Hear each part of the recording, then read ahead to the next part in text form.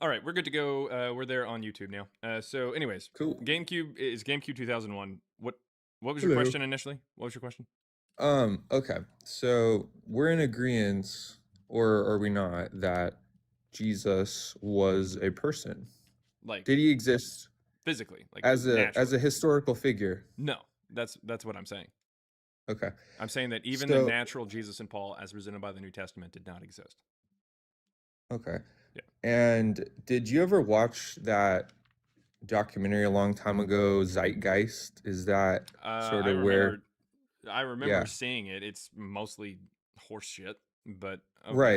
Yeah. Right. So, because me, I'm sort of where you kind of lie with my opinion, sort of, but at the same time, I've had weird like miracles and crazy stuff happen What would that to have to do where with it kind of 2,000 puts years me ago, though? right. Well, like, I'm not trying to take away your miracles. If you think that No, it's Jesus fine. existed or not existed, but if you think Jesus exists today and is doing something or you felt some spiritual experience or whatever, that's not really what we're talking about here. We're talking about whether or not Jesus existed 2,000 years ago, like the New Testament claims, if that makes Sure, sense. I'm not trying to debate anecdotal miracles. Sorry. I just want to know um based on what like scientific where do you because I sort of watched that documentary Zeitgeist, right? And then later on I kind of figured out that a lot of it was kind of bullshit, Right. but a lot of it kind of has some merit, like Some of it. plagiarism between religions and Well, stuff like that. influence. Yeah, Influence. Yes. right. Yeah. So where did the whole Jesus thing come from? Was it plagiarized? Was it and can you explain to us in the chat and me as well? Because yeah, I respect how intellectual you are and how much I mean I learn a lot coming on here and just listening.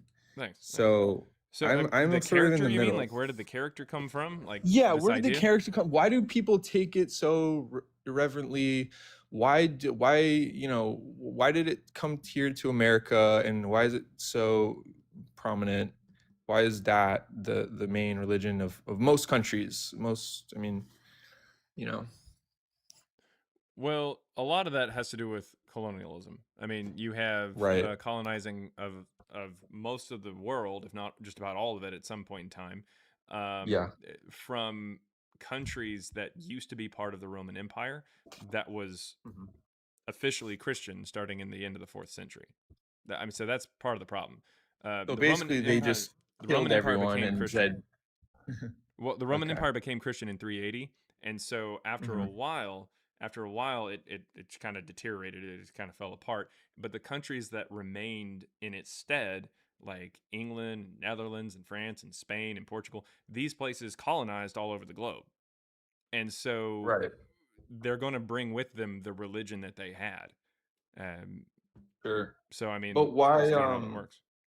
Why is there so many different sects and like Catholicism and Protestant and Well, that's just Lutheran because and it's been around for a long time. Whenever religion is around for any amount of time, it ends up splintering off into a whole bunch of different ideas. That's just kind of how it well, works. what about and sorry to kind of sound kind of like childish with my questions here. I'm just kind of ignorant. What about like Muslim religion, because they say they Also, an never offshoot really of changed. Christianity. Well, they said they never really changed the book. Is that true? No, we Okay. we have physical copies of things like manuscripts of the Quran that are different. Like that, Mm, the claim that it's never been changed is horseshit.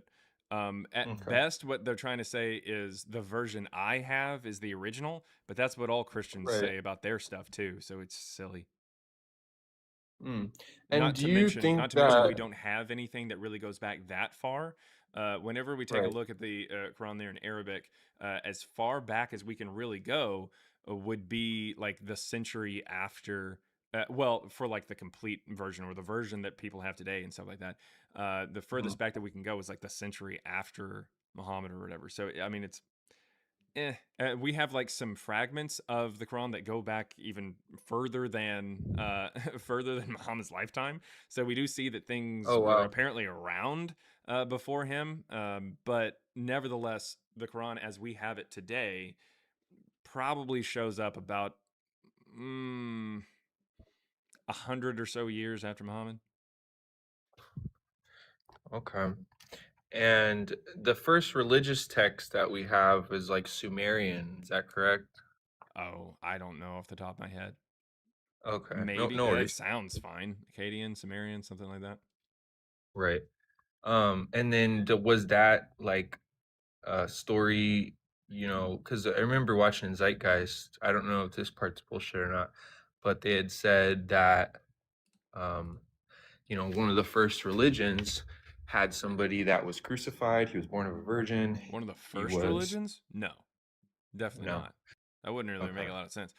Some of the Well, first maybe I'm religions just would be wording it like wrong. Sorry. animism, like animal Animism. spirits and nature spirits and that kind of thing. But I Okay. mean, maybe they were trying to say that a religion that came before Christianity had somebody who was crucified. Sort of, kinda. I think there's crucifixion is something that is more specific to Romans. So if it's super far before them, then chances are no. But trees have often been used as like in ways of unaliving somebody or torture and that kind of thing. So Mm, yeah, I mean, really? there's times where it's like yeah, because like hanging or something like that, like that's a thing. Oh, Yeah, gotcha. but nevertheless, I think I think that the zeitgeist claim that there's all the like crucified saviors and stuff like that. Not Mm-hmm. necessarily. Not necessarily. You might see some connections with or some influence on the type of unalivement that they went through, but that's not Uh-huh. really that close. Like it's not as exact as Zeitgeist tries to portray, and that's what I was saying earlier was horseshit. Is that they're not Yeah. rehashing these old stories and just changing the name, but they are Mhm. pulling from influences because they're things that are around at the time. So here's a good way of thinking about it. This is the way I explain it a lot. If I was to tell you to come up with a superhero and name three superpowers that they have, Hello? or three things about this new superhero. Hello, Solomon. Just give me 1 second. Um, you would probably name some things that are like superhuman traits that we've all heard of before. Does that make Mhm. sense? Like super Yeah. strength or speed or invisibility or they can fly, something like that. That doesn't mean that you're copying these other superheroes that came out before you. And in fact, we could even probably come up with a superhero that's got like you tell me 5 things about them, and while yeah, they're going to have some traits that seem to be part of that religious the superhero trope, that kind of thing. At the same Coco, time, at the no! same Coco, time, leave it! at the same time, we can end up with an original creative idea that we're like, okay, this is a new idea. That's the thing. Like Mm. you can come up with an original idea even though it has a lot to do with something that's been in the past. And forgive me if this is ignorant. Do you think that that was because that the landmass was all connected and that the Silk Road was right there and you could just kind of go from China to Russia and I Russia to mean, I don't know about the wherever? Silk Road, but I mean, you do have ideas that are swirling around. A lot of these things, a lot of prior knowledge, whether it be Egyptian or it be even things from like India or Babylon, that kind of thing. Yeah. These beliefs they come through the Greeks. Like the Greeks definitely were all over the place. The Greek speaking world was massive. And so it's Yeah. able to kind of pull in from a whole bunch of different influences on that or pull from different ideas and cultures. And then the Romans just kind of built on the backs of the Greeks. And so during the Roman time, during the Roman Empire era and whatnot, is when we end up with Christianity. So it's building Mm. from what is around at the time, which was built on the backs of things that had already kind of pulled from all kinds of places. So you can find little nuggets of connections from just about anything and everything going back a really long time. Like you really can. It's just but it's not because Christianity's sitting down saying, "Hey, let's copy all this stuff," but rather because that's just the way they think. If I'm coming up with a Yeah. superhero, I'm going to be thinking about superhuman abilities. Now, So if we're gonna talk that's it. about it like superhero, which I like that analogy, it's It's pretty comical. What's your favorite superhero in the Bible, and then what's your favorite superhero in the Superhero. Quran? And also, I want to ask, in like the Bhagavad Gita, do you have a favorite? Do you have a favorite Hindu god?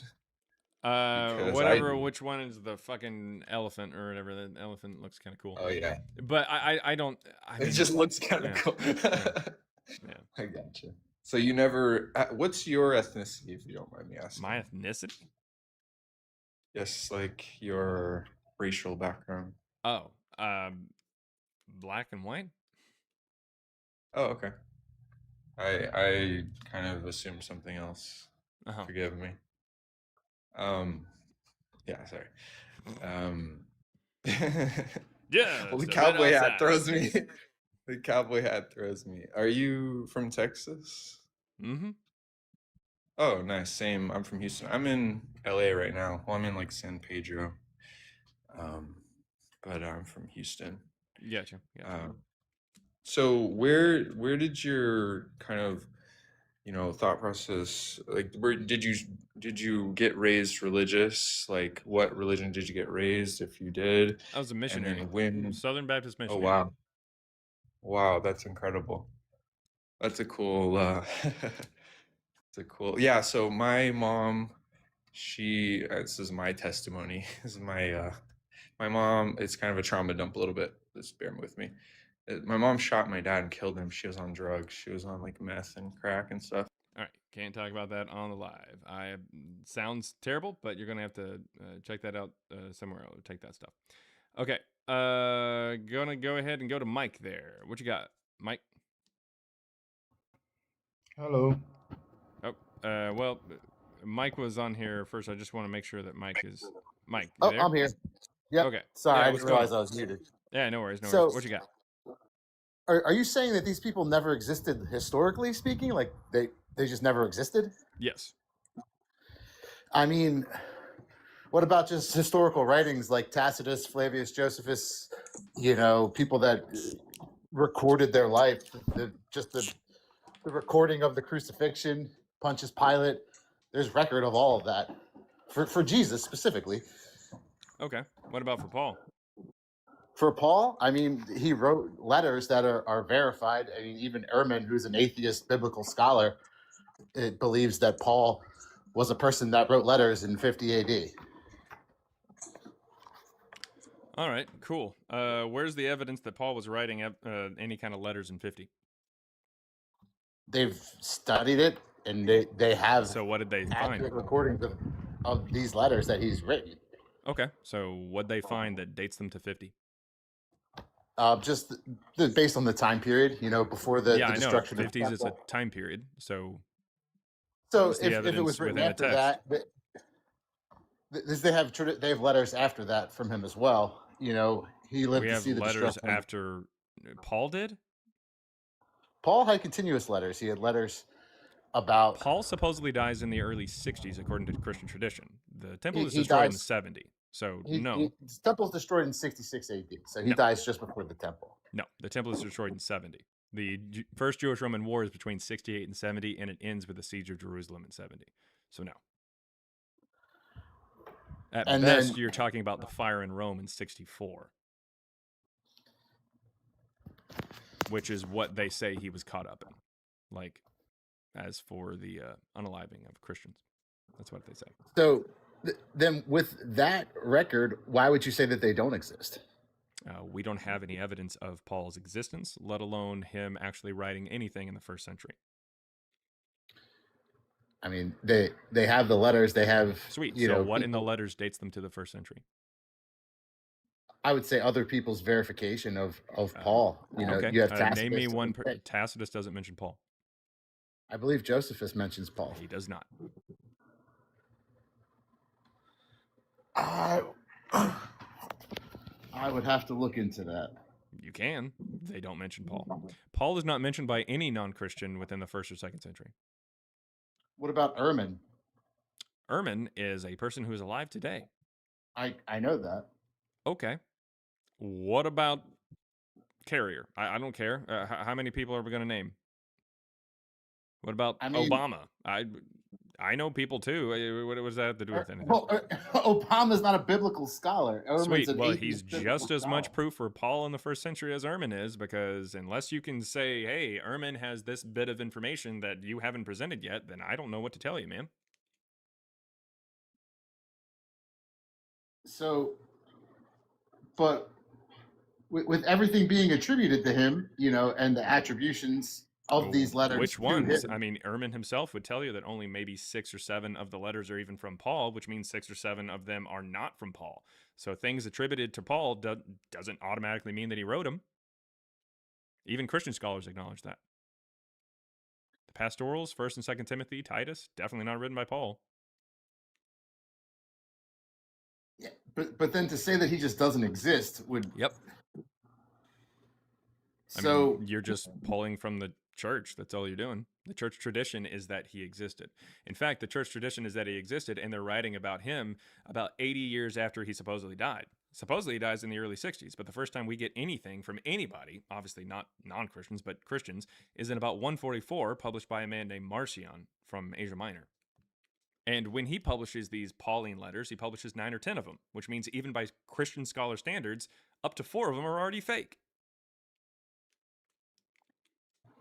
it's fair. It's a fair argument.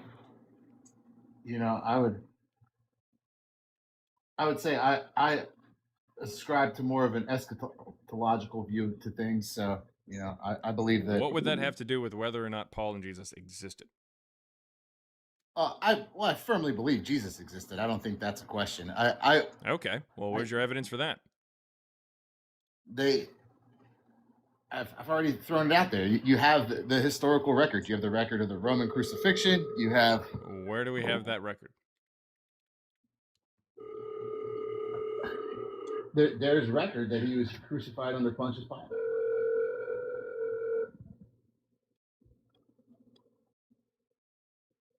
From who?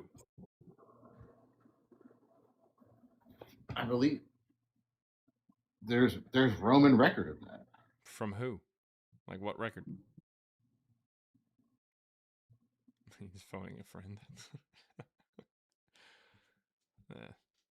And then you do have just Tacitus and Josephus who speak of Jesus. So okay. What does Tacitus say?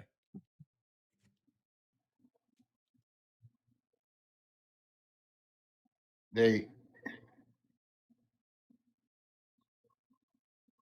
have to look it up specifically, but I know that him and Josephus infer to Jesus in their early, Jewish scholars. So I would tend to agree with people of the time referring to him. People of the time, neither one of them were alive during Jesus' life. They're alive a lot closer to his life than we are. Okay. Joseph Smith was a lot closer to Captain Moroni than we were. Does that mean that when he talks about Captain Moroni that he's a real person? Yeah, I think it's a fair argument that over time, a lot of history is lost, but I would say that you could make that about just about anything of the time period. Yeah, it's almost like your argument doesn't make a lot of sense. I'm just saying if you could make that about any historical figure. Yeah, you can also go ahead and assume that because a book was written in the past, any fiction book, that it's true because the author is living closer to the time period they're talking about than you are. That's not a good argument. J.K. Rowling was born closer to the birth of Harry Potter than I was.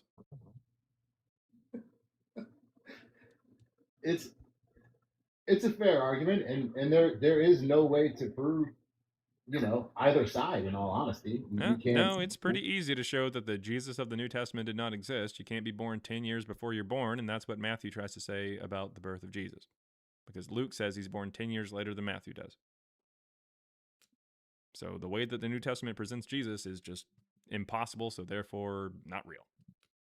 Now, if you'd like to somehow carve out a Jesus from the New Testament, you can if you want. But I'm going to ask you how you know that guy existed. You could You could say that about Matthew, Mark, Luke, and John as well. You have no proof that they Yeah, existed. they didn't. It's almost like you're kind of falling ass backwards into the truth here. It doesn't even But say in Matthew, Mark, Luke, and John, and it's written by Matthew, Mark, Luke, or John. I mean, you're correct. I don't know how you got it right, but you just went 4 for 4 there. but you could say that about anything written of the time. You have no proof Of the time? What do you mean of the time? of anything written at that time. Any No. letter, any reference. You No. could. You can have like actually actual archaeology that backs up something. We can also find things that stylometrically come back as one particular author and not a whole bunch of things like the Pauline epistles. Even the authentic ones come back as multiple authors when we actually dive in using literary analysis. On top of that, there's contemporaries of certain people that talk about them. So like for instance, I would accept Paul as a real person if we had someone who says I knew Paul, but we don't. We don't even have any Christians who say they know someone who knew Paul. Oops. Now, on top of that, we don't have any contemporaries for Jesus. We don't even have anybody who says, "I know someone who knew Jesus." That's fair. Well, Yep. I appreciate So your we debate. can accept things from the time, but not this. This doesn't stand up to what we know about the time. That's the problem. The New Testament is riddled with errors, and we can accept certain books back then because certain books actually have evidence, like good reason to believe it, as opposed to just believing something that gets written over 100 years after the death of somebody and says, oh, hey, this thing filled with magic and all kinds of issues and contradictions must be true in some way, shape, or form. Why? Why do we just assume it? You're just taking the word for it. But then what would your explanation on the Didache be? It's late 2nd century text. I mean, it quotes from 2 Timothy.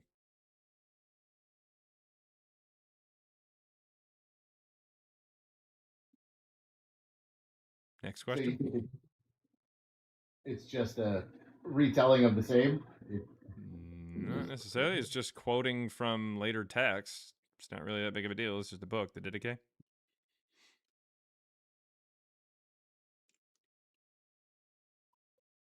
Fair. Well, I appreciate the debate. I secede this one. I back off.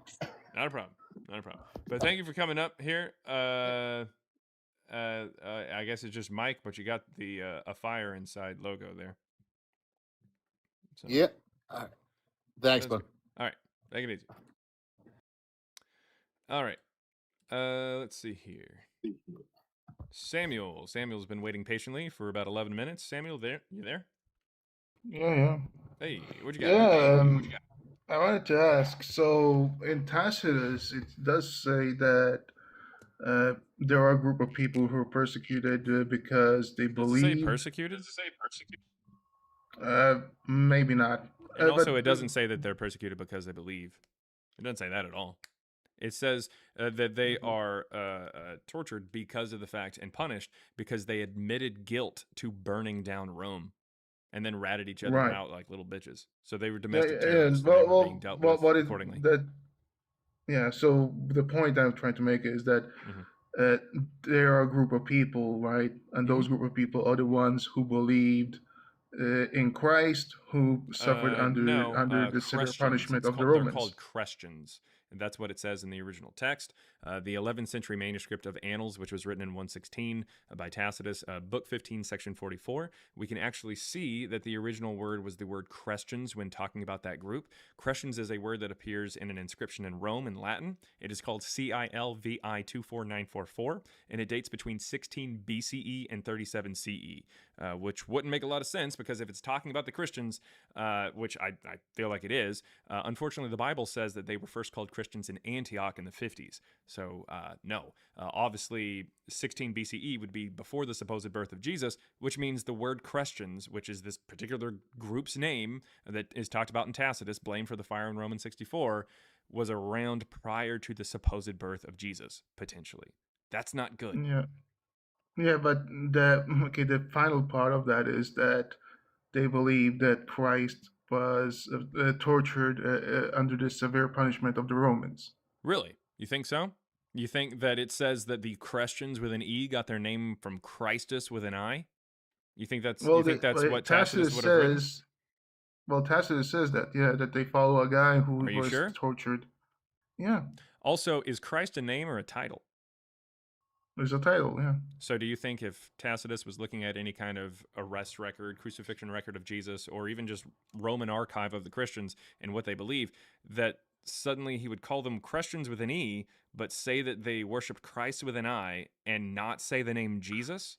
Because wouldn't Jesus be on the Yeah. crucifixion record? What I'm saying is that according to Tacitus, there were a group of people who believed in somebody who was a Christ, who was tortured under the severe punishment of the Romans. And That's when what it I'm saying. says that the Romans actually punished them, what does he say? Who does he say punished him? The Romans. Under It the doesn't just say Romans, the I don't know Romans. exactly who. Right. Who's the guy Yeah, who he it says? says the Romans. No, it doesn't. Who is the guy No? who? Nope. Who's the guy who supposedly sentenced Jesus for crucifixion? Yeah, Pontius Pilate. Yep. The Pontius Pilate is Yeah. mentioned there, and what does this text say his government position was? Well, he was a custodian. A custodian, like a janitor? He was a Roman governor, dude. Yeah. Okay, Yeah, cool. yeah, Roman governor. Does it Yeah. say governor in the text of Tacitus? It says It says I don't know prefect. exact. I don't know. You tell me. Right. Oh well, it What I'm sounds like saying you're- is, you're- it does listen, imply listen. that it's Roman Well, punishment. I'm gonna tell you. If you want me to tell you, then let me tell you. Doesn't it imply Roman punishment though? That's not what you asked. You asked me to tell you what it says when it talks about his government position, and Calls him unfortunately, the prefect. It's the prefect of Judea. What does prefect mean? no, it does not call him a Thank you. prefect. In fact, It what does. it calls him, no, it Does. doesn't. We're going to take a Does. look at it right here. The word that is used is right here. Do you think that says prefect? Procurator. Yeah. Do you know the difference between a prefect and a procurator? It depends on how it's being used. Okay. How is it being used? Yeah, so procurator. Okay, so procurator here is going to be used essentially as a depends how we're using it. So, But Benjamin, you've before already you said cut, that. hold on, wait, let me finish. Benjamin, before you cut in, I'm still. This is my only question actually I have. Mhm. Do you think that these people that Tacitus is talking about were making thing like this story about Christ was just a thing that they made up, like somebody who's No, just I don't think that Tacitus actually wrote that particular line, because if we apply stylometry to that particular text, it shows us that he didn't write it.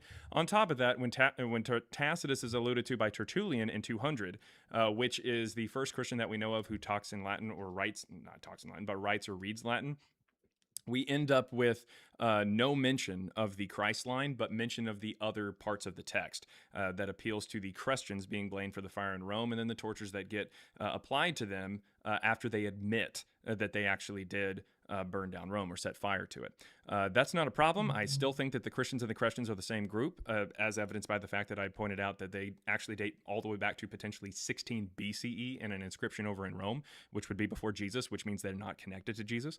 But on top of that, the fact that we don't have the Christ line in Tacitus mentioned until the early 5th century shows that this is very clearly some kind of addition that was probably made in the 4th century, which is the same time we get Eusebius lying and making up the Testimonium Flavianum found in Antiquities of the Jews from Josephus. Do you have any anything to back that up that it was added Yeah, I later just said on? that. The fact that data science shows that that's not a line that is written by Tacitus, and the fact that the first time Okay. that Tacitus is alluded to by a Christian, that line is not mentioned, and then in the 5th century we finally get it mentioned. That's the thing. We also have, if you want just like something from a scholar or something like that, there's actually an article on Brill that's written by a scholar, and where he quotes multiple scholars who talk about whether or not, or like the problem of the fact that this seems to be something that is added later. Again, data science would back up those scholars in showing that this is not something written by Tacitus. I'd also like to point out that there is a difference between a prefect and a procurator. A procurator is a particular position that is a governor, a type of governor from the Romans, or from the Roman Empire, or in the Roman Empire, that only has access to money, or can only manage money.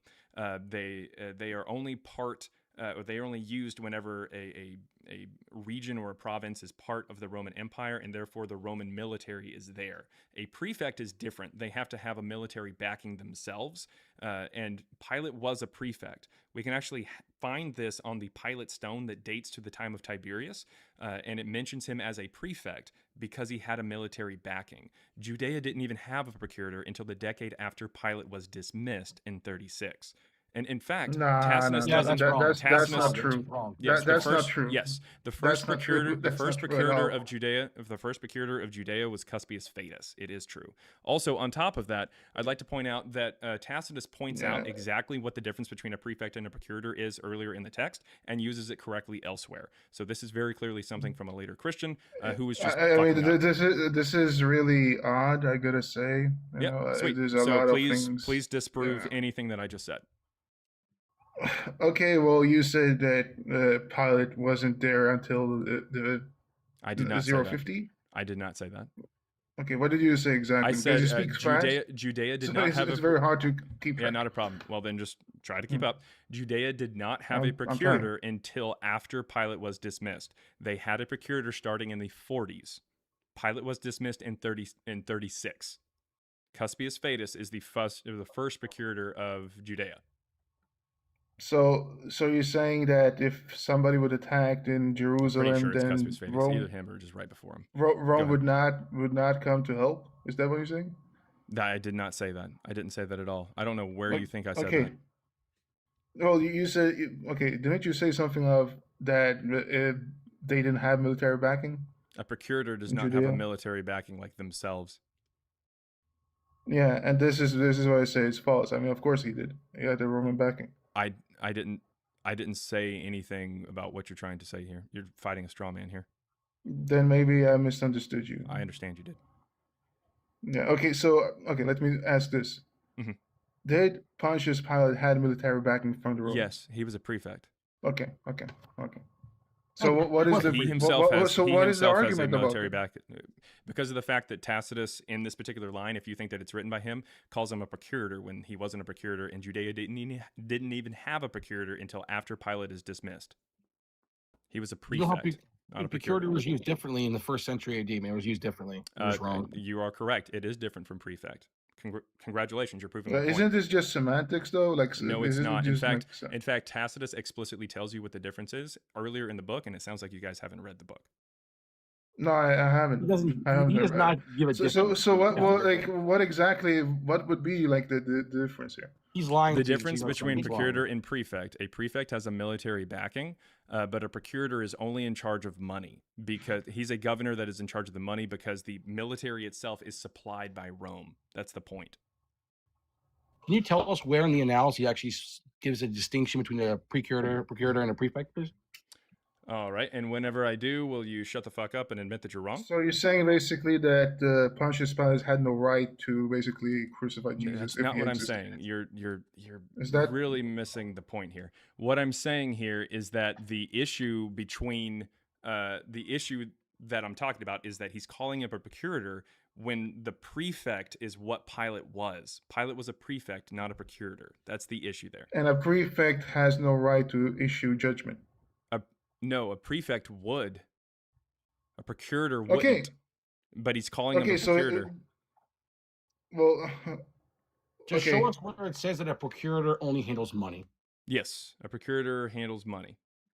But it doesn't matter. I mean, if Pontius Pilate was to be able to pass judgment, then yes, it would stand to reason that somebody who they follow as Christ would actually suffer under Pontius Pilate. Not as a procurator. That's the problem. Okay, but you just said that Pontius Pilate was not a procurator; he was a prefect. Yeah, there's a difference. Okay, but Yeah, in fact, I'm lost. whenever, so the idea that where this other person, this other dipshit who's talking over you and stuff like that, wherever they're coming from the idea that procurator and prefect are like synonymous terms at a certain point, and that is just not the case. In fact, here is one piece of evidence here that shows that they are completely different types of positions. Let's see here. We're going to go ahead and pull this up. Let's see. I probably got it. I never said that, by the way. Oh, okay. Well, would you like to be disconnected for gaslighting, or what would you like to do? No, what I said to you was that in the Okay. Anyway, Samuel, what'd you got? Yes, I think I understand because Kaiser just mentioned it. Okay. So, if I understand it correctly now, the Mhm. point is that Tacitus calls him the Minister of Finance. And this is the issue that why it would be that the later things that you said were added later about Christ and all that is a manipulation of the text because those two things doesn't add up. Well, Or is that? I mean, kind of. Yes, it's trying to say that he was a procurator, but in fact he wasn't a procurator. He was a prefect. So the fact that it's calling him a procurator is suspect. This doesn't line up because a procurator wouldn't be able to just say, "Hey, we're just gonna unalive this guy." All right. That's the issue. But Just historically, was Pontius Pilate somebody who was historically, was he did have able? that backpack. Yeah, that ability. Yes, he did have that backing. Okay. Yes, because he But was a then prefect. Tacitus called him something else. Something else. Yeah, it's like So if Tacitus someone was was doing like something. it's like a So Tacitus was doing the mistake. well, no, it's the fact that he's not pulling this from any kind of record because a record would have actually shown that he was a prefect and not a procurator, and it probably would have also had his fucking name as opposed to a title like Christ. Because in the Gospels, what does Pilate put above his head on the cross I don't know. when he puts a sign A above Jesus' thorn? head? A thorn?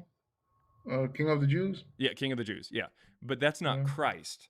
So even Pilate's not calling him Christ like officially or anything like that. So ultimately, what I'm trying to say here is that if Tacitus was looking at any kind of record to get this information, it wouldn't have called Pilate a procurator and it wouldn't have called Jesus Christ. It would have said his actual name, like Yeshua or the Greek or Latin variant or something like that, like Isu.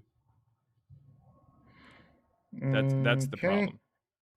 Okay, but so the people he's talking about basically, like it's a fabrication Yes. added later on. That's And that is because he's talking about Christians there. That's fine. That's perfectly fine. It's the line that tries to say that they got their name from Christ and that Christ was unalived by Pontius Pilate and stuff. That part is added later. But he is talking about a group and you know that did because have, he used because the wrong there's title for lines Pontius there's Pilate. lines in that he uses Christ instead of Jesus, procurator instead of prefect, and ultimately doesn't even tell you why Jesus was even punished. It just kind of says he is, because this is something that's written by Christians for Christians to read and be bolstered in their faith, because it's not really trying to explain anything. Like, why would Tacitus say that this character was unalived? He doesn't say anything. He just unalived. Like, why? Like, why was he? But there's one thing I still very like. One thing that confuses me. Prefect is somebody who's handling money only, right? No, that's procurator. Okay. Yeah. Okay, then I get it. Okay. Yeah. Fine. Okay. Yeah. So right, here's one of the lines from Tacitus. This is in I think this is Annals. Yeah, this is Annals, Book 15, Section 25. It literally mentions prefects and procurators. It said written orders were sent to the tetrarchs, the tributaries, the kings, prefects, and procurators, and all the praetors who governed the neighboring provinces. So in other words, it lists out every type of like group or every type of position that was in power within like the Roman Empire and their colonies. And unfortunately, prefects and procurators are listed differently because they are different types. They're different types of positions. That's the problem. In fact, if you look it up online, you will actually see that there is a difference. Like, and we know what the difference is because of the duties that they actually were able to handle. Well, thank you for explaining it. Yeah. But unfortunately, the line from Tacitus is an interpolation from someone later on, but it does originally talk about a group. I'm well aware that a group called the Christians or whatever you want to call them there in the first century did exist, but I would just posit that this is a mystery cult that doesn't have a story of Jesus until about the middle of the 2nd century. The first time that we get a story of Jesus from the Christians is about 144. That's when the first gospel, known as Evangelion, was published by Marcion. Then what? Okay, so if this is all true, according to your own take, why do you think people created like Jesus? Probably more as like a mythological character, kind of like how they created Zeus or created Hercules and stuff like that. It's just something that people could kind of rally around. The Christians likely the Christians did have certain practices that they had, like the Eucharist, like taking drinking wine or eating bread to symbolize blood and flesh, respectively. The concept of healing, like being able to heal people. Let's see. There's even baptism that was worked in as well, especially later on. But where I'm going here is that at a certain point, they write a mythology, most likely, for their religion that tells where they're getting these stories or where they're getting these rites, these rituals. They're saying, hey, we got the idea of the Lord's Supper or the Eucharist from a God that descended down and gave us the ability to heal, the teachings and stuff like that we talk about, this philosophy. He was baptized and all this kind of shit. They come up with this mythology that tells us, hey, this is where we're getting this our practices, and they're trying to just rally around this story. It's something that tries to unite these groups that weren't really affiliated too terribly well together, except for the idea that they were just Christians or Christians. It's kind of like the Old Testament. At a certain point, you start writing things down to try to say, hey, let's unite under this particular story and say this is our history, and start latching onto this story as opposed to all the different ways that everybody came together under this religion. But isn't there like Jewish scripture as well that, like, denounce Jesus, like telling that There's there might be the a figure Talmud, like Jesus? the Babylonian Talmud, which is written between 3rd and 6th century, does talk about Jesus, but it explicitly talks about Jesus using terminology, and Christians as well, using terminology that is found within the Gospels. It's very clearly I'm something that talking is written post after, that. like I'm talking about like scripture, like Jewish scripture after like Jesus That's what I'm formation. saying. Like, okay, That's what I'm saying. Yeah. well, like doesn't that suggest that like a historical figure of Jesus might have existed? No, because they're pulling the material from the Gospels. That's what I'm saying. Like the So it's Babylon, so basically the them first gospel comes out in criticizing the the middle of Gospels. the Okay. first gospel comes out in the middle of the 2nd century. The Babylonian Talmud, which mentions Jesus, is that's written between the 3rd and 6th century. So at least 100 years later, maybe even 400 years later. Like, it just kind of depends. Basically, it's a response to the Gospels. Yeah, it's a response. It's like saying, Okay. hey, don't go and fucking join those guys. Yeah, I mean, it says that Jesus is boiling in liquid shit forever. That's really weird. Like that's very clearly something that's like an attack, not like, hey, this is a No, story. I get that. Like, I'm not saying like it's something good or bad. I'm just saying Yeah. for the context of speaking about Jesus, just speaking about it. Yeah, would I mean, they're suggest talking that, about like, him, yeah. but they're talking about him because they're like, hey, kind of like how the Muslims talk about Jesus, the Mormons talk about Jesus, but they're just talking because they're aware of the story that had already been applied, not because they know the truth or they know the history of Jesus, but rather they've heard the stories of Jesus and now they're giving their own kind of take on it. Well, okay. Thank you for explaining this. I'll look it up. See, it does make sense. So thank you for that. Yep, not a And problem. Not a yeah. problem. Hey, what I would recommend, a couple things. First of all, I do have a book on the topic. A little bit of a shameless plug here. It's just $3 for the ebook. The link is in the bio, and if you're watching on YouTube, the link is in the profile. Or there's a website that has a lot of this information already. It is called, the website is mythicism.web.app, and it's got a ton of resources, stuff that I've talked about here. We've talked about, hell, you can click the little button at the top, and you can even see it will go over, like, let's say Tacitus. Let's see here, Tacitus. So we can go over what Tacitus said, and here's all these mentions. Here's the best evidence that he knew the difference between prefects and procurators. 77 times he mentions prefects. And right here, where is it at? In this one, this is the one that I was reading earlier, and it literally talks. If you click it, it'll take you to where he talks about prefects and procurators, which are different.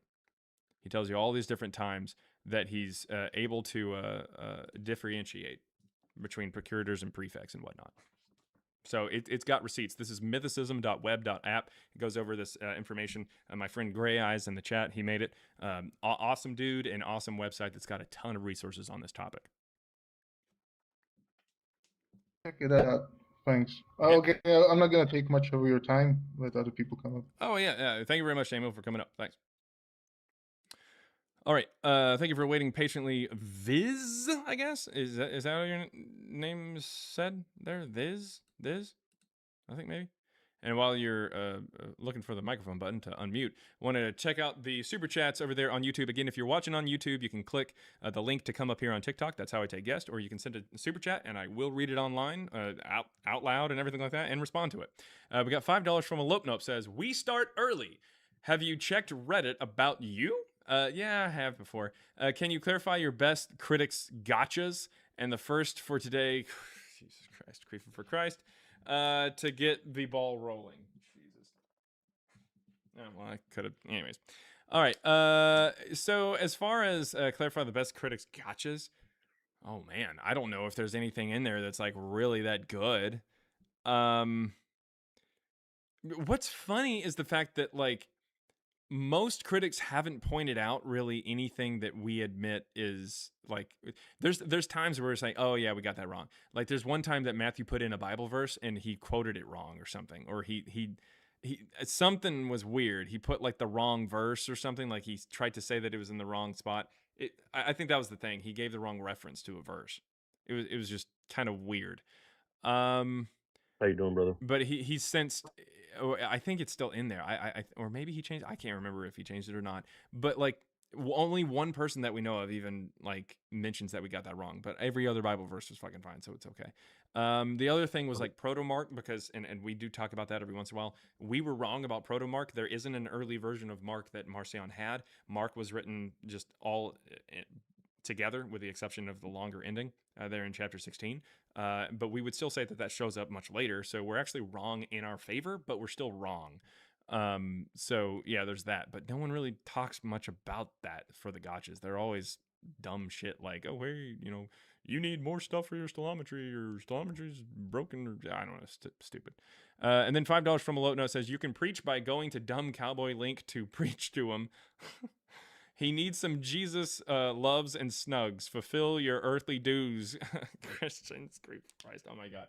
So in other words, click the link in the chat, come up here on TikTok, and let's have a conversation so that you can tell the guy who dresses like a cowboy on TikTok and YouTube that he's an idiot. Zeno Lapudre, $2 says, Rise and Queef. Happy Thursday, and Queef be upon you. That's two of them. Fucking monster. We're trying to power through these before they get to me. $5 from a Lope Nope says, Christian don't make good constructions workers. What? They can't even build a proper base for their religion to stand on its own. Queef and Christ. Yet again, another one. And kind of funny because you're talking about the construction stuff.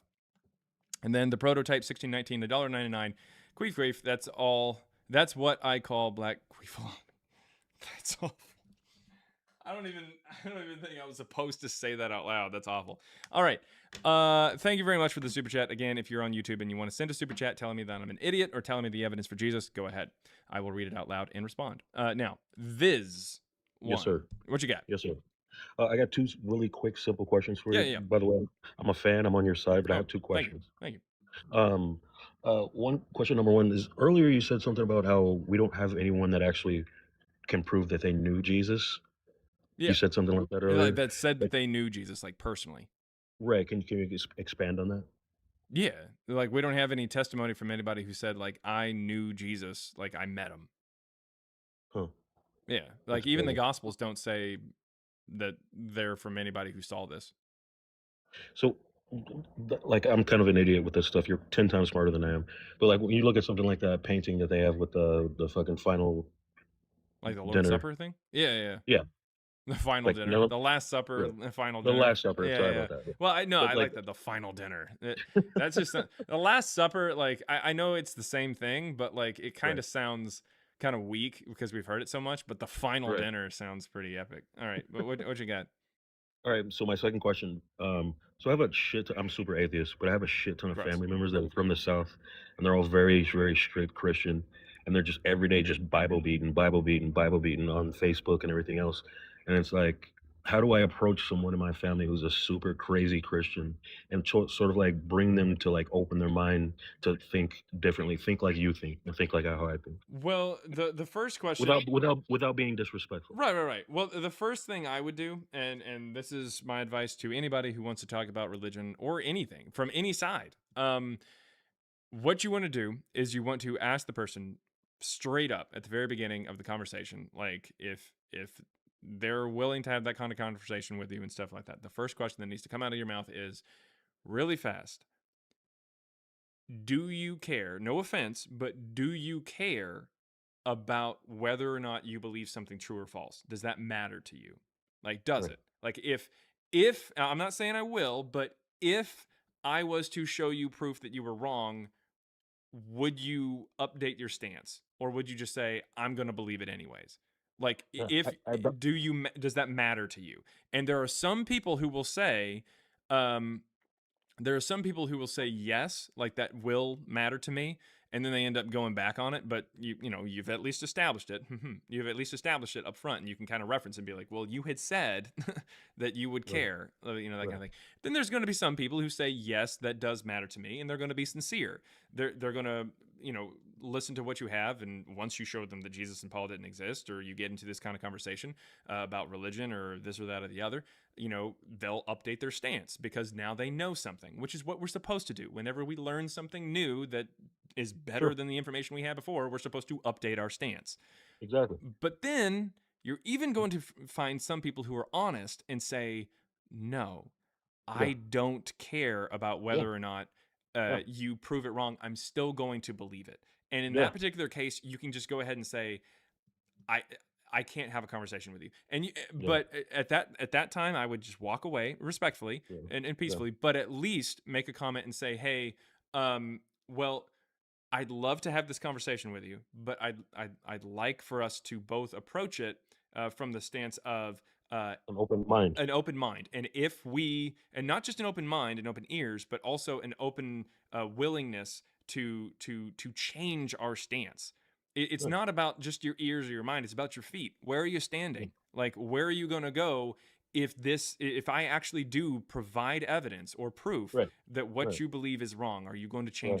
change your stance? And that's So like, ultimately what you kind of say. Hey, I'd like to do that, so we can't have a conversation, and that might encourage them. Maybe right. it might Yeah. So encourage them to kind of in the future be more open to that idea. yeah. So like I said, they're all like Southern. They're from the Baptist. Everybody catches the Holy Ghost and everything. So these kinds of people, they're very like, they got the Holy Ghost and they're speaking in tongues. They're like goofy, dude. So it's like trying to like, if you were to like bring them evidence that, dude, look at this. You're wrong. You're wrong. What they're still gonna do is they're gonna go, well, child, my grandmother believed in it. I believe in it. My mammy believed in it, so I'm gonna believe in it. Ain't nothing you gonna tell me gonna change my mind. Like that's their whole vibe. And it's Right. like, how do you get into that person's brain and go, listen, snap out of it. This ain't the fucking like. Come on, knock it the fuck off, dude. Is your family all like transplants from the 1860s or something? Like, what the fuck was Dude, that? we're talking about the South, though. We're talking about Where? Kentucky. Atlanta? Like No, Paducah, the yeah, around here, yeah, Paducah, Kentucky, Louisiana, Tennessee. okay. Yes, Anyways, but that's how they are. I Dog. just like teleported to Savannah or some shit. Like, what the Yes, fuck is yeah, that? Like, yeah, those kinds of people. Yeah, all that's right. what I'm talking about. Anyways, the point is, yeah, I mean, again, having that conversation up front about whether or not they care about this thing, because I will admit, if people are really into that kind of like, yeah, kind of stuff, like where they're speaking in Yeah. tongues and rolling on the floor and shit, like Yes, they're yeah. probably so far cooked or so far gone and so far There's entrenched nothing in you it can do. that Yeah, it's more of a feeling for them. People yeah, go to church for the ability to get inspired and run around right. and sweat and everything like that and Yeah, dance. yeah, And that I feel like should tell you that they are in it for the emotional factor and yeah, not the like historical or like realism factor. These people are more like pretty much exactly what the Bible talks about, like beating your chest and praying in an open space, that kind of thing. And that's just not, I mean, honestly, if if they Dude, they get on approach you, Facebook. if they approach you about religion and stuff like that, maybe I would, recommend laying into them a bit more and pushing on the gas. But if someone is that far gone, I wouldn't recommend striking up a conversation with them about it, like, because Copy it that. doesn't, like, it's not, It's they're pointless. gone. But if Yeah. they ask you, that means that there's a potential in there that they Right. may be starting to see through the BS and starting to see Yeah. through the more performative aspects of the religion. Yeah, I mean, they're on Facebook every day talking about y'all need to repent now. The world's coming to an end, and fucking end days are coming. You know, they got wars coming and this and that. And I'm like, what? Like, why are you like scaring everybody like the world's about to end next week or something? Well, Like, they're that's just because the world was supposed to end last week and it didn't end, and the world was supposed to end the week before that and it didn't end, and the world was supposed to end the week before that. there's nothing you can do. I appreciate you, brother. Yeah.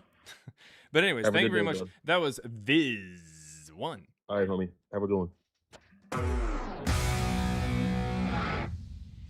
All right, let's see. Super chats over there. We got $4.99 from Mick Samwell. Said, if Jesus and Paul didn't, if Jesus and Paul don't exist, well, didn't exist, I guess is what I'd say. I don't think you would think that Paul's still around, do you? Can you also claim Alexander the Great didn't exist as well? No, because Alexander the Great does have contemporary evidence from multiple sources.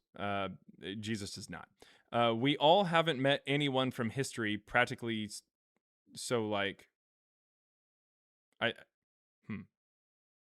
looks like you ran out of space to type there, but yeah. So we do know that Alexander the Great existed because we have contemporary evidence for this guy, both in written and both written, I guess, but one is more archaeological. Also, they did. I don't know. Did anybody find out what they had? There's coins with his likeness on them. Yeah. So yeah, definitely. But did anybody find out if they ever got an answer for whether or not they had his cloak or something? Because somebody was wondering whether or not they had a cloak or cape or whatever from him. I don't know if anybody ever got that. I have no idea.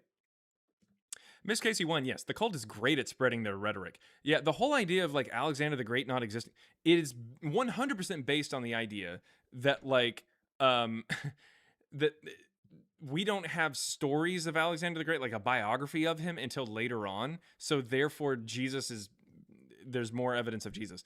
No. It's also slightly based on the idea that like people think that Jesus has contemporaries who were talking about him, like Paul or the disciples, and that's also false. So there's a reason why they do that, but it's really dumb. And once you point out to them that like we don't actually have anything from contemporaries for Jesus, but we do have this for Alexander the Great, and you just brought up that comparison, and I'm just using your comparison, and it's really bad, they tend to back down on that. But yeah, the rhetoric's kind of annoying. Like Alexander the Great, George Washington, Julius Caesar, like, come on. Like it's annoying. But it's whatever. $9.99 from Marv34001 says, if early Christianity has no connection to Judaism, why did the early Christians include Jewish practices, debates about Gentiles, the OT, etc.? I know Marcion rejected it. Why not the others? Because they were adopting more Jewish ideas post Bar Kokhba revolt, and that's why Jesus has worked into the concept of being a son of Yahweh or a descendant of Yahweh or in connection with Yahweh directly, as opposed to the unknown God or God the Father, a completely different God that is different from Yahweh according to Marcion. And so early Christianity, like super early, like the mystery cult, didn't really have any connection to Judaism. Maybe a little bit, just kind of because they were in the area, but not much. But why did the early Christians include Jewish practices? What you're referring to is you're referring to some of the earliest texts and some of the early church fathers. They're in the like mid to late 2nd century. These people, especially the ones that we know about, are specifically from Proto-Catholicism, which would be the sect of Christianity that is much more tied or much closer tied, much more closely. They're tied closely with Judaism. Or at least they're closer to Judaism than like Marcionism and everything like that. Debates about Gentiles, still talked about because of that connection. And OT, yeah. Again, Marcion shows up and says, yep, Yahweh's a piece of shit, follow God the Father and his son Jesus. And then another sect of Christianity that we call Proto-Catholicism shows up and says, actually, no, fuck God the Father. Now we've got Yahweh and Jesus. They're like connected at the hip or the foreskin. All right. $4.99 from Hardwork8395 says, I, CBJ, swear, despite past/future protestations to the contrary, I am proud Hard Work visits my mom often and makes her so happy. Thanks, Hard Work. What? All right. Anyways, I'm not even going to dignify that with a response. All right. It was kind of funny. All right. Kay Cronin, I'm going to send you an invite to unmute. Hi there, how are you? Hey, doing good. Hi, how are you? Good. I've never been on a live before. This is my first time, but I was interested that you popped up on my For You page. I went to a for your patronage. I went to a Christian university, and we all had to take at least 2 religious courses, and I took one in New Testament. And it was the best class I ever took. It opened my eyes. A lot of the stuff that you were talking about were just a lot of the topics we went on. But I remember my professor wouldn't go into New Testament until the first half of class. We just learned about Paul and his travels. And I remember an assignment she had us do was see if you can track where he went on his missionary. And the whole point of the lesson was to show that there's no possible way he could That have he could have traveled. done all that? And then we were only allowed to use the letters that were not considered forgeries. So, or maybe we were, I can't remember. But my question to you is, if Paul is someone that you don't think ever existed and is just this myth, is there a specific group of people that you think are, or during that time in antiquity, that was trying to like push the Pauline propaganda? I mean, kind of, sort of. So Paul is this character who is kind of this he's the apostle of apostles. He's the greatest apostle, the colossal apostle. He is the voice for Jesus post Jesus, if that makes sense. Correct. Hopefully that makes sense. And what I mean by that, or where I'm going with that, is that because of the familiarity of Paul as far as the early Christians go, like when Marcion first comes out and says, oh, hey, here's a gospel, and also here's these books from Paul and stuff like that. They're written in the style of letters, blah, blah, blah, blah, blah. Paul becomes popular, and so you have to kind of deal with that, and you have to build on top of that. So the best way to get people to listen, if they're big fans of Paul, is to change the words of Paul or present these letters of Paul and say, this is something from Paul or something like that. So you can add to it. You can make Paul say that for authority purposes. Now, yeah, there are some later Christians that didn't necessarily care for Paul because he wasn't a disciple. So in like the book of Acts, he's kind of brought down a peg. He's made to be more on par with the disciples, or like even subservient to the disciples and getting information from the disciples for the gospel, as opposed to just receiving it through revelation. Okay. In fact, you can actually see how Paul, speaking of his travels, he's not allowed to go into the home province of Marcion in Acts. Jesus won't allow him to do it. It's really weird. Like, apparently Jesus wants you to go everywhere in the world with a great commission. There in Matthew, he wants you to go everywhere into the world and preach the gospel to all the corners of the earth, except the home province of Marcion, because fuck those guys. And no reason is given, and it's pretty obvious that they just don't want Paul to be associated with that area. Okay. Do you believe that he was ever possibly a historical person and then they threw words in for him? Or do you think he was just completely made up as an idea? So first of all, Paul isn't even a fucking name. It's a diminutive. It means the small one. And so like in Acts 13, when it talks about how Saul starts going by the name Paul, right before that, the verse right before it literally mentions Sergius Paulus, because Paulus is it's like a secondary name. It's like a nickname, kind of. It's a diminutive. So I do not think that there is somebody named Paul that's running around in the first century or anything like that. I don't. Now, if you wanted to say that there was, but he didn't write these things and they put the words in his mouth, that's fine, I guess. But my point still stands, and the official stance of like me and my data science co-partner and co-author is that even the natural Jesus and Paul, as presented by the New Testament, did not exist. And since the New Testament presents this guy as writing these things in the first century, as long as he didn't write them in the first century, then we're correct.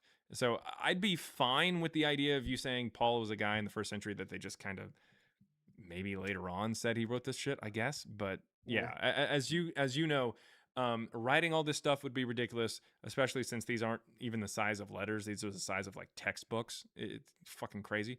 But on top of that, as you know and you experienced in class, mapping out where he's traveling is impossible. Well, you can map it out, but like the actual travels would be impossible and extremely expensive. It doesn't make any sense.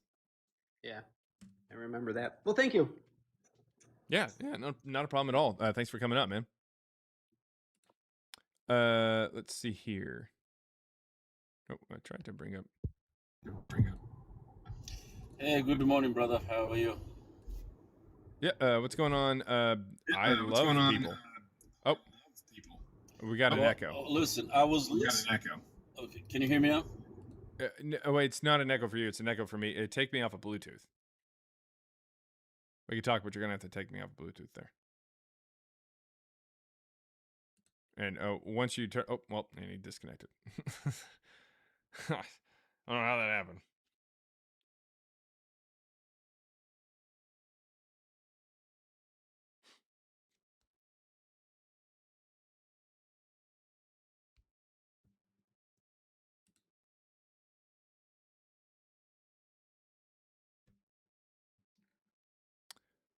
All right. If Jesus did not exist, who were disciples following? They didn't. The disciples didn't exist either. If Jesus didn't exist, you can't have disciples. So, what?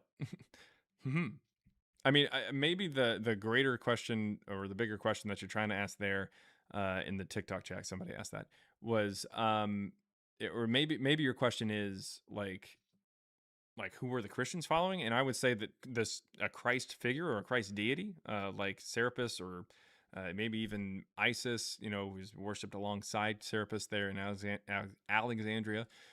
So, I mean, it just kind of depends. It's just a Christ deity that they worship as opposed to like an actual Jesus who they're following around and stuff. $4.99 there on Super Chat there. Thank you very much. From Mick Samwell says, regarding the Catholic Church / Vatican and its archives, do you think the archives from the Catholic Church are lies and can't be proven? The archives? I'm sure they have archives of things. I'm sure they do. Definitely. They have a lot of things. But that being said, I don't think that they have anything that's like actual proof of Jesus or something. I think that they just have like older relics and stuff like that. Maybe stuff that goes back as old as the 4th century, 4th, 5th century, that kind of thing. I mean, if they had stuff that actually proved that their religion was 100% true and Jesus actually existed, don't you think they would have released that material around the time that found out that the priests were diddling kids and stuff like that and became like international headlines? Like that seems like it would probably be the time to release and be like, oh, hey, by the way, don't leave our creepy ass religion because these guys are bad apples and we're still the true church and here's evidence for it. Like that. No, no, they don't. Not to mention people like these archives aren't just like holes in the ground where they just throw a whole bunch of shit. Like people have access to these things. And if there's access to these things that shows that Jesus actually existed or older material than we actually have or different evidences and stuff like that, then it would make more sense that like scholars would talk about these things. We would know about it. Also, I'd like to point out that whenever we end up with like really old fragments that are found, believe it or not, the Catholic Church doesn't usually end up with them. So whenever we dig up things, like archaeologists dig up things, capitalism is just so rampant that the Catholic Church doesn't actually get it. Lots of times, believe it or not, the group that actually, like the people who actually get a lot of the oldest fragments and stuff like that in their collection is fucking Hobby Lobby. I'm not even kidding.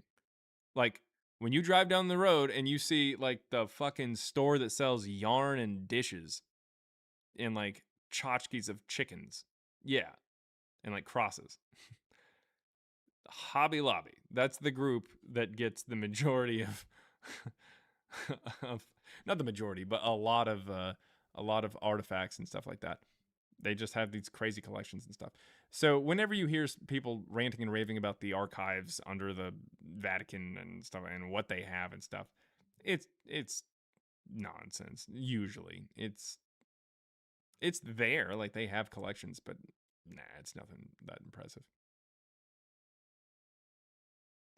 I've also bought a lot of fake manuscripts. That's true.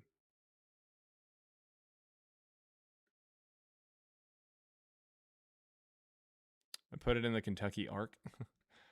So the Catholic Church would get it if we were socialist.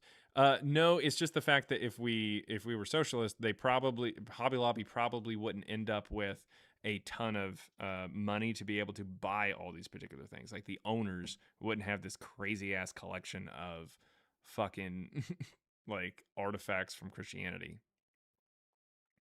I didn't say anything would happen to the contrary. I'm just simply saying that like capitalism allows for the owners of a random ass corporation in America to buy a lot of this stuff.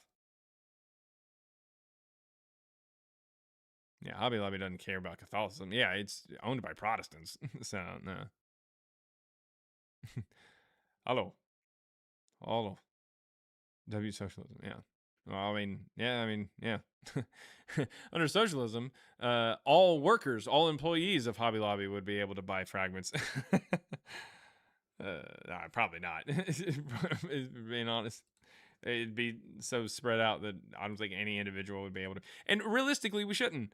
Like, even if there were fragments of like the New Testament and stuff like that, what I feel like what should happen is it shouldn't go to the Catholic fucking church. It shouldn't go to a private collection of anybody. What it should go to is a fucking museum so that we can all see it. Like, just, this belongs in a museum. Yeah, like that's what I'm talking about here. Like Indiana Jones for the win. There we go. Do I have a sound for Indiana Jones? I think so. Yeah, that works. All right. It's your go-to Latras. Yes, Latras, the righteous judge. Yes.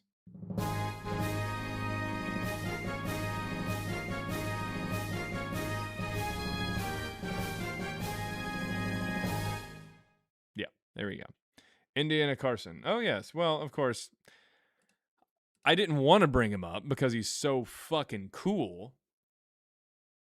But here's Indiana Carson in the Temple of Grain. For anybody who didn't know what that was, let me explain it. It was Indiana Carson and the Temple of Grain. Hopefully that cleared it up. All right, let me see.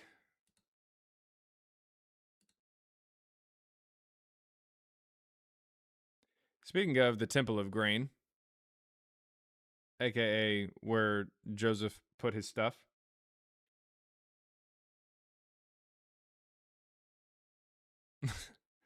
Oh, well, I thought I was going to bring up somebody, but it looks like they're not connecting there. Pope Rosie says, Protestants diddle kids too. Well, yeah. Yeah. It's kind of a problem within all fucking religions.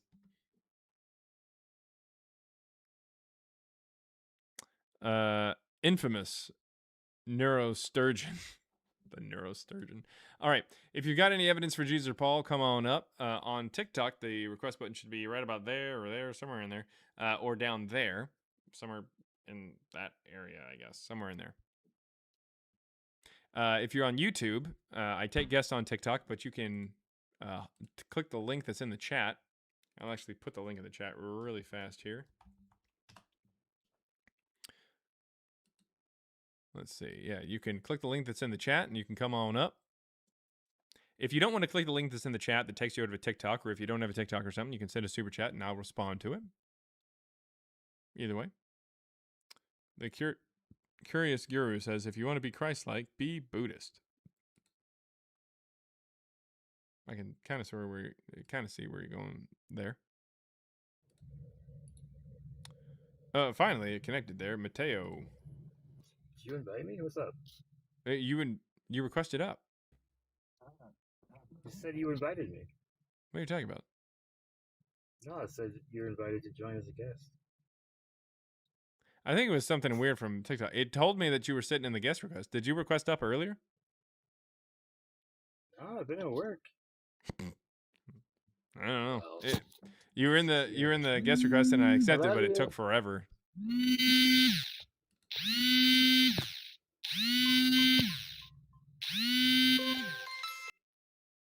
Dear God. That was crazy. That was one hell of a ringtone. Is it a Nokia phone? It sounded like he was calling a jackhammer. Felt that in Japan. All right. Nice. All right. My lobes. Amazingly, the person who didn't hear it, lobes. Walk and Wheelie, I sent you an invite to unmute there. What's up? Hey, what'd you got?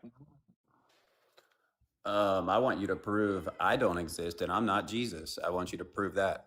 You might be Jesus. I'm not talking about that Jesus, though. So how do I not exist then? I didn't say you didn't. Your prompt says I don't exist. No, I'm specifically talking about the Jesus that's affiliated with Paul, evidenced by the fact that it says Jesus and Paul. This would be the Jesus and Paul that's from the New Testament specifically. My first incarnation. Yeah, exactly. Okay. Well, your first incarnation didn't happen because you can't be born 10 years after you're born. You can exist now. That's perfectly fine. I'm not talking about whether or not Jesus exists now. But yeah, as far as Jesus goes back in the way that the New Testament is presenting it, it's impossible. So, sorry. So it's impossible because mankind wrote down timelines wrong. I did not Is say that your... But that's your assessment. It's impossible because of a timeline. What I'm saying who writes is that the timeline? Man. What I'm saying is that mistakes. what I'm saying is that man Jesus doesn't make mistakes. Okay. Well, so what I'm saying is that Jesus, as presented by the New Testament, did not exist. And if you want to pick and choose which timeline you want to follow, go ahead. But please explain to me. I think that's how what you're you picked doing. One You're or the trying to other. pick and choose a timeline I am to not. help back your I am argument not. that I'm I never accept- existed. Correct. The way that the New Testament presents you. So all right. So please shut up for a second and let me actually you just explain. said I'm not. If you unmute after I mute you, You said okay, correct. we're going to go ahead and disconnect you. You did not exist back in the way that the New Testament actually talks about you in the first century. That's impossible because you can't be born 10 years before you're born. Now, if you'd like to pick and choose which particular timeline you want to follow, were you born during the reign of King Herod or during the reign of Quirinius, the governor of Syria? Which one were you born during? If you want to pick and choose, you can. But me, accepting both of them, realize that this is an impossibility. You can't accept both. They contradict. You would have known that if you would have known a little bit more about your own story. Okay, so really fast, $4.99 from Tracy, formerly Yanto, says, "Hey, Big Daddy," and then home with lots of FOMO. Wow. No queef today. Jesus. I'm not even really sure how to respond to that one, but okay. All right. Well, that's I guess a 1. I don't even know. Atheist church fathers prove that Jesus existed, what makes you say he didn't exist? Say what? What was that? If atheist church fathers proved and said it's a reliable history fact that Jesus existed, what makes you say, and what is your claim that Jesus didn't exist? Okay. Show me a source. You know what? I will. Yeah, that sounds good. I want you to name me one atheist church father, and then I will relent. Burn Eartham. Look him up. Yup. I got. What's his name? I'm about to show you right now. 1 second. I gotta move. And he's an atheist church father. Yes, he did not believe in Jesus, but he was. He didn't believe in Jesus. No, he wasn't a follower of Christ. No, but he was a church. He was a church father. He was an atheist. Do you understand what I'm telling you? No, he was. But he still. And what's his name? I'm about to show you. 1 second.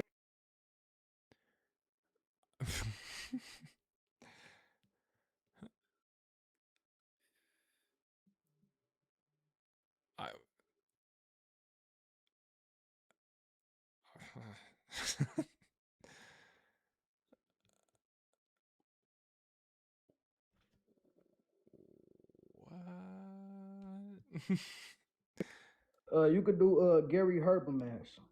I would Okay, spell the last name for you. okay, no, well, Gary Habermas is not a church father. He's alive today, and also he's not an atheist. You were trying to show me an atheist church father, and you mentioned someone named Barthurthman or something like that because you couldn't say Bart Ehrman. And also, that's not a church father. He's alive today. Is Bart Ehrman an atheist or not? I think he is. Yes, okay. But so you go said to he it. was an atheist church father. I mean, he don't have to be a church father, but he was an atheist. That Well, you proves said that Jesus we have existed. atheist church fathers, and I wanted you to But name me you one. saying, okay, I gave you an example. Now, can you give me What was an where example Jesus of an didn't atheist exist? church father? I said Burn Eartham, whatever his But name then is. you know who I'm talking about. you just now said that he didn't have to be a church father because he's not a church father. No, but he was You a said you scholar were. on these things. Oh He no, was a you said an scholar on you said an historian. you said an atheist church father. I want you to name me one. So now you wanna nitpick what I said. No, that's know just he what an you atheist. said. You Okay, said so we you know have he an atheist church right? fathers, and then you just named someone who wasn't an atheist church father. Please But name me he an is an atheist church atheist, right? father. He's an atheist, right? Cool. There's a Okay, bunch so of people who pull are it atheists. up, sir. If he an atheist, don't believe there is no God, but he confirmed that Jesus existed, let's pull him up. Oh, he confirmed it. Yes, he said Okay. this is the Well, most again, reliable I history want to source. make sure. I want to make No, sure. because you Listen, disrespectful, children of God. No, man. listen. No, I'm not disrespecting you. You You call said. everybody slow. You tell everybody shut up. You say you Well, stupid. correct, You because disrespectful, some bro. people come up here and say atheist church father as if that's not an oxymoron. I mean, okay, I probably said it the wrong way. Forgive You did. me. Okay, but do you not know who I'm talking about, sir? Well, after a little bit of soul searching and, renewing my faith in a deity, yeah, I do know what you're talking about. It's Okay, Bart so pull Ehrman. it That's up. how I Read the was able verse. to Read the correct you, verse. dipshit. See what I'm saying? You disrespectful. Yeah, I know what Did you're I call talking you a about. dipshit? No, Did I call you you out your didn't. name? You didn't, because usually So, people who are okay. this far up their own ass can't really see anybody else. Me or you? You. Oh, okay. The one who being disrespectful, calling people dipshit. You are? This the person that I'm supposed to believe in and follow, though, right? You giving Me? knowledge. You giving the truth, right? Don't Okay, follow you me. pull Why up. are you following me? That's weird. No. Pull up Bert. Pull up him. And see There, what he there. says, Don't hurt please. yourself. What's his name? You know the name. I know the name. I want to make sure you do. So now you being petty. Now you want to go tick for tat, nat for nat. You want to do all this, So right? it's tit for tat. You can't even say that phrase right. So let's try again. Exactly. There's You no wanna such be- thing you as wanna an be atheist literal. church father. A church You wanna father be is literal, right? in. Well, I like it when words mean words, don't you? But you know who I'm talking about. Why not just pull up what he said? I had no idea sir? who you were talking about when you said atheist church You fathers. said the name. Yeah, after I'll you tell tried now, to they say changed the something name. that sounded like Eartha Kitt in a blender. Okay, but did you or did you not correct me on the name? Yes or no? Well, yeah, again, Okay, after so you know who I'm stumbled talking all about. over something. Stop asking me to repeat the name. Pull him up and pull up what he said, please. This What is does an he say? atheist. What does he say? Now you want to say what is Well, he? Can you pull him up? You're the one who brought him up. What does he say? I'm not just going to do the research for you. You came up with confidence. I know, 'cause Tell me what he says. I don't know. You brought him up. Listen. Prove to me Jesus and Paul never existed. Can you be born 10 years before you're born? What does that mean? Where you get that resource from? I'm asking you a question. Can Can you I be be born born 10 years before I before was you're born? born? Is that humanly possible to be born and then 10 years later be born from the same woman? Okay, as the scripture says, before you was in your mother womb, I knew you. All right, sweet. So I asked you a question. It's a that yes or answer no. your question. Are you Now answer my capable of question. being Prove to born me and then Jesus 10 Paul years never later? existed. Okay. You're going to have to Prove follow me here. Jesus and Paul never existed. All right, I need sir. you to lock in, buddy. Can you be born and then 10 years later be born from the same woman? Is that possible? Yes or no? How you wording it? No. How can I be born from the same person that birthed me 10 years later? I agree. No, Yes. no, if Yes. you Okay. agree, but Wait. you Listen. asking- Listen. Can I explain my question? Can I explain Listen. my answer? We're on the same side here. No, You we don't. not, No. because Just listen. you was Listen. an Listen. atheist. I didn't say I was an atheist. When did I tell you that? So, because you don't believe in nothing. When did I say that? What do you believe in? What is your belief? I'm an odontologist, man. And Jesus. what is that? It's odontology. Look it up. Like, why do I have to? Explain it. Why do I have to look it up when you could explain it to me? I don't need to explain it. We're not talking about adontology here. We're talking about Jesus and Paul. Okay, so you don't believe in Jesus or Paul, right? Correct. So that way, I'm saying to you, you don't believe that there is a God, because if you believe in Jesus and Paul, when did I say there's no God? When did I say that? You will believe that there is a God. Because No, Jesus when did I came say that? preaching a God, which is the Father, sir. So if someone preaches a God, then, and if I don't believe that person preached a God, then I don't believe in a God? So who you believe in, Satan? Nope. Adontology. That being said, you keep saying adontology. Yeah, because that's my religion. That's my religion. Can you explain? Well, no, because we're not here to talk about odontology. We're here to talk about Jesus and Paul. Stay on topic, man. It's not that hard. Jesus existed. Cool. Even the early scholars. Do you have any evidence to suggest that he existed? Mary being born of a virgin. Mary was born of a virgin? Was she not? Was she not a virgin? You said Mary was born of a virgin. No, Jesus being born of Mary, which is a virgin. You know what I mean, sir. Stop trying to do all these words. Actually, I don't, because the Proto-Evangelion of James, which is a second century church. You want to prolong this conversation? All right, be quiet for like 10 seconds. I didn't know what you meant, because technically speaking, there is something called the Proto-Evangelion of James, which is a gospel that's written in the middle of the 2nd century to 3rd century, somewhere in there, that says that Mary was also born of a virgin. So, I don't know what to tell you, man. Like, unfortunately, you don't know really anything about Christianity, and I know quite a bit more, and so we're just kind of shouting at each other from a mountain and a valley here. That's the issue. There's about a, I'd say about a 50-point swing in IQ here. Okay, I just want to bring up sources, please. What? Well, I just want to bring up sources. I don't want to have a lip battle. I just want to bring up sources. Cool? Who the fuck calls it a lip battle? That's what you're trying to do. You're trying to argue. I'm not trying to argue with you. I'm trying to just bring up sources and let the source and the text speak. Is that cool? Sure, man. What does Barf Ehrman say? Or whatever you said.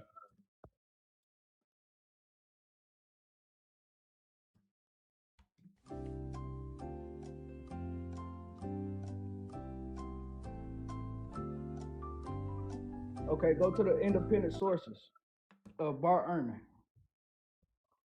It's his book. What does it say? His book. Pull it up in page 74. Just pull it up and read what it say. Pulling up someone's book? That's a copyright infringement. It's a copyright. Yeah, I can't pull that up on the screen. Tell me what it says. No, you can pull it up on your. You ain't got to pull it up and show the. Just tell me what it says, dude. It's not that hard. Just read it. Well, I mean, this is asking you to read. That's a problem. Yeah, that is. But you pull up Bart Ehrman, and you know what Still not his name. Okay, I don't need to know his name, but you know. I mean, you do because you were searching for him. I don't need to search for him. You did. No, I did not, sir. Then how do you know what book? I know who I'm talking about. I know who I'm referencing. Whether I'm saying the name right or I'm saying it wrong, it have nothing to do with the topic of discussion. You know who if you don't say the name right, it sounds like you don't know who you're talking about. Because I can't pronounce his name? Yes. So I don't know who I'm talking about just because I can't pronounce his name, just like I can't pronounce yours, but I don't know who I'm talking to. So you don't know who you're talking to. Sense. So you. Who are you talking to? Who are you talking to? See, you used to talking to kids. I am talking to a kid. I'm talking to somebody who has an IQ of a kid. Now, who are you talking to? Regardless of if you can pronounce my name or not, who are you talking to? All right, Bart Ehrman. Right? Who are you talking to? You know his name. Who are you talking to? He said the most reliable. Hey, who are you talking to? I'm talking to Christ. Do you think my name is Christ? That's your at name, ain't it? Well, from henceforth, I would like to be known as Christ. So whenever you talk to me, address me as Christ. Sound good? Excellent. So when Bart Ehrman said these independent sources are historical reliable, what do you think about that? What sources? You didn't name any. The sources of the Bible, sir. What source? Sources. I just said the Bible, sir. You don't he said the Bible is. He just said the Bible is reliable. If you don't want to pull out the book, that's okay with you. You I'm didn't okay with name that. any source. You just kind of like skipped to the end of the text. I said his book. You said read it for me. You said I don't want to pull it up and get copyrighted. So what are you talking about? You ain't making no sense. But when I You tell didn't what you he didn't said list in the off book, any sources that he gives. You just kind of skipped to the part that said these sources are good. What I sources? told you the book. Did I not tell you the book, sir? Yeah, he's saying his own book is good? Is that what you're saying? No, his book. In his book, he described. Right? Are you following? Yeah. He described your what? Hat too tight. Your hat too tight. You can't. Nope. You can't He hear? described what? Keep going. He described that these historical events are overall reliable more than any history more than any events in history. Okay. And what was his source? This is an atheist that's talking. Sweet. So what source does he give for that claim? But you just told me prove Jesus and Christ existed, and I just Yeah. pointed you to an atheist who don't believe in God at all. So what sources does he said- claim? Where's What the you mean, where's what the sources does he claim? what sources is he You giving know for that the claim? man I'm talking about. You know what he wrote about. You still ask me what sources did he claim? You makes no sense. So either you know what he wrote about or you don't. I don't. I'm asking you, what does he say? So how do you try to correct me and you Because don't I even know what who he's he talking is. about? And I know how to So say you know his what name he- properly. So you know what he taught, right? I do not know what he taught specifically. You're reading from a book. Tell me what sources he And I'm gives. telling you what he taught. He said. So what did he these say? What source historical did he give? events- I just told you, sir. Sweet, If you but don't where wanna does accept he what I told where you, does that's on he you. where does he back up his claim? A scholar doesn't just say From the Bible, he is going. Okay, off so the he Bible says and based saying on these the Bible. historical events, these historical events could be reliable, traced, and reliable, accurate because of. What because do you of mean how? how? It can be So how reliably you want traced something- how? Look, this is what you're doing. I'm gonna tell you what you're doing. Mhm. When you say I'm prove asking for Jesus and evidence. Paul never Yeah. existed, Mhm. and I tell you that an atheist even proved that they existed. Yeah, and I'm you asking wanna you say- what is the evidence and you that wanna say atheist gives? prove- Okay, you want to prove? You want to tell me? Okay, to prove, listen. I'm asking you what is the Let me evidence? land my point. No, because you're incredibly stupid, dude. Like, and everybody in this chat understands it. Disrespectful. No, just listen. It's not disrespectful. It's just the truth. So please, just listen to somebody that's smarter than you. Please, for the love of all that is holy in this world, which isn't much. Please, I am saying, where in this atheist writings do you find the evidence that Jesus actually existed? I understand that the atheist is making a claim that he existed. Cool. Okay. But how does he Okay. prove it? What is he pointing to for the proof of that claim? Okay. Page 74. What about it? What is page 74? What evidence does he list off on page 74? Can you please go to page 74 and read it for the chat? No, I don't have that You book. don't have to. So why should I have to prove to you anything? If you don't Because have you're to do making the anything, claim. Why do I have You're to? But you appealing making to a the claim- scholar. You making a claim Jesus and Paul never existed. Yeah, I and asked you for proof. interrupted while I was about to pull up the proof that you can't be born 10 years Okay, before you're what if- born, but the Bible says he was. Okay, prove to me that Jesus and Paul never existed, please. Nah, it's funny. When I ask you to prove something, it's hilarious. Exactly. No, it's because I was doing that Exactly. earlier see- and see you this- see you this biased butted in. platform that you got? Yeah. Okay. So You got anyways, this double standard. the reason no, I'm going to do it. Okay. Yes, so the you do. reason why Jesus didn't exist is Prove because your claim, and then I will prove mine. that's what I'm doing. All right. No, you're not. Just by saying some words. Where No. do you find that Jesus was born 10 years before he was born? Where do you find that? Okay. In Matthew 2, who was the Read it. king? Yeah, sweet. Read We're going to it. pull it. We're going to pull it up. Who was the king Oh, but whenever you can pull Jesus that was up. born? But you can pull. Yes, because this isn't copyright infringement. The Bible is not copyrighted in this way. So, yeah, that's how that works, man. Okay. Was he muted or something? Okay, sweet. So, who is king in Matthew 2 when Jesus is born? Who is king? Talk about King Herod. Okay, yeah, that's fine. King Herod. This is Herod the Great, evidenced by the fact that Herod the Great has a son. His name is Archelaus. And when we scroll down, we can see that it... No, read the whole passage. No, son. no, listen. I'm just trying to prove that that is Herod the Great, because Herod ends up dying here at the end of the passage. It says, get up. This is to Joseph in Egypt, right there. It says Joseph in Egypt. In a dream, it says, get up, take the child and his mother and go to the land of Israel, for those who were seeking the child's life are dead. Then Joseph got up, took the child and his mother and went to the land of Israel. But when he heard that Archelaus was ruling Judea in place of his father Herod, he was afraid to go there. So Archelaus is the son of Herod. This means this is Herod the Great. Herod the Great is a king, and then his son Archelaus, he reigns over Judea as an ethnarch after Herod the Great dies. You That following had me here? nothing to do with the son. That have nothing to do with the child. Okay. But are you following me so here? you so you So saying this is I'm so in other following you, words, but you're not Herod the making Great, sense. listen. So Herod the Great was king whenever Jesus was born, correct? Jesus, okay. In the Correct? time of King, let's read it. Can we please Okay. read? In the time of King Herod after Jesus was Yeah. born in Bethlehem of Judea. So in other words, King Herod, Herod the Great, was king when Jesus was born. When Jesus was Correct? born. Correct? Correct. Okay. But here's the problem. In Luke 2, it says, in those days a decree went out from Caesar Augustus that all the world should be registered. This was the first registration and was taken while Quirinius was governor of Syria.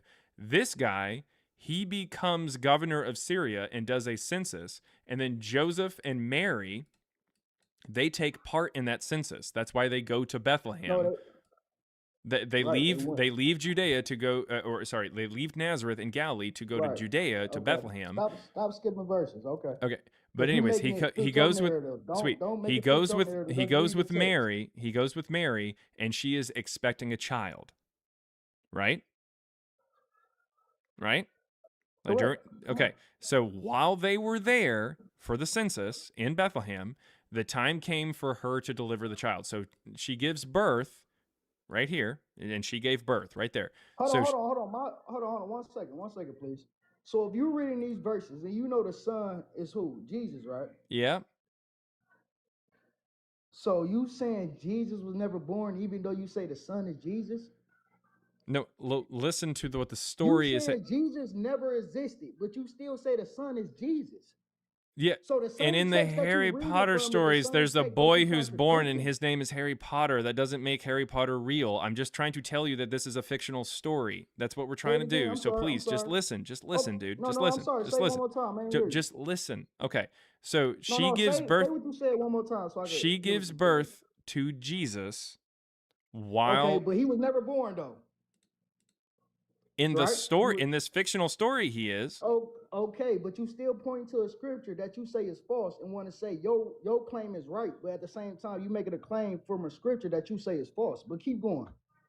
Right, because in fictional stories, people can be born. You know that, right? But I asked you to show me proof that Jesus never existed. Right. You went Yeah. to And a you're claim, please, but you please went. Look, listen. can I please Listen. make my point? I No, didn't cut you off. no. And you did multiple times, which is why we had to address certain things. Now, please listen. If Quirinius is the governor of Syria, he becomes the governor of Syria and does a census. We have evidence of this census. This is a real census that happened.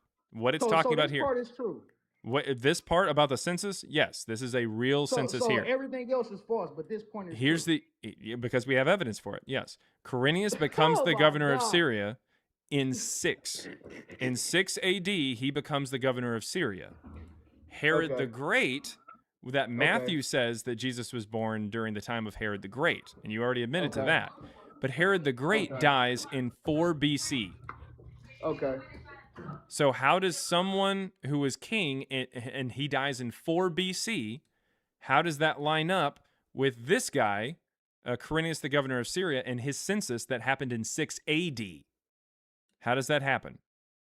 That is 10 years difference. Matthew says Jesus is born during King Herod the Great, who died in 4 BC. And then Luke says he's born when Quirinius is the governor of Syria, and he doesn't do his census or become governor of Syria until 6 AD. So that's a 10-year difference. Got you. Can I respond in full without being interrupted, please? Go ahead. Okay. So you saying your claims which you then accumulated to make true that it's 10 years apart, right? Yeah. Right? Okay. But the same sources that you went to is the same sources that you say is partially true. So how do you know what you reading is true?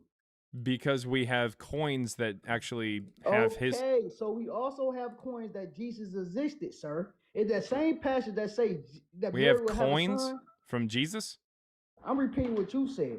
You say I you know have you're coins. repeating it, but you're not saying anything that's true. We don't have coins that were made of See Jesus what while I'm he was saying? alive. You want to play these word games. You want to say what I said and try to. That's what you just said. You were saying what I said. That you're literally. Okay, do you not get my point or no? I don't, because we don't have coins for okay, Jesus. so listen. Let me talk so you can listen and you can understand my point. Then you could talk. Okay. When you say these same sources that you go to is false, but want to say your claim is true by going to these same sources that you say is false, and you want to sit here and say that your claim is true, but my claim is false, but yet you are in the same passage that say Mary will have a son named Jesus, but you still say that is false, but this part right here is true. Because we have evidence of it. Correct. Because we have evidence of it, but we also have evidence that the son was born. But you want to sit here and say when's that the only evidence? your part is true. Where's the evidence that Jesus was born? What's the evidence that King Herod was born? Are you saying that King Herod wasn't real? If you saying Jesus ain't real and Paul ain't real, that's exactly what I'm saying. So let's debate that. So because the same source that you go to say King Herod was born, it's the same source I can say that's a lie. No, I don't believe that part, but I believe Jesus was born. But it's clearly in the text that say Mary will have a son, but in the same text that you want to say Herod was a king, you don't want to disregard that part, but you want to disregard the part that Mary have a son as a virgin.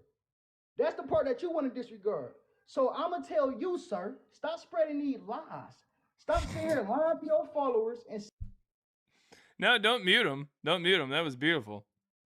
No, all right, please. Don't mute me. We're having a conversation. I mean, we're not. Just because y'all don't like what I say, that don't mean we can still agree to disagree. It's a conversation. No, it's pretty obvious that you're just an absolute moron, and this is more entertainment at this point. You're not really actually learning anything. Okay, so we have evidence for King Herod, but not for Jesus. It's Herod, and yes, we do. Okay, what's the evidence for King Herod living? Coins. What is coins? What is coins, or what are coins? You talk about like pennies, quarters. That's what you talking about? Yeah, man. We have quarters that go back to the time of King Herod. Okay, we have scriptures that go back to the time of Jesus. Now what? No, we don't. That wouldn't make any sense. Yes, we do. Okay. We have the Torah before Jesus, and we have the gospel in the time of Jesus. So now what? You think the gospel was written during the time of Jesus? You see how silly this is? You think the gospel was written during the time of Jesus? Okay, so let me ask you this. I'm gonna answer your question. I'm sorry, say it again. You think the gospel was written during the time of Jesus, like while he was alive? No, it was after he Then no. The coins for Herod are minted while he's alive, so you just admitted that that's better evidence, or that you just admitted that what we have for Jesus is the worse evidence, like something that's written afterwards. But the Torah was still. The Torah doesn't say Jesus. Yes, it do. The angel of the Lord. But where does it call Jesus the angel of the Lord in the New Testament? Jesus called himself the angel. Where does he say that? I am God. Where does it say in the New Testament? Where does it say in the New Testament that Jesus is the angel of the Lord? Or where does it say in the Old Testament that the angel of the Lord is Jesus? Okay, I got you. So we want to pull up passages? Let's go where Jesus said Abraham was glad to see my day. No, because you just said he's the angel of the Lord. Yeah. No, that is the angel of the Lord, because that's a New Testament. I'm gonna refer you back to the Old Testament where Abraham saw where in the Testament. Where in the New Testament does Jesus say, "I am the angel of the Lord"? Where does it say that? So you sound like the people that say Jesus didn't say "I am God" verbatim, which is mean. I mean, he didn't exist, so he didn't say shit. But still. Do you know what the people said when they refuted him? They said, "You ain't even 50 years old. How did you see Abraham?" Yeah, that's why Irenaeus, the person. Abraham was. All right, be quiet. That's why Irenaeus, the person who gives us the name Matthew, Mark, Luke, and John, believes that Jesus lived to be 50 years old. Do you believe that he lived to be 50 years old? Say one more time. Do you believe that Jesus lived to be 50 years old? No, he died at 33, sir. Okay, well, the person who gives us the names Matthew, Mark, Luke, and John for the Gospels believe that he lived to be 50 years old. His name is Irenaeus. Where do you see that at? In Irenaeus's books. Pull it up. Irenaeus is. Okay. Well, I understand that Bart Ehrman was a tough one, and he's a guy who lives now. So Irenaeus is probably completely out of your league here. So do you have any idea who Irenaeus is? Don't do that. I asked you, I said no. But at the end of the day, if he's saying Jesus was 55 and all other documents in the world trumps that, then you're gonna believe in one document What that say he's document says 55? that Jesus lived to Okay, 33? if I bring up a document that say he was 65 years old, is you gonna believe that? No, because he When didn't there's so many exist. documents in the world, when there's so many documents in the world that say he was 33 years old. Mm-hmm. So would you believe What all document the said that he documents was that say 33? 33, or would you believe the one document that say he's 65 What years document said he was 33? old? All documents. All documents? Every document, the Bible, Where old does the church Bible, fathers, what verse everybody says said he was 33? years old. What verse says he was 33 in the Bible when he died? So, okay, pull it. I know you can pull it up on your side. Just Yeah, searching on sounds Google. good. Yep. Searching on Google. I know you can Does pull it the up. Bible Mr. say Fancy Man. Jesus died I like that hat at too, man. I'm about to give 33? you one of them. All right. I like that. The Bible hat. does I'm about not to give you one explicitly of state them. that Jesus died at 33. Instead, this age is a well-known tradition. Sorry. Dog, keep going. No, read it. Read it. It says people calculated by combining two details Pull found it in the New up. Pull it Testament. up. The Gospel of Luke notes that Okay. Jesus was about 30 when he started his ministry. Where In the do Gospel it of John, say 55 anywhere? So 33 and 30 is not a far-fetch. So for you to say 55 so is a did far-fetch. wait, hold up, listen. You didn't say that it might have been 33. You said that the Bible said it was 33. No, 30 or 33. Don't misquote me, but I know. Where like does it 50 say he something. died at 30? I know Jesus wasn't an old man when he died. I know Sweet. that Where for does it sure. say that? Where does it say what? Where does it say he wasn't an old man? When it say 30 years old, sir. It How can says you he be was an old 30 man when at he 30 years started his old? ministry, not when he died. Okay, so in that case, how can he be 54 years old? Or you trying to say he was 50 something? How can he be that when he came out of his ministry at 30 and died damn near the same, like If 4 or someone 5 years starts their after? career at 30, do they die like 3 years later all the time? Or can someone No, continue that's their what happened career to for him. decades? That's what happened to him. Where does it say We're that not his talking about ministry anybody in where the does it world. say We're that his not talking ministry about only anybody in the lasted world. 3 years? Pull it up. Pull Just how up you what? pull that up, pull it up. Ask how long did Jesus' ministry last? Just pull We it up. Let's don't put it on the know. screen. We don't know. Even within the story, the only reason that is Okay, so you don't know that he was 54 years old. right. So stop saying that. Yeah. Yeah. Again, you're talking to somebody who doesn't think the guy existed, but overall, I'm just simply saying that Irenaeus. Right. My fault. Right. You don't even think he existed, but you believe in King Herod existed, and you Yes. got no evidence for that. Coins. Coins could be a lie. You don't know if King Herod actually existed. It could be a figure. If It could King be a Herod statue didn't that they exist, then made the up. Bible would be wrong because it says he was king when Jesus was born. Okay, so the fact that the Bible is not wrong because King Herod existed, you said the Bible isn't wrong because he existed. So that fact, nothing in the Bible could be wrong. So if Do you understand what you are saying, sir? yeah, so Barack Obama is in the Amazing Spider-Man comics and meets Peter Parker. Does that mean Spider-Man is real? I don't know nothing about that. I don't care Sweet. about that. We're not talking Well, about no, Spider-Man or well, Barack it's Obama. still a fact. Don't point me over there like you do the children that you be talking listen. to. You're not going over there. Spider-Man meets Barack Obama in the comics. Does that make Spider-Man real? We're not going to Barack Obama and Spider-Man. We're talking Awesome. about Jesus So and answer Paul. the question, or we'll go ahead and move to somebody else. Does that make Spider-Man real if Barack Obama is in the comics? If Barack Obama is in the comics, Does that make Spider-Man you real? mean like the book? Yep, in a comic. Mm-hmm. Does that make If Barack Spider-Man Obama- real? If there is if a Barack real Obama is person in the mentioned in a comics. fake story, does that make the fake story real? Let me understand what you're saying. Okay. If a comic book writer who is writing about Spider-Man says that he meets Barack Obama, and we know Barack Obama is a real guy, but does that mean that Spider-Man is real because a real character is in a book? No. Okay. So just because Herod the Great is real doesn't mean that Jesus was born during the time of Herod the Great. That's not how that works. Okay. So the opposite would be true. Just because Jesus is real don't mean that Herod was born and was real. Correct. Yeah, that's why we have to take a look at outside sources and see if we have any evidence. And we don't But have the anything from the outside time of sources- Jesus that say anything about Jesus, but we do have things about Herod during his lifetime that say things about Herod. So that would mean that Herod is real because we can confirm him from an outside source. But the book Well, from itself, coins? like just listen, just like with Obama, we can confirm from an outside source, outside the comic book, that he is real. But we can't do that for Spider-Man. So just because the two interact in a story doesn't make the story real, and it doesn't make Spider-Man real. That's the thing.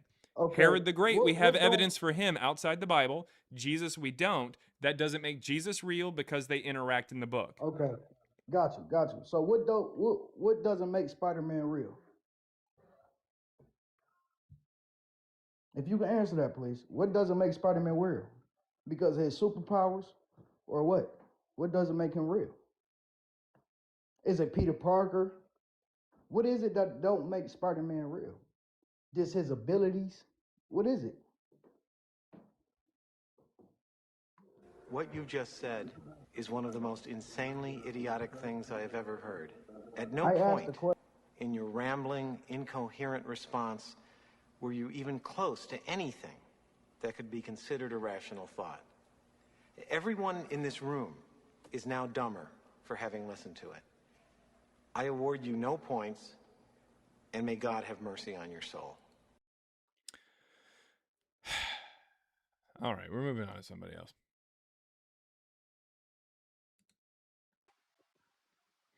$2 from Elope Nope over there on YouTube. Thank you thank you very much for the super chat. Crash out, Jaren playing with his food, Queen for Christ. Yeah, there it is. You gotta throw that damn thing in there at the end. All right, Felinius $1.99 super chat said, "Guest is so stupid, it's sad." 9:25 a.m. And then $1.99 from Girl That Needs Answers said, "Does the Q on the board stand for QAnon or Queef?" Well, it stands for one of those. It's the second one. And also, that's another one that got mentioned there. Thanks a lot. $10 from Got Mullets. Thank you very, very much. Said, actually, Tacitus, a Roman senator who was born a while after Jesus, wrote about Jesus using information, factual, imperial reports he had access to. Those docs he used didn't contain false information. Yeah, they kind of fucking did, because it calls Pilate a procurator when he was a prefect, and Judea didn't even have a procurator until the decade after Pilate was dismissed in 36.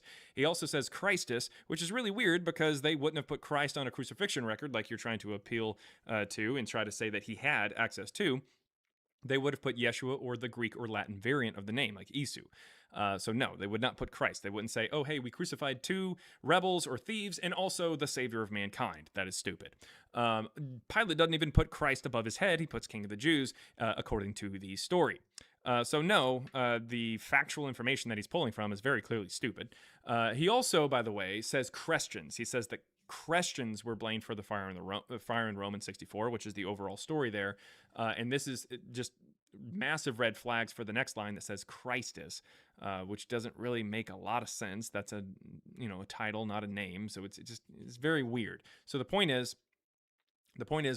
this highlights the fact that this is very clearly something that was added later by other Christians who were wanting Jesus to be mentioned by someone in the past. The late 2nd century, early 3rd century writer Tertullian actually alludes to Tacitus by saying, consult your history books.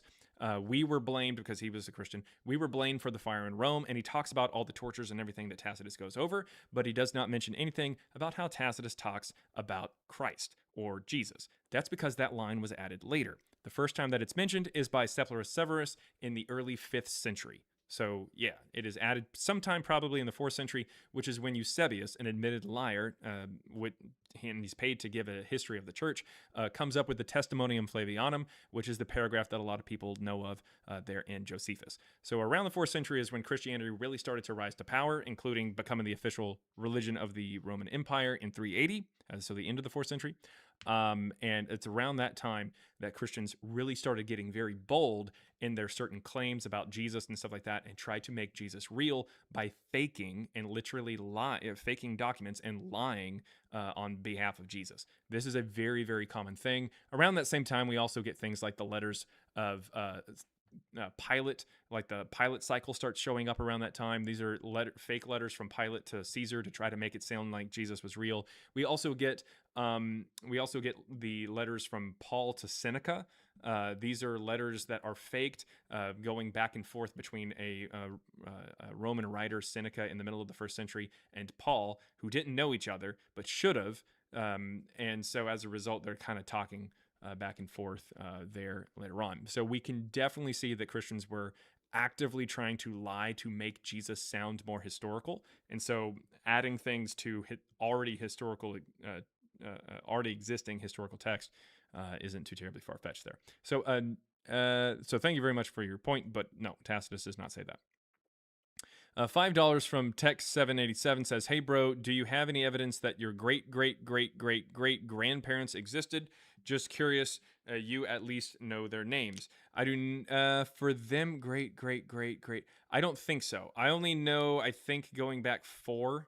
The 5th might be John Fry. I'm not really sure. At least one of them. There's a bunch of them. But for the most part, no. I can say that they. I don't know their names, but they absolutely did exist. I am the evidence for that. That's a very dumb argument. Thanks for bringing it up. But we'll go ahead and put a mark there for Grandpa. Next, $4.99 from Juniper Berry says, "For someone that doesn't believe in God or his word," where did I say that? "You sure love using the Bible as a point of reference."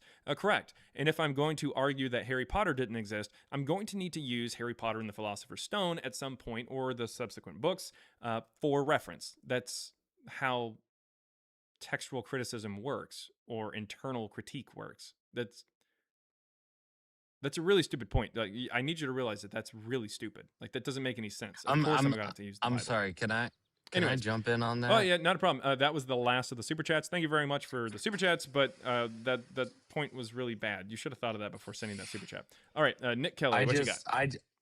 I just want to really harp on how bad of a point that is. Yeah, it's really because bad. Oh my god, I was getting ready to talk. Yeah, but what you got? So my argument is Oh, go ahead.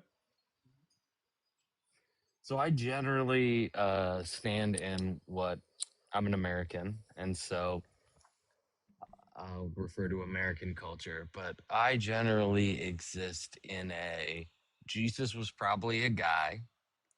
He was he probably exists. We get it. There's enough references to this rowdy Jew that's trying to tell all these people. There's enough stuff for me to believe that there was a guy named Jesus who was a Nazarene. Not a problem. So you follow? Not a problem. Yeah, I follow what you're saying, but what stuff are you referring to there? As you very clearly light up. So I'm gonna totally blank because my Latin is all from back in school. Mm-hmm. But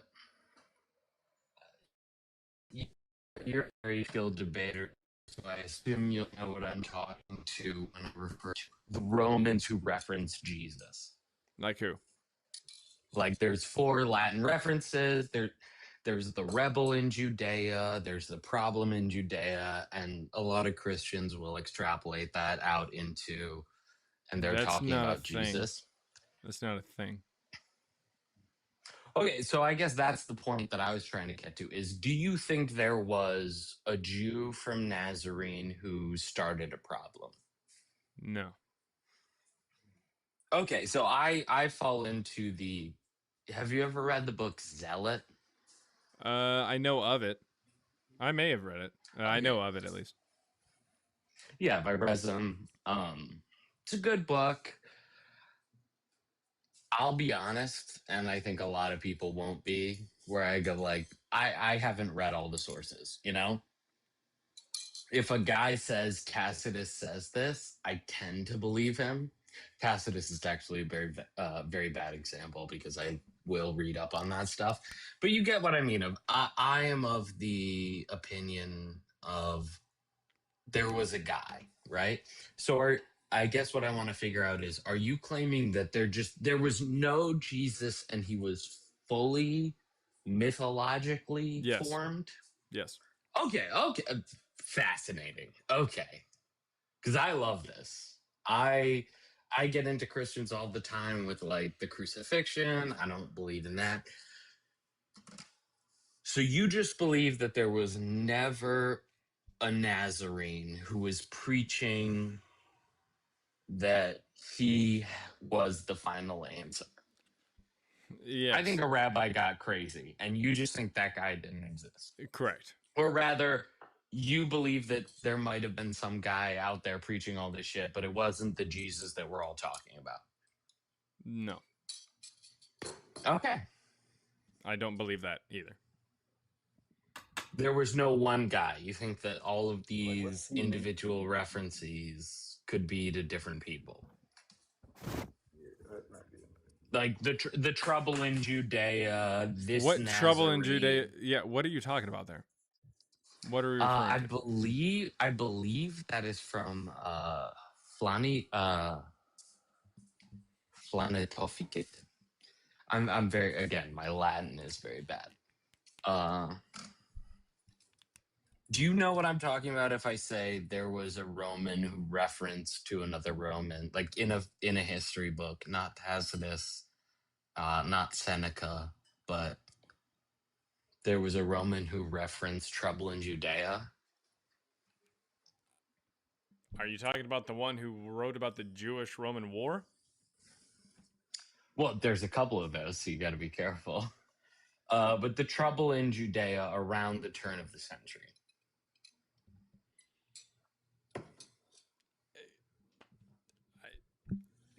Maybe.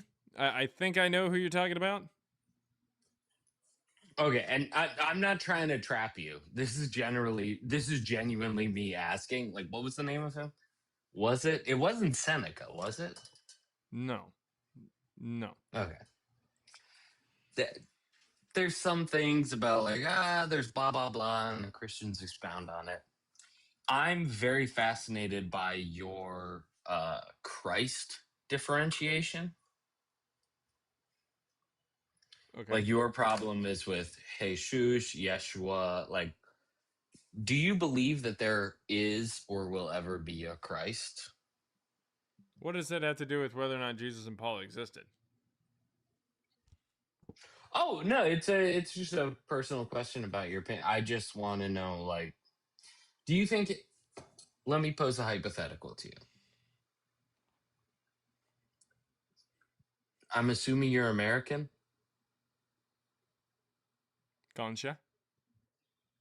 Okay. So you're familiar with Fahrenheit, right? But you also know that centigrade exists? Centigrade? You mean Celsius? Yeah, centigrade. Okay. And you know that Celsius is based off of numbers, right? Or maybe you don't. 0. All right. L, how's it going? I'm gonna send you an invite. Hey, hey, how's it going? Yeah, oh, it's going good. How about yourself, man? Doing good. What you got, man? Man, this is my first like debate. I've been kind of wanting to get into it. Oh, I've nice. been watching this for a little bit, so I was like, you know, Welcome in. Yeah, thank you. You seem to actually like listen and stuff and bring up facts, so I was like, you know what, I'll give it a shot. I mean, I try. I try. Yeah, I get it. Yeah.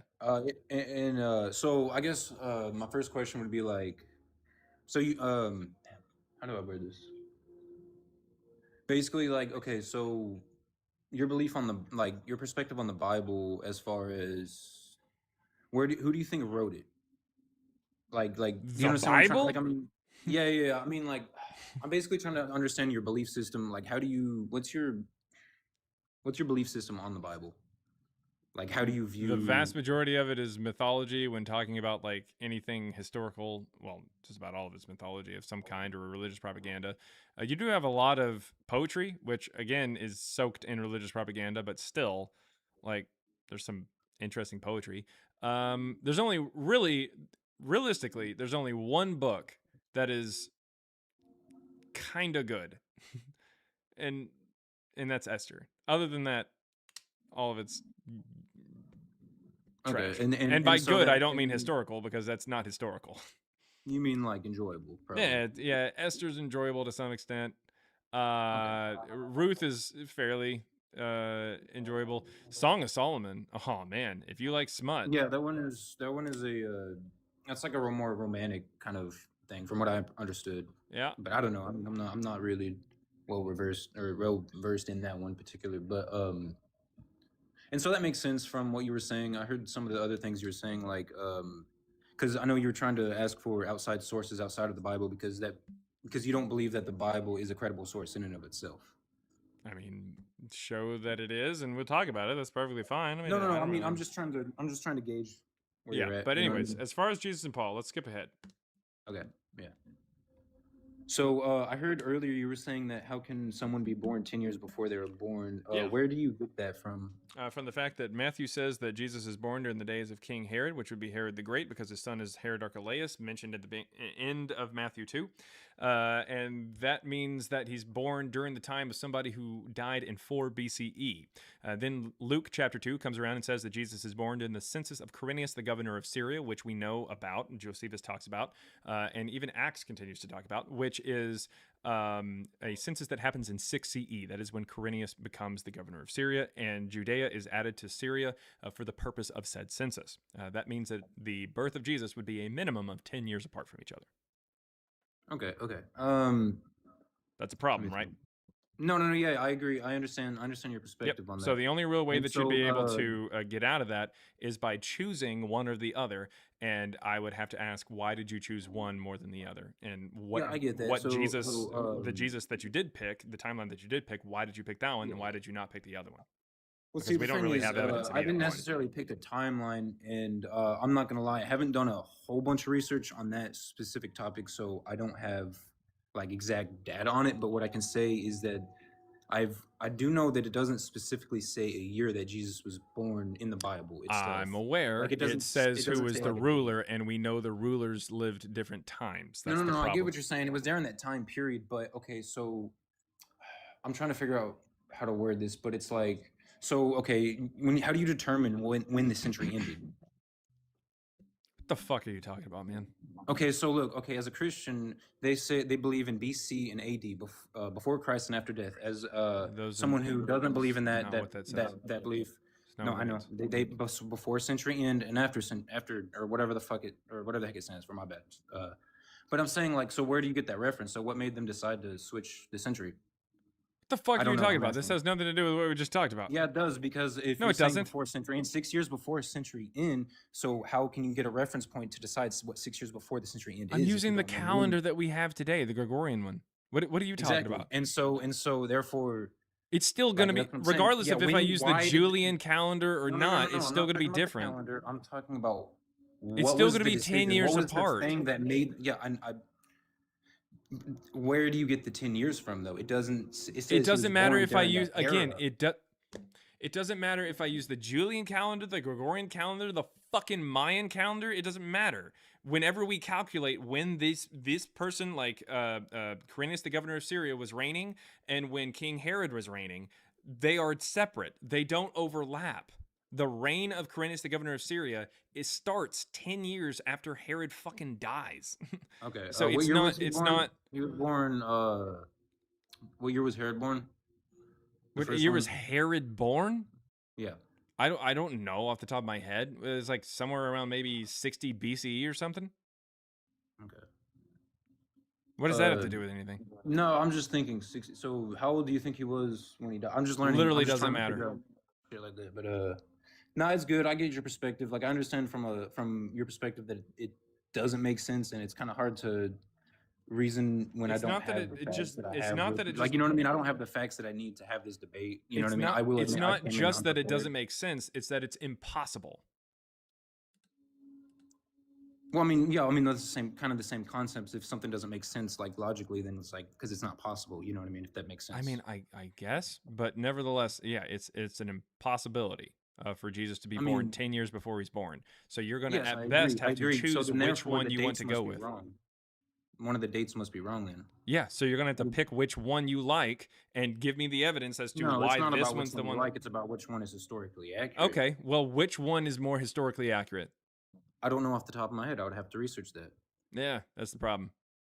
I mean, it's not a problem. It's just it is because you're not going to find any research that suggests that Jesus was actually born during that time. Let's move past this. In fact, the story there in Matthew includes another story where there in Matthew 2, it says that Jesus goes down to Egypt to flee who? Joseph and Mary take Jesus down to Egypt because of who? I wasn't even paying attention to you, bro. I'm not gonna lie. I was reading the comments. Don't do that. My bad. One more question though. It was okay. Matthew 2 states that Joseph and Mary take Jesus down to Egypt to flee who? Herod. Yes, and then Herod unalives a whole bunch of kids in Bethlehem, correct? Yes. That is also not historically accurate. I mean, according to the Bible, you were referencing to the Bible. I wasn't saying that was or was not. Yeah, I know, but what you're doing is you're having to pick which one you want to go with. Did you want to go with the Matthew one? Did you want to go with the Luke birth narrative? They don't. Oh yeah, this is what I'm gonna ask you. They don't work. Where did you learn this from? The Bible. No. Where did you learn about the 10 years? Because I've read the Bible and it doesn't say anything about any of those numbers though. Like all you're that's because Matthew and Luke were written by different people who were telling different fictional stories. And so whenever we actually compare them to what we know about history, we see that this doesn't overlap. In fact, at the end of Matthew 2, it says that Herod Archelaus was reigning over Judea, but even without taking a look somewhere else, Luke 2 doesn't mention Herod or his son because of the fact that it says Quirinius is the governor of Syria for that purpose of that census, which tells you right there that he was in charge of Judea, which is where Bethlehem is, which means there's no Herod Archelaus and there's no Herod the Great. The story itself is void of the characters. He wasn't ruling over that region at that time, is what you're saying? Yeah, Herod. So therefore, just because he wasn't in that region doesn't mean he wasn't alive. Herod. Herod the Great? No, Herod the Great dies. Herod Archelaus is who's still technically alive, but he's not reigning over the area because he's banished in 6. That's when Quirinius takes over. All right. You're not going to find a hole in this. This is a very well-known contradiction in the text. I'm not trying to. And the reason I bring this up is because not only does it show a natural story, because a birth is a natural story. I mean, I get that you think, oh, it's like a supernatural birth because he was virgin or she was a virgin or whatever. It's like, whatever, who gives a shit? But I'm not talking about that part. I'm talking about just the birth itself, the story of when he was born.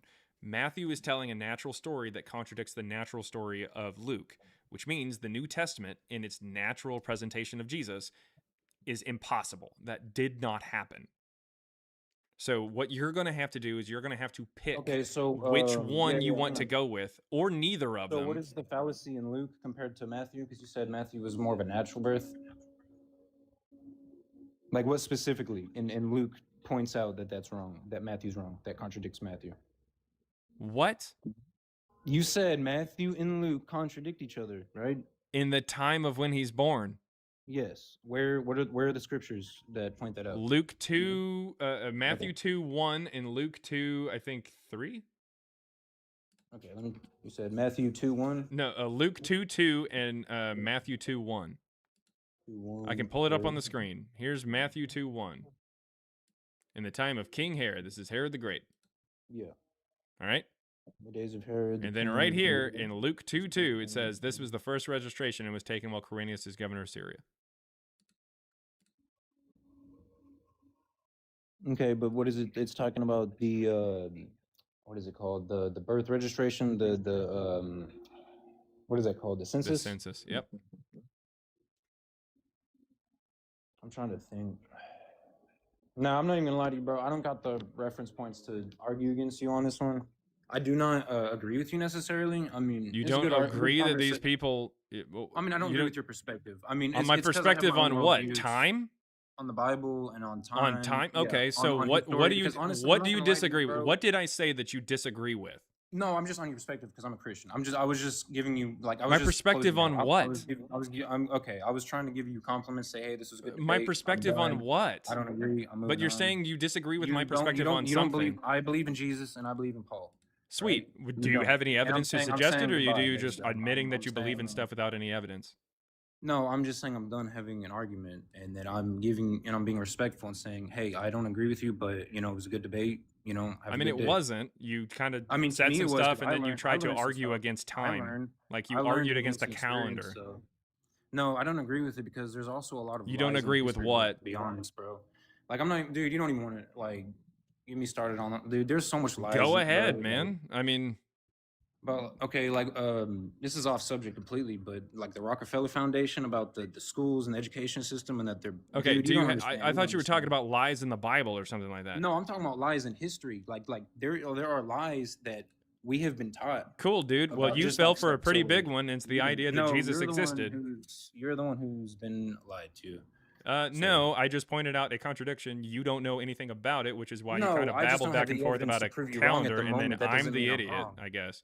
I'm the idiot Just because I I don't have the read the evidence book and I just know how because to I don't compare have it to the history. evidence to rebuttal you properly doesn't make me wrong. Well, unfortunately, it kind of does, because if you think that you're a Christian and that In this therefore point in makes time, you right, perhaps you have won unfortunately, this battle, 1 but Peter not before. 3:15 says you should always be prepared to defend what you believe Exactly, and you're against right. what And you I will believe, admit, or I'm against out someone of who shape. is asking you. I will admit, and I knew this jumping Sweet. into it. So I I guess you're probably just gonna get wrong. roasted. I'm probably going to get roasted jumping into this because I haven't been doing what I'm supposed to. But yet I you haven't been jumped in doing it. anyways and then got butthurt Because I whenever was I like, you know wanted what? to Why am I roast going to you. be afraid? Why am I going to be afraid? You know, Exactly. I mean, it's okay. I mean, I'm human. You know, I make mistakes. You know. Yeah, not a I problem. learn. And You know so what I'm saying? so are the people who are writing this fictional story. They are human. They're going to make mistakes, look, which is why we know it's like, bullshit. I get your perspective, man. My It's just perspective like, is that things that are I impossible mean, your are perspective bullshit. is only an opinion, to be honest. Nope. My opinion does not come into play when we're talking about Okay, whether do or you not believe two in people who objective didn't. truth or relative truth? Sweet. Well, Quirinius did not reign at the same time that Did you Herod believe- was alive. All right.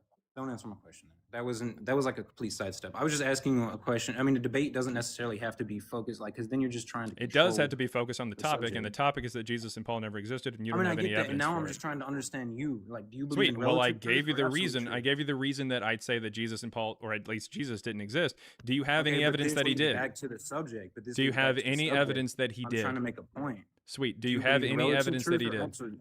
Sweet. Yeah, Do you I have do. any The evidence? Bible. Okay. There's and thousands how of did thousands you? of archaeological evidence. Okay, sweet. That predate all your Archaeological bullcrap that evidence. you're So believing in. I want you to Yeah. show me archaeological references to Jesus Dead that Sea date to that Scrolls. time. Jesus isn't There's in the Dead Sea Scrolls. That's the archaeological evidence that the Bible is freaking real. What is in the Dead Sea Scrolls? What books The are in there? freaking. I don't know specifically off the top of my head, but I know they're real. Cool. So you And I use know them it's as an biblical. argument and you don't know shit about them? I mean, yeah. I mean, look. Sounds good, I man. get that sounds So, stupid, anyways, but it I'm is just- I stupid. mean, but It's very stupid, and you should feel stupid least for I'm not even bringing them afraid up. to put So myself that, out there, though, well, you know? yeah, I mean, I you need could to do learn that that. if I'm you trying to want, learn. You know, but that's it. I'm that's trying to kinda how learn. it works. You know. Well, no, you're And, look, not, you're giving because me a if lot you of were trying to thinking learn, points. then You're you would giving me a ask lot a of question thinking as opposed to points, saying something stupid like that. That being said, the I Dead mean, Sea look, I'll Scrolls don't admit it. say I'll anything admit about it. Jesus. They're I'll from admit it, you Jewish give me a people, little and it's frustrated, explicitly but the I'm still Old learning. Testament and Jewish So that's where Apocrypha. wisdom comes in. It in no way, shape, or form does the Dead Sea Scrolls say anything about Jesus. Did you have anything else that you wanted to point to archaeologically? Type stuff. Oh shit, my bad. Nah, I'm done. And then you're just kind of saying things? No. Just kind of like you just believe things. Whenever somebody tells you something, you just believe it with no evidence? Oh yeah, just like I believe that everything. Yeah, oh yeah, totally, bro. The Sounds sky good, is- man. the sky Well, is a rectangle, the that being earth's said, what I'd flat. like for you to Oh, do there, yeah, L, holy is go fuck. ahead and hold this L, and also tell your mom I said hey. All right. All right. Moving on here, we've got super chats. I wanted to get to those. Let's see. Cameron. I think okay. So Cameron Vino Rosso, $5 super chat says, "Hey Jay, when did you? I said get. All right. I assume you mean get there. Now, when did you get into this research, and what motivated you to get into data science? Thank you for all you do. Hashtag raccoon buttholes. You know, you could have spelled some of those words out if you didn't include the raccoon buttholes." Anyways, and I like how we're still making fun of what the Brits eat. Okay, so, and not Matthew, by the way. Anyways, so I got into data science. I don't even want to tell you guys how, like the true story how. But in a nutshell, without getting into grave detail as to why, I got into a data science degree because it was just something that it interested me. In all honesty, it did. It did interest me, and it was something that I guess I've always been someone that wanted to see the evidence behind something and actually be able to prove something. Matthew took a different direction. His first degree was in like religion and philosophy. I think his minor was in religion and his major was philosophy. So like that just whenever we would have conversations, I was much more analytical, and I was just like, hey, let's just get to the facts. And he was like, but like, what if what are facts? And I'm like, okay, we're not. He wasn't like that. He wasn't like a fucking asshole or something like that. But that being said, philosophy was just never my jam. I wanted something more analytical, and so there you go. Let's see. Jared Gehring, I think Gehring, I think maybe. $1.99 says, so is this only immature rage baiting? No, it's not. And you can check with your mom because she will back me up on that. $2, and she'll also back up that thing. I didn't mean to push that. That makes it sound like she'll back up that thing and something bad will happen to her. What I meant was, there we go. All right, so raccoon buttholes. You sold me on that. Raccoon buttholes. They're from Elope Nope for $2. And $5 from Tech787. I think that's the person who said something about how you have. He was calling into question why I was using the Bible to prove that the Bible didn't exist. So he said, so if you ate, I think you meant are. Spelling is very hard for Christians, guys. Let's give them a break. So if you are the evidence that your great-grandparents exist, so Christians are the evidence that Jesus existed. Thank you for proving my point. That is incredibly stupid. That is incredibly stupid. Because the Christians are not the blood descendants of Jesus. I am a blood descendant of my grandparents. That's how sex works. I know that you haven't experienced that yet, but it is pretty fun. Your mom's really good at it. And also, you didn't make a good point. All right, and $3.11 from Gretchen Z, thank you very much, says, get to the fucking point, because the guy was talking super slow. $4.99 from Juniper Berry says, Harry Potter, LOL, nice comparison. Calling me stupid does not mean you made a point. Isaiah prophesied about Jesus. No, he didn't. And people like you missed it.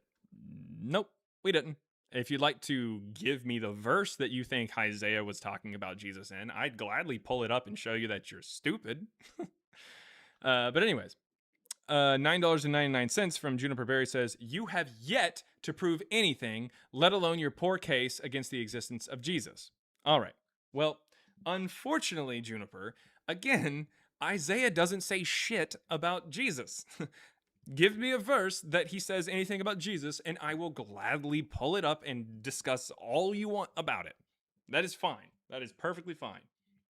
You have the floor.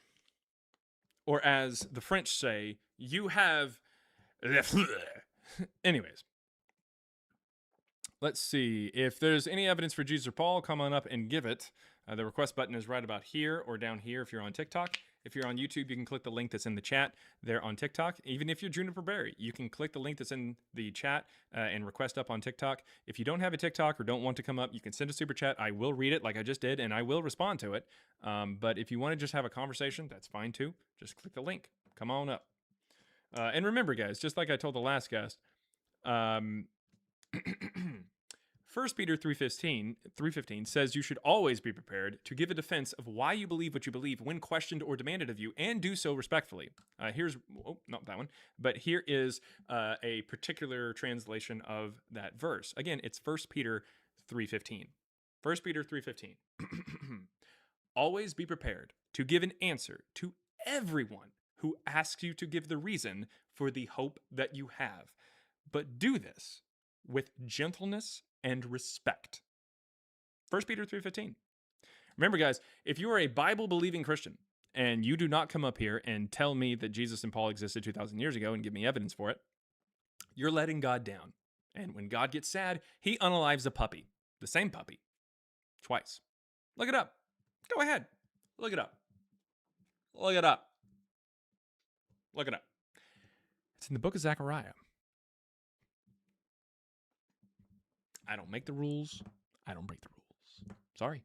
Save the puppies, everybody. Hashtag save the puppies. All right. $2 from helping MAGA deconstruct. Christians are really grieving for Christ, not sending their best. They're not sending their best. That's what I want to do. I want to like reclaim that phrase from Mango Mussolini and just say they're not sending their best for Christians, as opposed to his racist rant about Mexico and stuff like that. $4.99 from Mick Samwell. It says, I can't prove Jesus or Paul existed. W. Jaron. Sorry, off topic. Do you believe that demons and angels exist? No.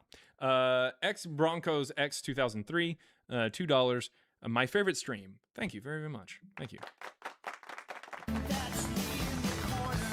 Okay. Thanks, Jaron. I love the crash outs. Today's pretty filled with them. $1.99 from a Jim. I'm very scared. Says, I queef, you queef, we all queef for CBJ. That's a... Nice little play on the children's thing. Children's limerick about, like, ice cream or whatever. It doesn't really work the same way. It doesn't hit. It doesn't hit. Okay. Hell yeah, from Lady Huggy over there. Do I have sounds? Also, by the way, here, let me go ahead and play some sounds for some people that I've seen. Arby's, we have the meats. I said, bitch. That's why they call him Black Salami. Bella, where the hell have you been, Luca? I know what's wrong with it. Ain't got no gas in it. Dr. Pepper, baby, is good and nice. Doo-doo-doo. I like turtles. Go outside, nerd. Get out. Go. I ain't got time to be distracted by your worthless chime-ins. Go on. Sometimes it may be good, sometimes it may be shit. Babality. You done messed up, Aaron! All right. I think that's pretty much it. I think so. Oh. Plan by the push wing, go get a quindrobble, land to Cilio, go, go, go.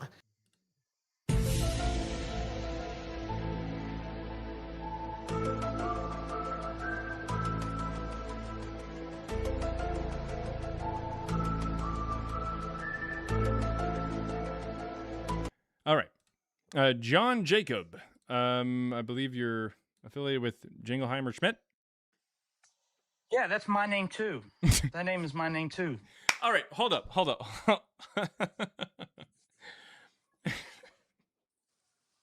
There was a Whenever joke. we go out, the people always shout. Yes. What do they say? There goes John Jenkins Jingleheimer Schmidt. So, there was a, I guess it was a joke. I can't remember. I'm probably not going to tell it very well. But basically, it's the idea that there's a man who's in a bar and another guy comes in and he goes, "Hey, how's it going? What's your name?" And he says, "My name's John Jacob Jingleheimer Schmidt." And the first guy goes, "Dude, you're not going to believe this." So anyways, what you got for us? What you got for us? I'm not as much up for the debate. I heard the last one, and I'm more so just wanting to get your perspective. I kind of came late to the party, but I kind of saw some of the comments, and I was wanting to know if you were in the same camp. But are you in the belief that Josephus, Pliny the Younger, Tacitus are interpolations? And if so, what evidence do you have that those are interpolations? I'd love to know your evidence. And if you have any like scholarly works to point to, I would love to be able to research those for myself. Do I put that on the board? That was just a genuine question. Do I put that on the board? Do I put it on the board? I put them on the board. Emily told me to. Take it up with Emily. She's calling the shots now. All right. So, as far as Josephus goes, yeah, it's an interpolation like the Antiquities of the Jews, Book 18, Chapter 3, Section 3, the Testimonium Flavianum, because there's phrases in there that Josephus doesn't even use, or when he uses them to mean other things, is the problem. Correct. It also absolutely glazes Jesus. Like, it's really weird. It says he was the Christ, sure. or at least called the Christ. It says that he was potentially not even a man, like a deity. And then it says that he resurrected. Not that the Christians claim it, but that he resurrected 3 days later and appeared to people as the divine prophets foretold this and 10,000 other wonderful things concerning him. That's insane. So, yeah, like no. Now, I'd also like to point out that Eusebius, he uses, oh, thank you very much. Thank you. What? What is it? Oh no, that's one of those little Ecuadorian nut things. No, it's not a cat turd. It looks kind of like it, I guess, but it's real stuff. I'm not. No, okay. Anyways, so and thank you. I don't know if it does or thank you. Okay, so as far as the Josephus quote goes, we actually find it for the first time in Demonstratio Evangelica, a book from Eusebius, who's an admitted liar and writes a history for the church in the early 4th century. And he uses these phrases actually quite a bit. So it's pretty obvious that he's the writer as opposed to anybody else. Multiple church fathers before Eusebius quote from Josephus, some of them quoting from that same book, never mention the Testimonium Flavianum.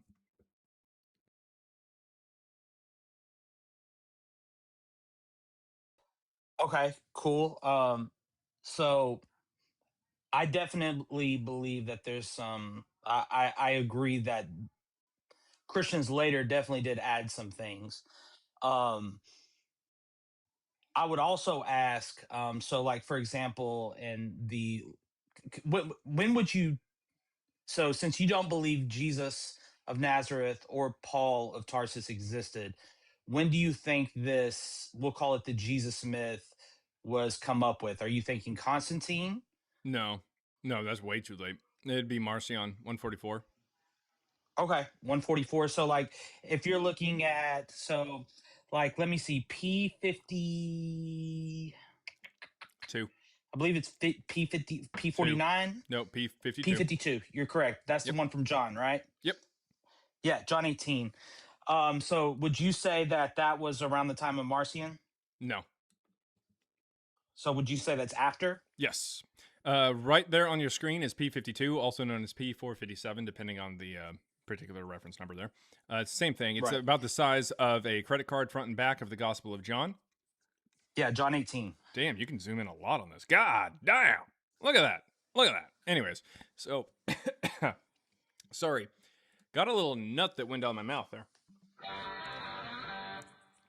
And by my mouth, I mean my throat.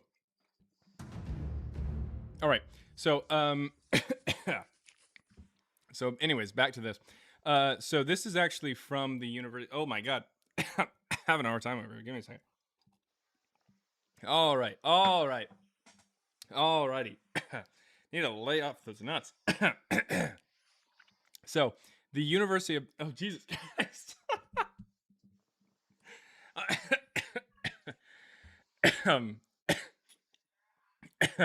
It is something just caught in the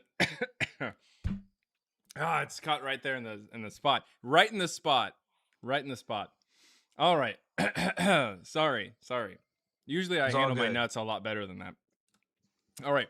So the University of Manchester, that's the website that I've pulled up. This is where it's housed at the John Rylands Research Institute and Library. Okay. And they explicitly talk about it here. Let's see. For some reason, it's all zoomed in weird. Let me see if I can zoom out a little bit. Oh, there we go. Oh, perfect. Widely regarded as the earliest portion of any New Testament writing ever found, it provides us with the invaluable evidence on the spread of Christianity in the provinces of the Roman Empire in the first centuries of our era. The first editor, in other words, the first person to write about it and date it, dated the fragment to the first half of the 2nd century, between 100 and 150, which is probably what you were thinking for the date. The date was estimated paleographically by comparing handwriting with other manuscripts. Recent research points to a date near to 200, but there is as yet no convincing evidence that any earlier fragments from the New Testament survive. So people actually do bring it up quite a bit, saying, oh, hey, this predates whenever we say the Gospel of John was written, because me and my data science co-partner and co-author, we say that the entire New Testament shows up in the 2nd century, just about the entire New Testament there. And the Gospel of John would have shown up sometime. We dated in like the 160s or so, like 160, 165. And people are like, oh my God, you can't do that because P52, which is of the Gospel of John, dates before that. No, it doesn't. The earliest piece of anything from the New Testament is P52, which is what you just brought up and we read about, and it dates to the last year, close to the last year of the 2nd century. So, from my understanding, most scholars would say that it dates somewhere between 125 and 150 AD. Well, most scholars who aren't up to date with the research, that's the point. Scholars give their opinions. They're not the actual people who are dating it. Other Go ahead. than, I believe that was the Manchester website you looked that up on? Yeah, where it's actually Okay. housed at the John Yeah, where Rylands it's housed, Research the Institute. Manchester website. Yeah. Okay. Okay, I'll have to look more into that. The Manchester website for the P52. I'll definitely look more into that. Okay.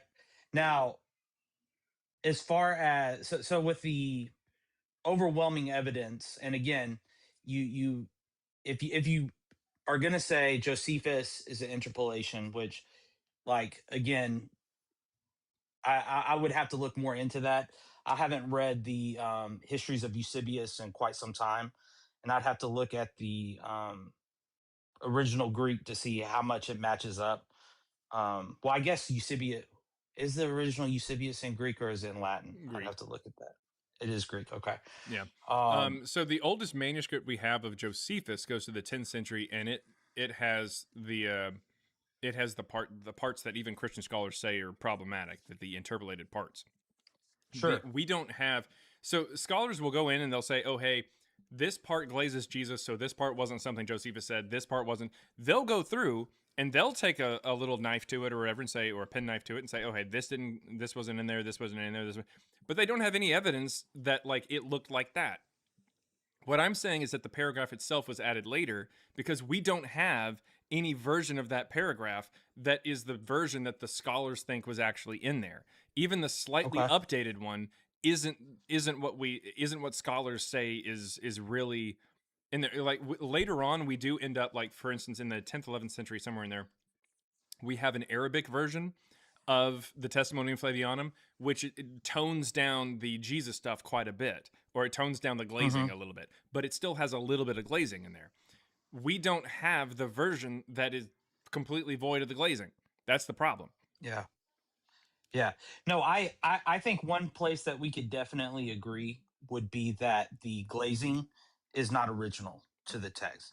I'm not in the camp of like for example, the guy that was on here last time had a whole conversation about dating, right? Like, I'm not going to sit here and argue with dating because I don't agree with the dating. I think the dating is problematic. Just like, and most New Testament scholars would agree with that. Just like most New Testament scholars would agree, like the last part of Mark is not original. Just like John 8's not original. Those aren't original parts of the New Testament text.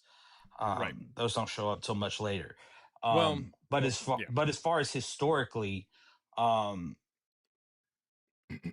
you know, if you look at first century Palestine and you look at people who are mentioned. What do you mean? Like, you mean? I'm sorry. First century Judea Israel. or Galilee? I'm talking about the entire region. Oh, both. Sure, Palestine. I don't want to get into semantics. No, Palestine is the name that gets Palestina or Palestine is 2nd century.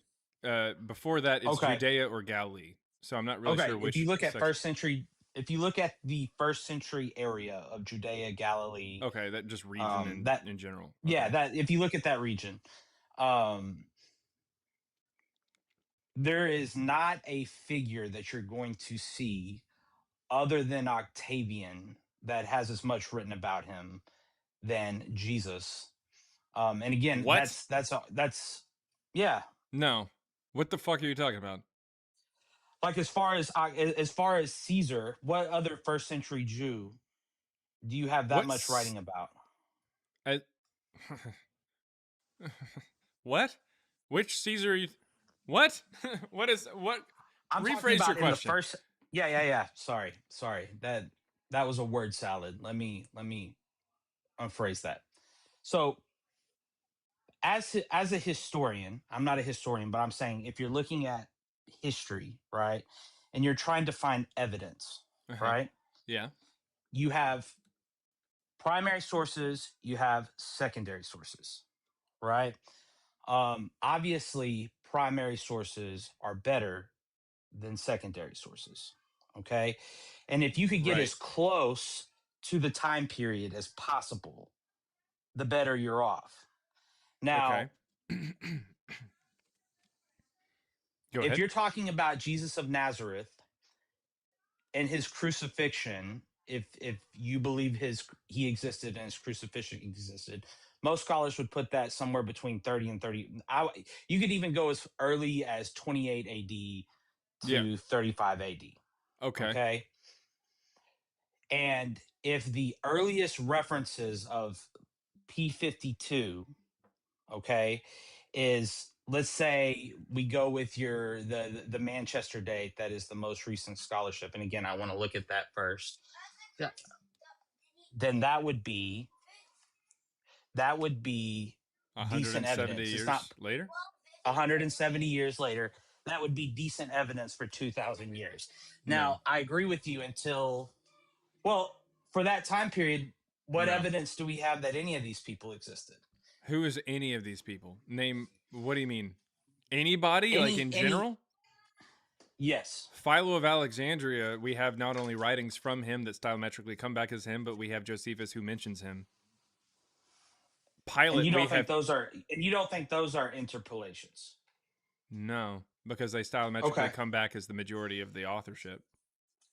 I do have to go, but I very much so appreciate your perspective, and I'm going to look more and more into what you're saying because I do find it fascinating.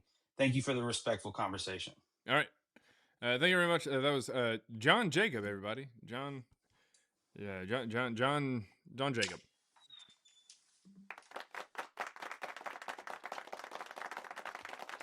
All right, some super chats really fast. We got $49.99. Thank you very much.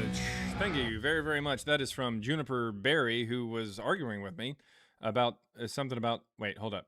So you have yet to. Okay, let me read all your comments just to make sure that we get the full picture here. All right. All right. So you said Juniper. Okay, we'll start from the beginning. For someone that doesn't believe in God or His Word, you sure love using the Bible as a point of reference. And I said, yes, that's what we'd have to do to talk about Jesus. That's what the point of the live is talking about a character in the Bible. So I've got to reference the book that talks about him. And then I referenced earlier when I talked about your message, or responded to it, your first one, I said that in order to say that Harry Potter didn't exist, we would have to talk about the Harry Potter books. We'd have to use them as a reference because where else are we getting the stories? You then came back and said, Harry Potter, LOL, nice comparison.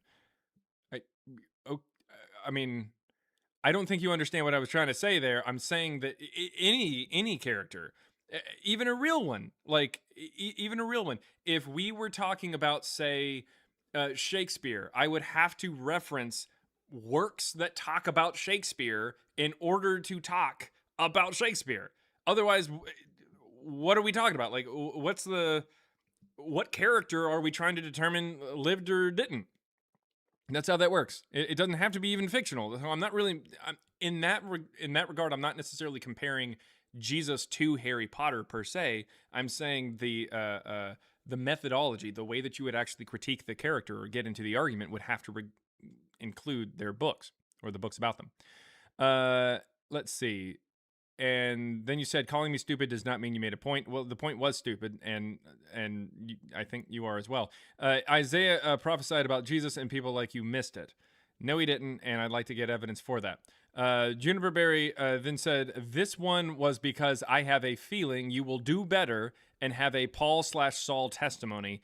I'm the name of Jesus. I think you mean in the name of Jesus, and I guess you hope that, I guess I'll have some kind of weird Damascus Road conversion story where Jesus quotes from another god, like Dionysus, and the play from Euripides, the Bacchae, when he says, it is hard for thee to kick against the pricks in the exact same line and meter.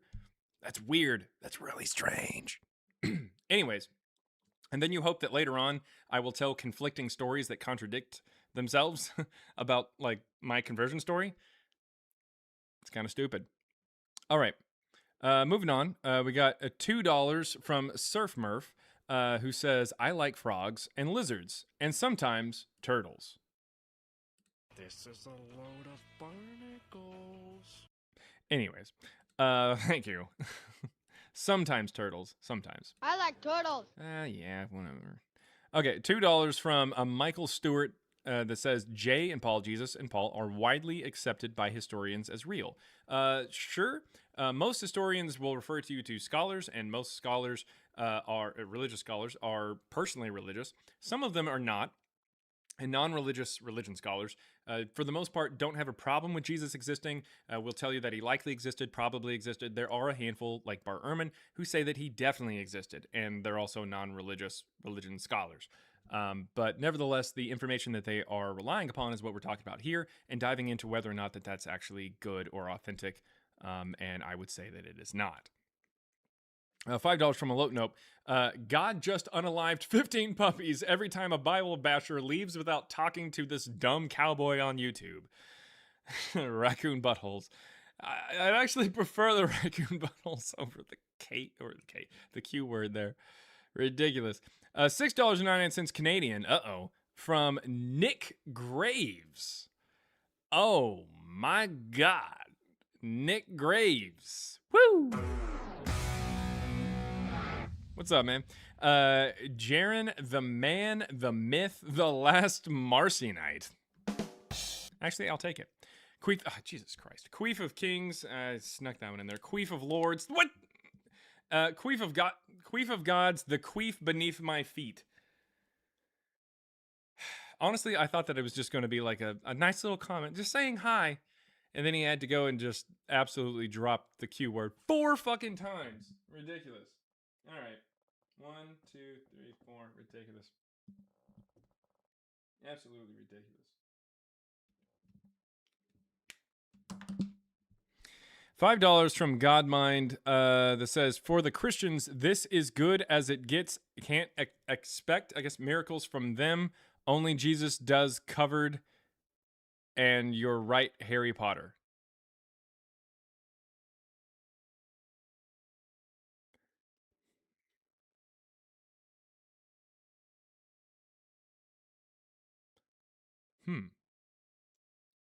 What as it gets. Can't expect miracles from them. Okay.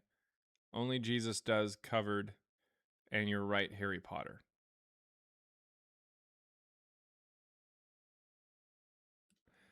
I'm going to put that in the chat there on TikTok. Did you guys, I think I know what maybe he's trying to say. I have no idea. No clue. Maybe I know. Maybe. Ultimately, I don't think so.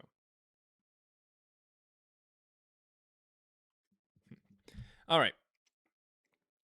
I'm just confused. I think I agree. I think, but I don't know. I think I have my 15 minutes of fame. Ah, man. That's a throwback. That is a throwback. I've sang that on the live before, and the last person to guess who actually put out that song actually kind of sort of knew, like has like they're like related to the people from that band. All right. Yeah, you're saying you can't expect. Yeah, I don't know. Super on mobile, and it'll rearrange the chat if you backspace. Yeah, it's I don't know. I don't know what happened there. Okay.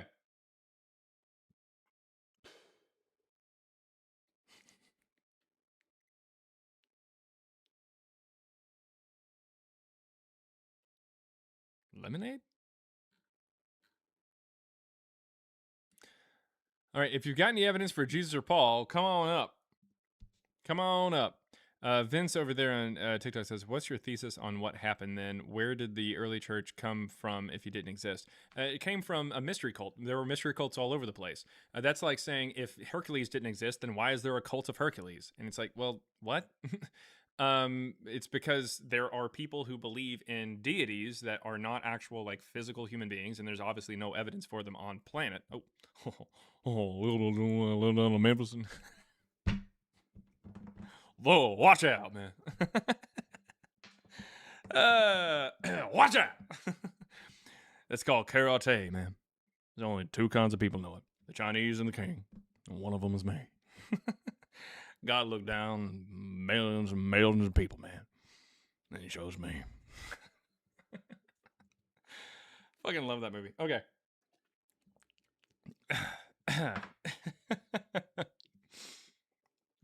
All right. But it comes from like a mystery cult, the mystery cult of Christianity / Christianity, probably from the worship of Serapis. Ooh, I think your little gum thing, that was pretty cool. Jag White is the best Elvis ever. Yeah, it was a pretty good one. All right, that's my favorite movie scene ever. It was good. It's definitely a very good movie. I like it. And then he's like, "What the fuck was he talking about?"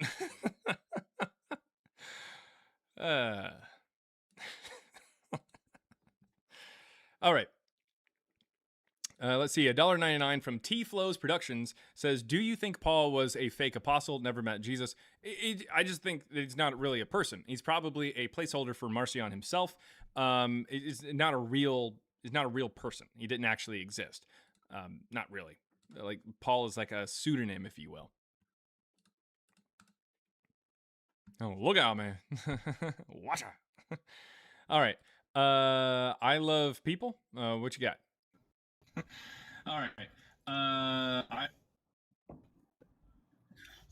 Hey, what's up, brother? How are you? Oh, wait, 1 second. I love Can you people. hear me now? 1 second. I love people. Can you hear me now? Yeah, I can hear you. Is Okay. that what you're talking about? Yeah, I can hear you. Is that? Yeah. Can you Well, hear me? so there's a crazy delay, and you got a lot of echo. So just take me off of Bluetooth, man.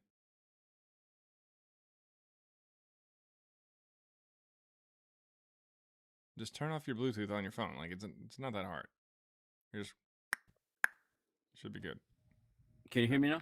I mean, I Is it can hear better? you. Yeah. So, well, first of all, I just want to appreciate that, I'm from Ethiopia originally, but I learned a lot from you. But I just want to know when your room is open. Can you tell me your schedule?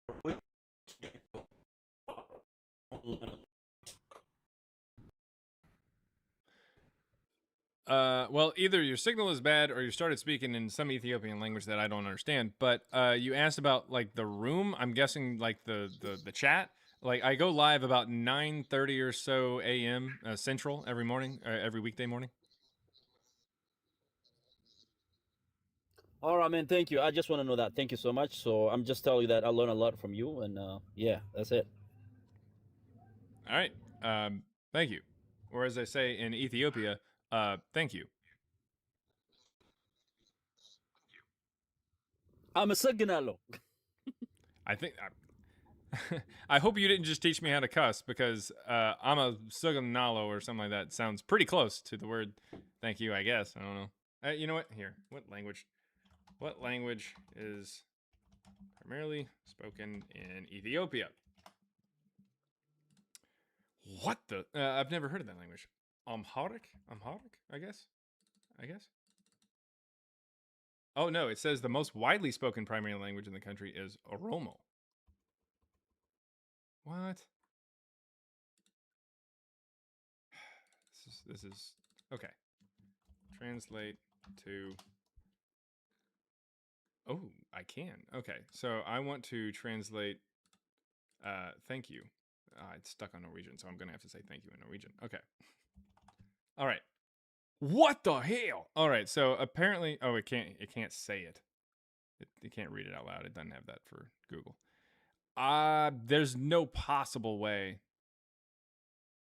that I'd be able to pronounce whatever the hell that is. How do you pronounce? Amasegan? Maybe that's what he said.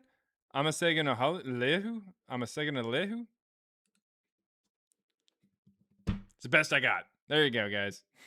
All right. And then there's Dublin Patterson.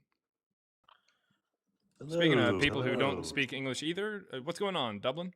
What's going on? You're braver than me trying to pronounce that, man. I don't know. I will say, like, not arguing from a Christian perspective because I'm not Christian, but more from like a scientific, historical. I'll say what you said to that one guy is just wrong. You can argue Jesus being a historical figure, not from the Bible. There's plenty of texts from outside of the Bible. On top of that, Shakespeare is a bad example. You can go outside of what Shakespeare wrote to prove Shakespeare existed. People wrote about Shakespeare. Yeah, I know. I said people who were not I didn't Shakespeare. say you had to use Shakespeare's works. That wouldn't make a lot of sense. I Well, said works about you were Shakespeare kind of is what I said. Like people writing right, about him, books about him. right. But you were kind of implying that you have to go to the Bible to prove that Jesus was a real person, which is just totally false. No, You do not have to at any no, point go to I the didn't. Bible. No, I didn't say that. Okay, maybe you didn't say that, No, but I so was you're saying agreeing with me. no. Okay, slow down. What I was Okay. saying was that I would have to reference the Bible if I was talking about how Jesus did not exist. Well, I'm trying Because to prove Jesus did exist. I know, but what they were trying to get on to me for using the Bible as a point, as like a point of reference when I was talking about how Jesus in the Bible didn't exist. Right. That But you so said you like have to use the Bible, I thought you said. yeah, you would if you were talking about how he didn't exist. I mean, there are just how would I say that he didn't exist but never reference the Bible? Because there are historical Roman writers. I mean, in that that's time fine, period but who you can that's from the other side, dude. You're talking about how like I people know, could but that's no, okay, please, historical Dublin, evidence. stop. Yeah, Listen. You didn't understand what the person was either talking about or what I was talking about when responding. I'm not saying you have to go to the Bible to prove that Jesus did exist. I'm saying you would have to use the Bible at some point in time when talking about how he did not exist. I'm not. I get that you think that you can would go have to to other use stuff it at some point in time, but you don't have to use it. It doesn't have to be say that used. he didn't You exist. can't- Yeah. No, I'd have to establish what he is. Okay, I get what you're. Yeah, I kind of get what you're saying. Regardless, my main point, And that's why I being- said like Harry Potter, like you have to use Yeah, the book of Harry okay, Potter I at some get what you're point saying to now. to define what Harry Potter Your- means. Your point makes more sense now, but what I will say and what I was trying to get at is there are plenty, and I think you're trying to agree while also like I was kind of wrong about that. There are plenty of texts outside of the Bible that talk about Jesus. I mean, yes or no? It depends on what, like, just talk about him, like outside the Bible and ever. Yeah, sure. But as far as like good evidence that he like actually that suggests that he existed, no. But like things from Christians, sure, or things about Christians, like after they have a gospel out.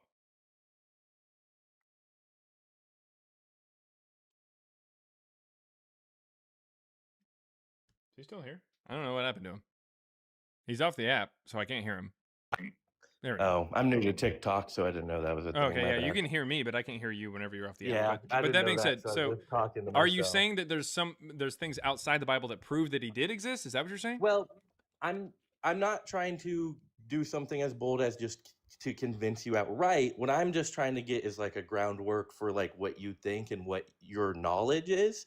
So what I'm asking is, yeah, you can interrupt. No. I'm saying that's what I think. Jesus and that's what I think.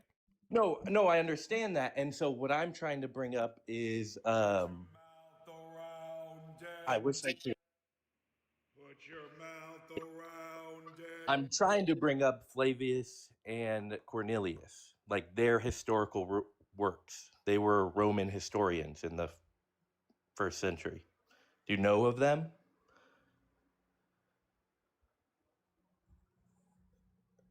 Do you know of how they wrote about Jesus? Do you know who I'm talking about?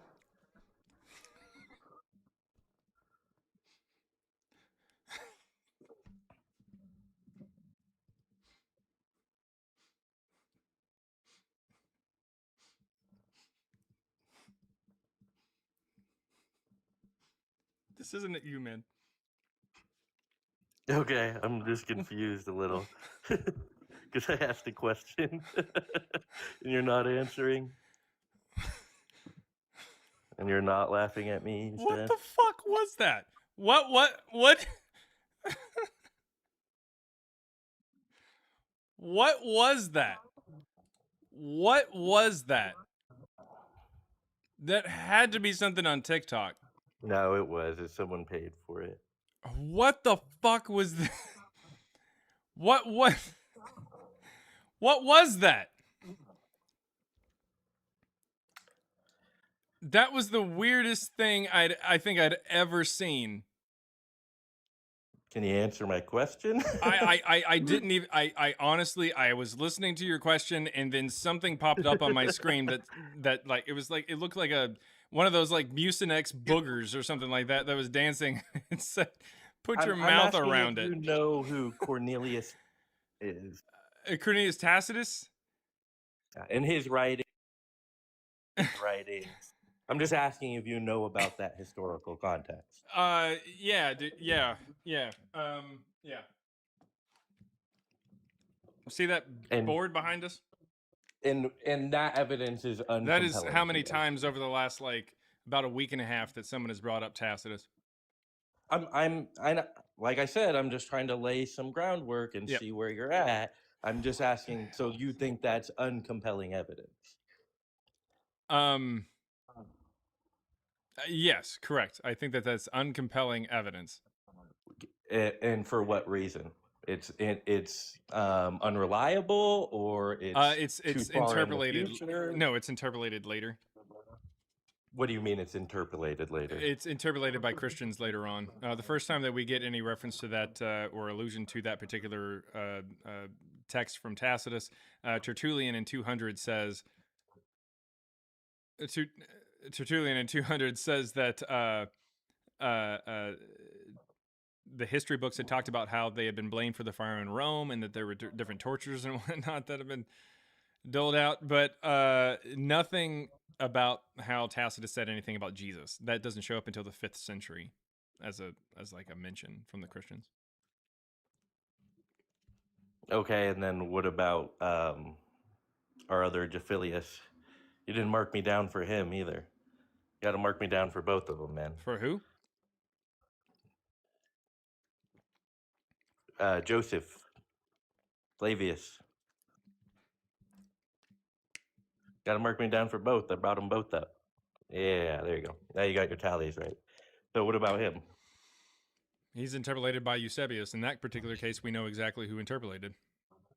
Okay, but and so that's a guy in the early 4th century. It's a Christian. It's not why that it being interpolated doesn't say why you don't trust it. So I'm asking you why you don't trust it. Interpolation is exactly why we shouldn't trust it.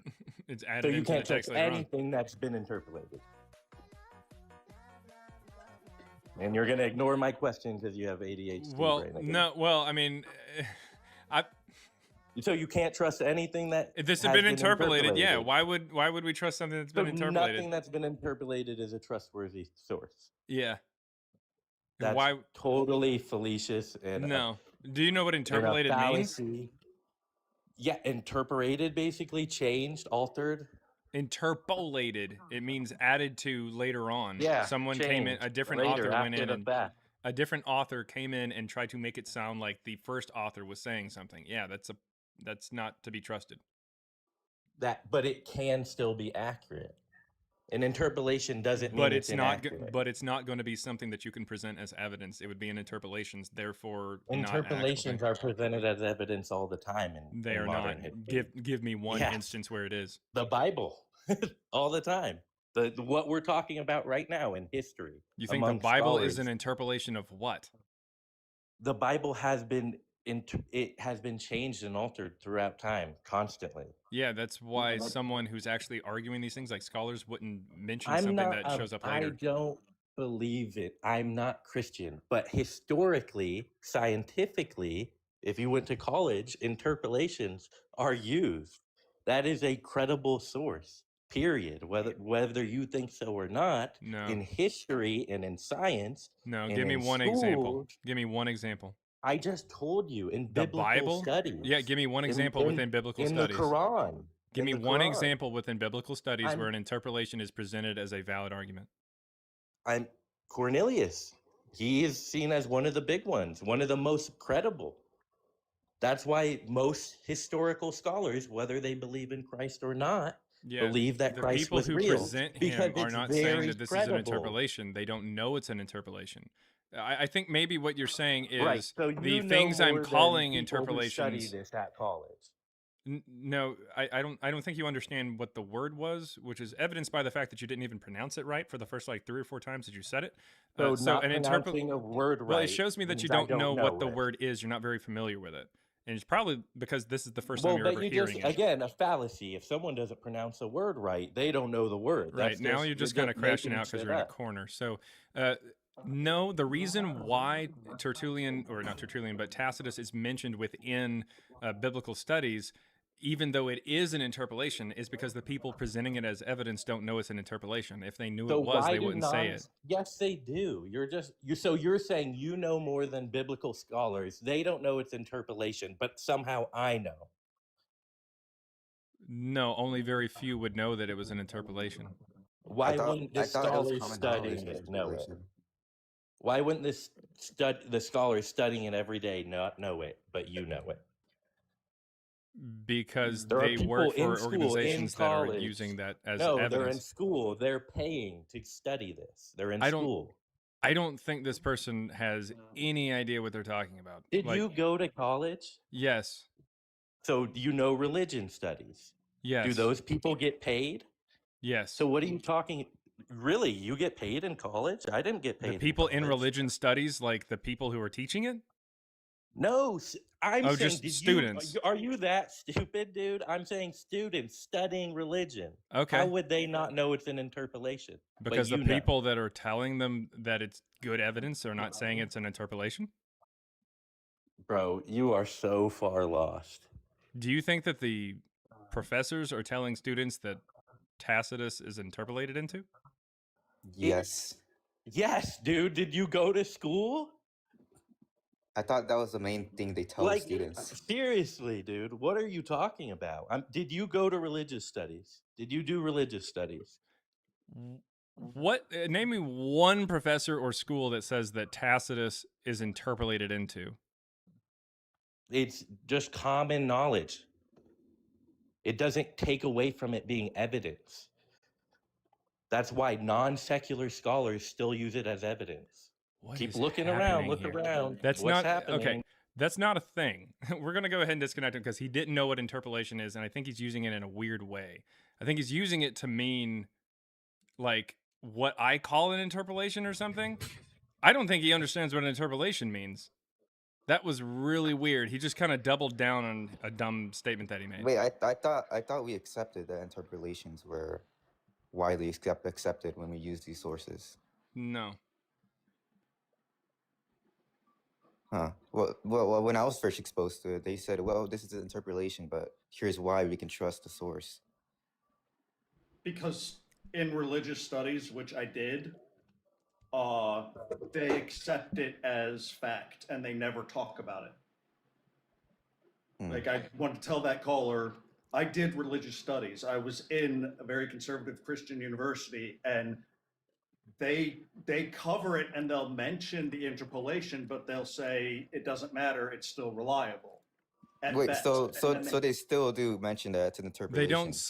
They don't say that this has been added, and so therefore they don't use it as an argument. They don't say this is an interpolation, but you can use what this says later on. They still just believe it. They believe that it's true, but they don't.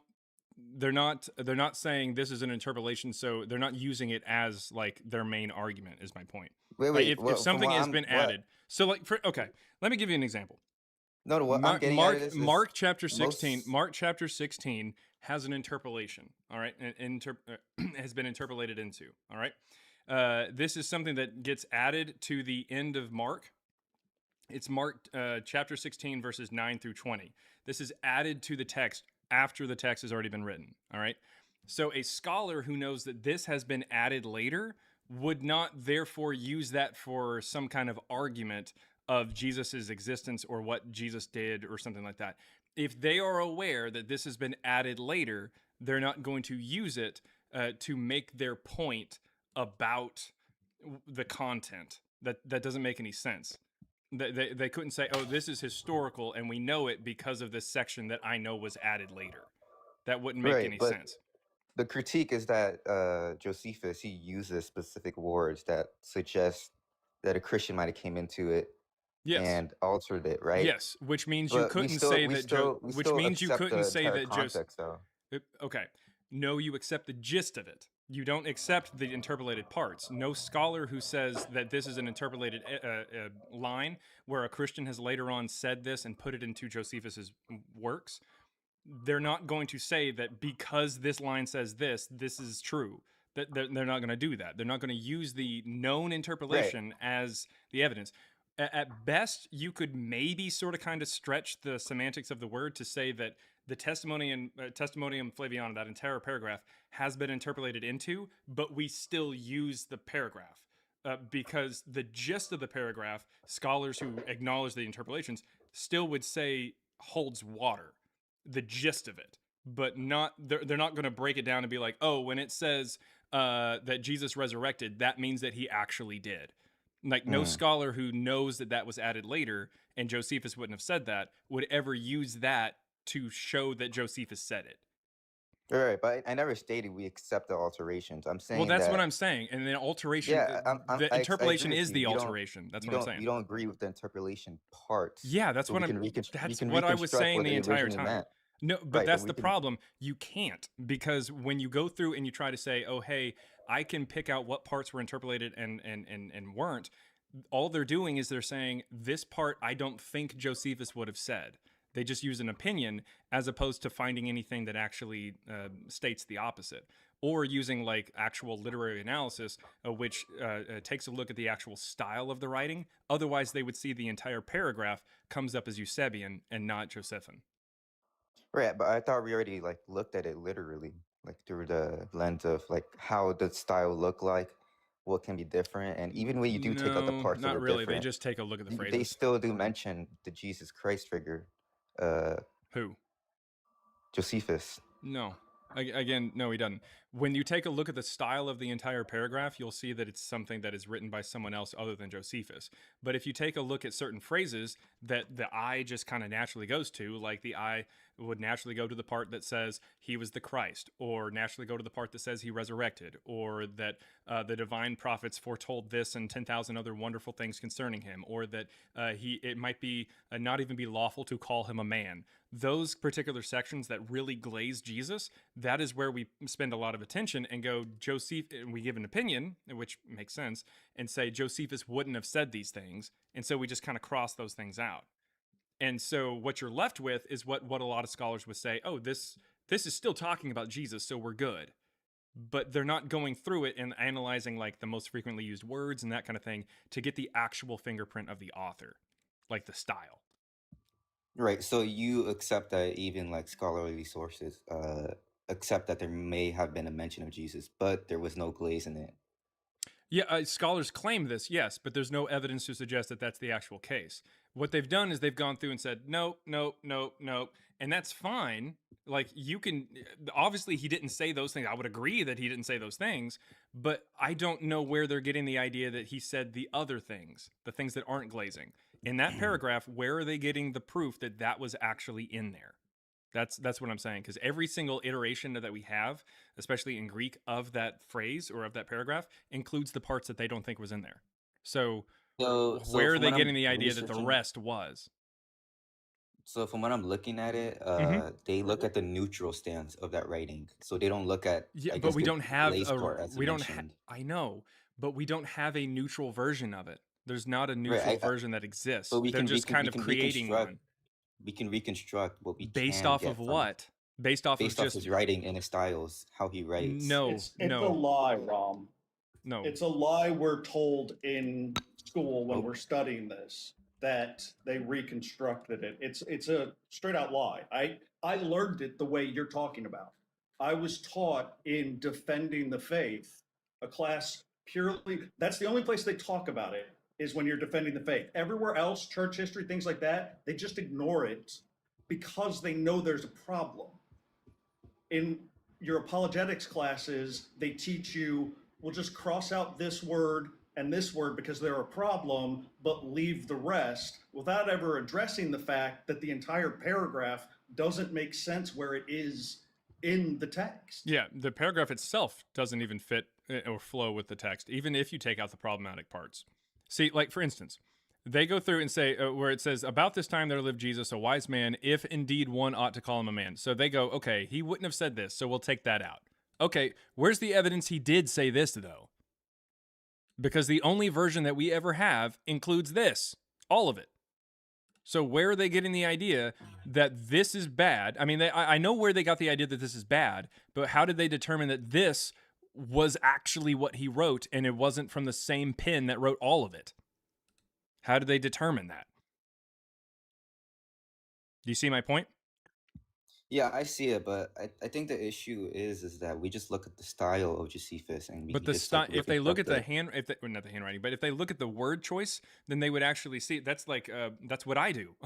I'm a data scientist, and me and my data science co-partner, we analyze Greek text using stellography or stellometry. It's because that fucking thing that you sent. God damn it. Anyways, it's stellometry, and because of that, we end up with Eusebius writing the actual text.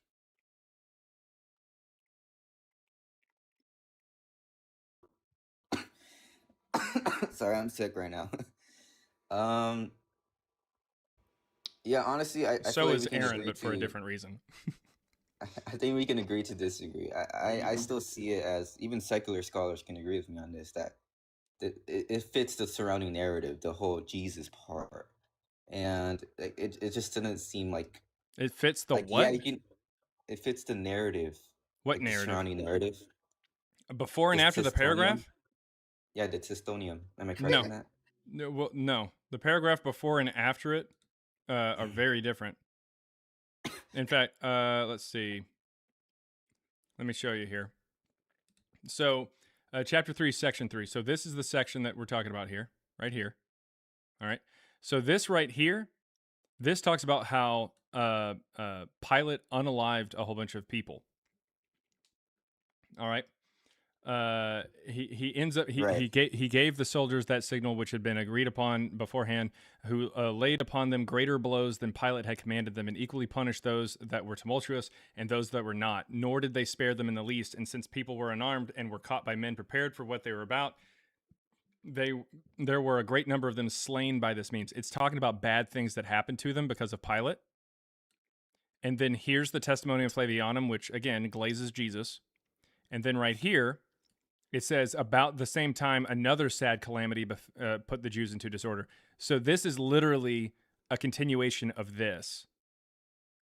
This paragraph is not even in the right place, let alone does it glaze Jesus and couldn't have been written. I guess a good portion of it couldn't have been written by Josephus just because of who he was. The rest of it doesn't match his style when you actually analyze it using Just a question. stellometry. Can you go back to that and go underneath what the Jesus passage, Yeah. what that says? About the same time, another sad calamity put the Jews into disorder, and a certain shameful practice has happened at the temple of Isis that was in Rome. Yep.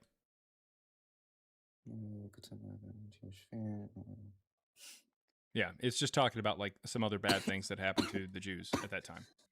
So it's bad things, random Jesus paragraph, and then more bad things. And it says more bad things. Like it literally starts it off by saying, here's another bad thing.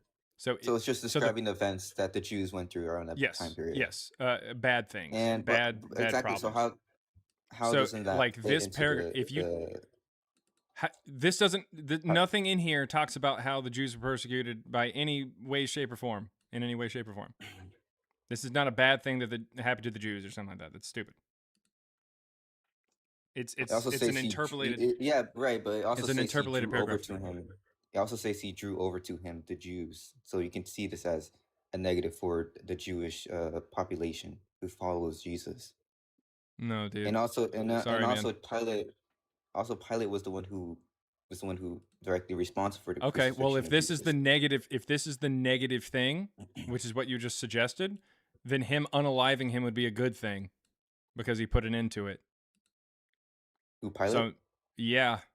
So you think it talks about some bad things Pilate did, and then it just randomly says Pilate did a great thing for us, and then another bad thing that Pilate did. Like what? No, dude. Like the entire paragraph is out of order. It is an interpolation. The entire thing. It's not just been interpolated into. The entire paragraph is written by Eusebius, and we don't have any version of this paragraph that is the neutral version that scholars suggest actually existed. Like All they do is they just take a look at it and go, oh, this part, yeah, we'll take that part out. This part, we'll take that part out. And this part, we'll take that part out. They don't. That third one they don't always take out, which is kind of funny. So strange. What did put your mouth on it? It literally is. It's like a. It's. Oh no! You should have seen Be Easy yesterday because they started it yesterday. B couldn't do his live because he kept getting distracted by it. It's like, well, it's because we're talking. It's because I'm talking, and all of a sudden I hear somebody yelling, "Put your mouth around it." That's an insane gift. Wait, a final question. Can you go back to that source and go back to the pilot? Sorry, is it Pilates? The pilot part. No, above it.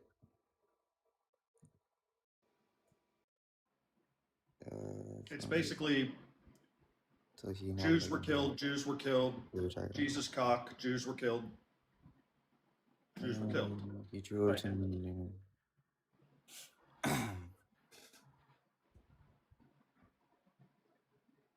Tell me I'm wrong. So from what I'm getting at is that he's describing the disturbances that were happening around this time period. Not disturbances. They were literally unalive, dude. That's no. You heard from an apologist. Yeah. Because that's what they say. Dear God, dude. So just like if this was authentic and Josephus was absolutely taking Jesus to the base and balls. What the hell is that? What? I've got to somehow disable those. That doesn't even make any sense. That's the one that B kept getting, and he just kept dancing to it and looking. He was so fascinated by it, he could not concentrate. It doesn't make any sense. Okay. But yeah, I mean, just like Josephus apparently takes Jesus to the base and balls here, what you're doing is you're just taking scholars to the base and balls and or apologists, I guess, and saying, oh, hey, you know, I'm going to come up with any possible way to make this fit when it just doesn't. More lube? I mean, honestly, I don't see why that would be. I mean, it's a neutral stance. It's just pilot listing the disturbances around the a neutral stance about how people were unalived. It's punishing criminals. Am I wrong? No. What an idiot. What an absolute idiot. What are you talking about? It says even the people who didn't actually, it says, equally punished those that were tumultuous and those that were not, nor did they spare them in the least. And since the people were unarmed and were caught by men prepared for what they were about, there were a great number of them slain by this means, and others ran away wounded. It literally goes on to say another sad calamity. Like, it's not good, dude. It's not like a neutral stance about how his people were unalived unjustly. That's stupid as shit, dude. The neutral part is the apologia that if you take out the few little pieces they say, then it's neutral toward Jesus, is what the apologists say. Which it's just apologia. It's not true. Is there any evidence for Jesus or Paul that you want to get into, Rom, other than that? I mentioned you mentioned something specific that I wanted to touch on. Like what? You said Marcion was his pen name or his whatever. He just made it up. He's actually Paul. I would say that Paul is probably in reference to Marcion or whatever. But, I mean, doesn't matter. Even if he wasn't, Paul still shows up with Marcion in 144. So what would be the evidence that Paul is Marcion in this case? What? Okay, we don't have to argue that. Like, I'll literally give you the argument. Sounds good. He still shows up in 144 because of Marcion. Is that the evidence? No, I'm not arguing for it anymore. Oh, you're not? Oh. Okay, never mind then. No, I guess I touch base. Well, pleasure talking to you, I guess. All right. Thanks for coming up. Bye-bye. Let's see. Really fast. I want to get to some super chats really fast. Let's see here. What was the most recent one? Okay. I should probably quit them, Ron. Dear God. And then the other person dropped. Okay. Yeah. All right. Super chats really fast. Let's see. $1.99. Wait. Fake balls will never just. Oh no, I already read them. Okay. £2 from Neptune Cult.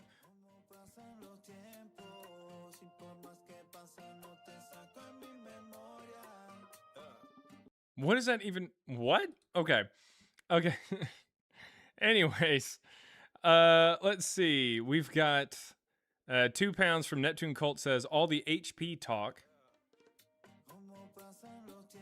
Why does that even play? All the HP talk. I'm a donate to mermaids trans rights. All the HP talk. I don't know. I don't really know what that's talking about there. But I'm a donate to mermaids trans rights. Well, please donate to trans. I don't know about mermaids. I don't know what that is. All the Harry Potter talk. Oh, okay. All the Harry Potter talk. I'm gonna donate to mermaids. Is that like a? Is that a nonprofit for?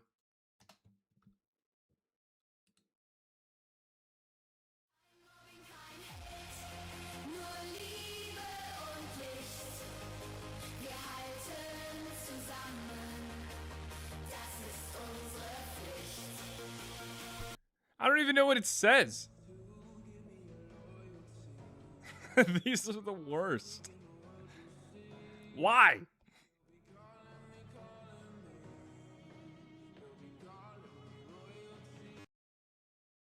They don't even sound good. Half of these are garbage sounding anyways. No, Mermaids apparently is a nonprofit over in the UK. That is for LGBTQIA+. It looks like inclusive RHSC training and all kinds of stuff. So yeah, that's pretty cool actually. Supporting trans, non-binary, and gender diverse children, young people and their families since 1995. 1995. So apparently that's what they're talking about over there. That's pretty cool. All right. $5 there from Godmind says, correct Christianity, Harry Potter, the same fictional. Yes, you are correct.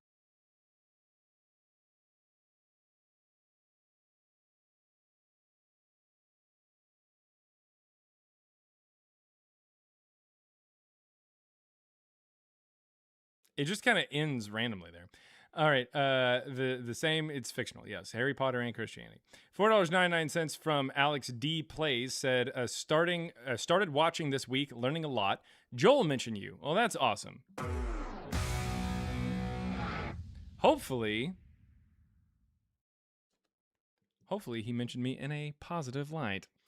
Joel mentioned you. I didn't know Paul's letters came before Gospels. Well, I mean, yeah. Lots of arse queefs in chat. By definition, that wouldn't be something from the arse, so I'm not really sure what you're talking about.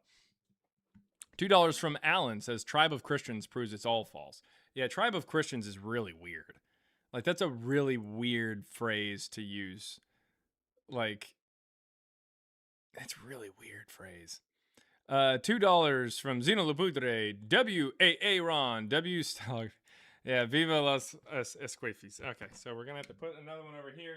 Yes, I misspoke, and I said stellography because Aaron was up and everything like that. $1.99 from Hardwork8395 says, hashtag Christians can't read. That is very true. $5, thank you very much, from AXB Spicoli says, Error 404 is pretty cool. He should get a sound queep. Well, first of all, I gotta put that damn thing over here. All right, and Error 404. He needs some milk. Yeah, maybe we'll just go with that.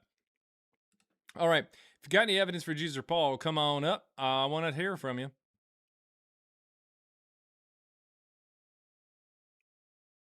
Love Aguilera says, I win. Mirrodin says, oof, oofta, oofta. Black Atheist Man says, I can... My armpit. Take that, ladies. Jesus.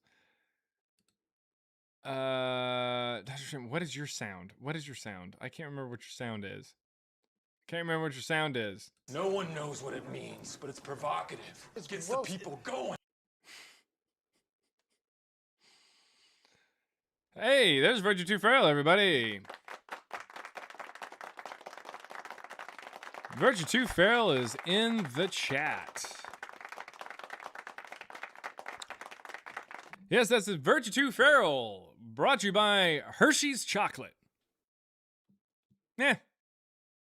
We're famous. Go fuck yourself. Eat chocolate. Hershey's.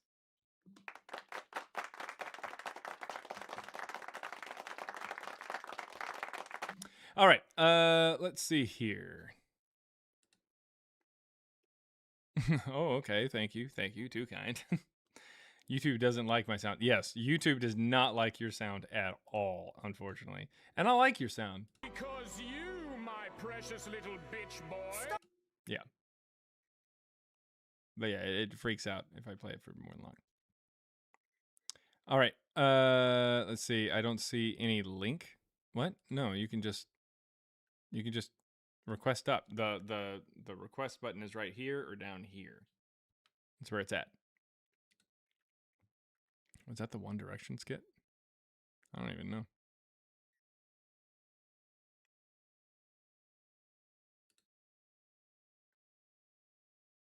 What is your sound, Dr. Jim? What is your sound? Stop it, sir. Tripping Bofa.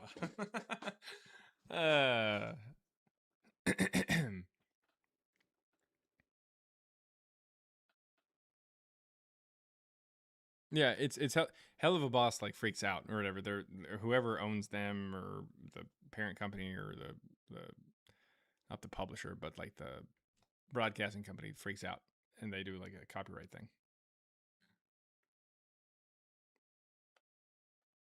You never take me to Bangladesh. You never cook me sausage on an open flame.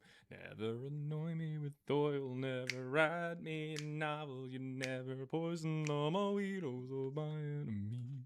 Anyways, all right. There it is.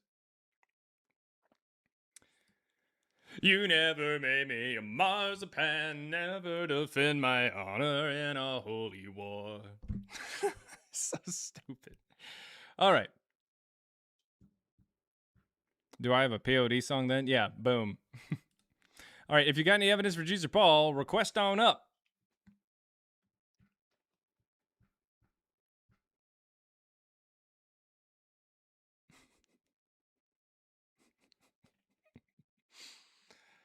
Oh, no, definitely not that sound. That's not it. That is not it. I saw POD back in the day. That's awesome.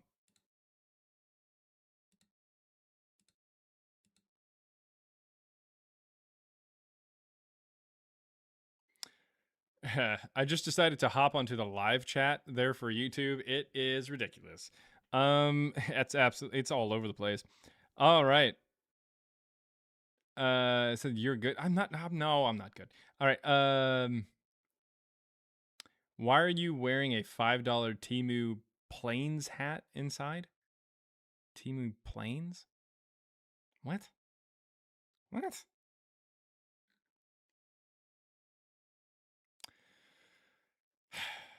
I can't even. But what's really cool is looking over there on YouTube and seeing all the members that are in chat, you know, because it's got that little badge and everything like that. That's pretty dope.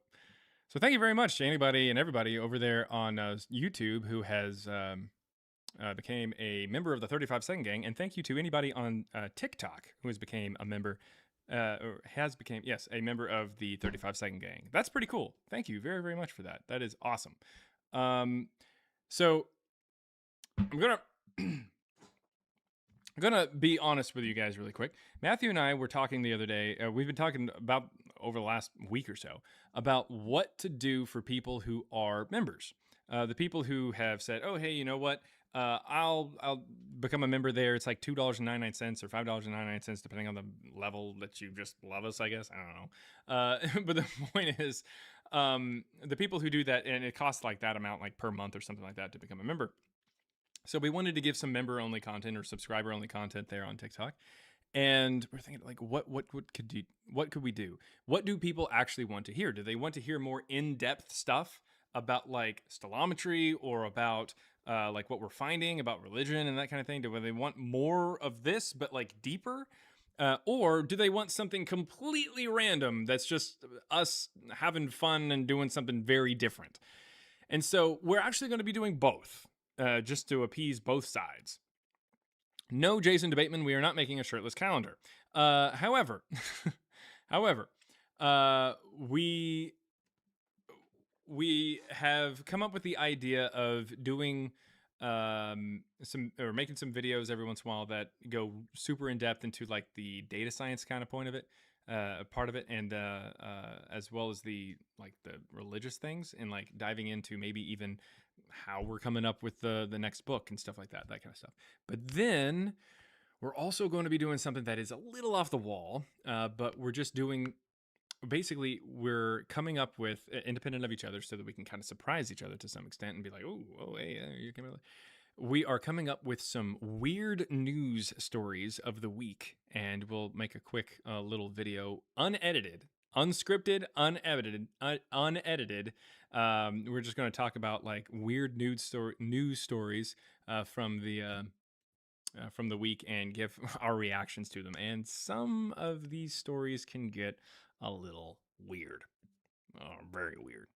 Weird nudes, everybody. Weird nudes. Weird nudes. Oh, right here. There it is. Yeah.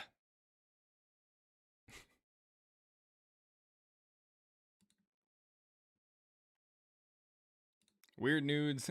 Weird nudes, everybody. Weird nudes. All right. If you got any evidence for Jesus or Paul, come on up. Also, as far as new stuff that you can check out without becoming a member, there is a lovely idea that is being cooked up right now amongst Matthew and I and Christina the Godless, 1/3 of Girls Gone Godless. Check it out, Girls Gone Godless, where all podcasts can be found. Yeah, it was going to be a lot of fun. It's going to be a lot of fun. All right. So keep your eyes peeled. Literally take out your eyes and just peel them, pop them back in. Noise. You'll be good to go. Let's see. Black Atheist Man says, wait, the world is flat.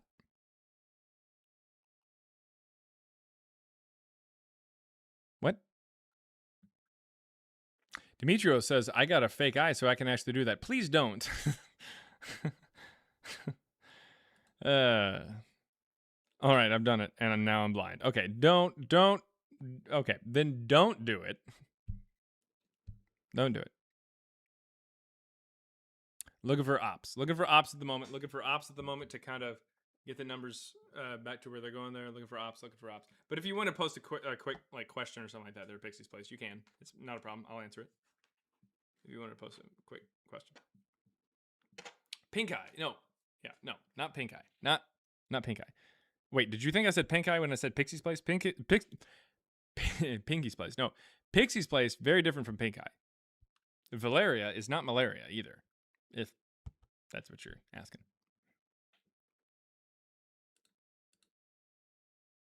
What the hell is your hair doing today? It is sitting underneath whatever the hell all this is. Somewhere in there. Pink eye is better than no eye. Do you have any idea how many Catholics there were by the end of the 2nd century, thousands? So there's actually not a bad question actually.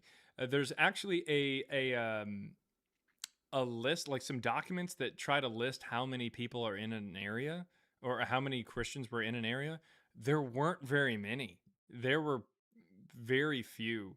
Now I think it was talking about like how many like people they were helping or something. Like they were helping like impoverished people or single mothers or something like that. Like it's something like destitute people or something. I can't remember what it was exactly that they listed out that they were doing. But they said this is how many are in that area, this is how many, and it's a really low amounts. A woman of valor who can find. I don't know what you're asking. Who's your barber? Your mom cuts your hair and mine. Sorry, I was talking to my husband, so I didn't hear you. Oh no. You can ask a question there. I'm looking for ops at the moment, but you can ask a question there in the chat. I should be able to answer it.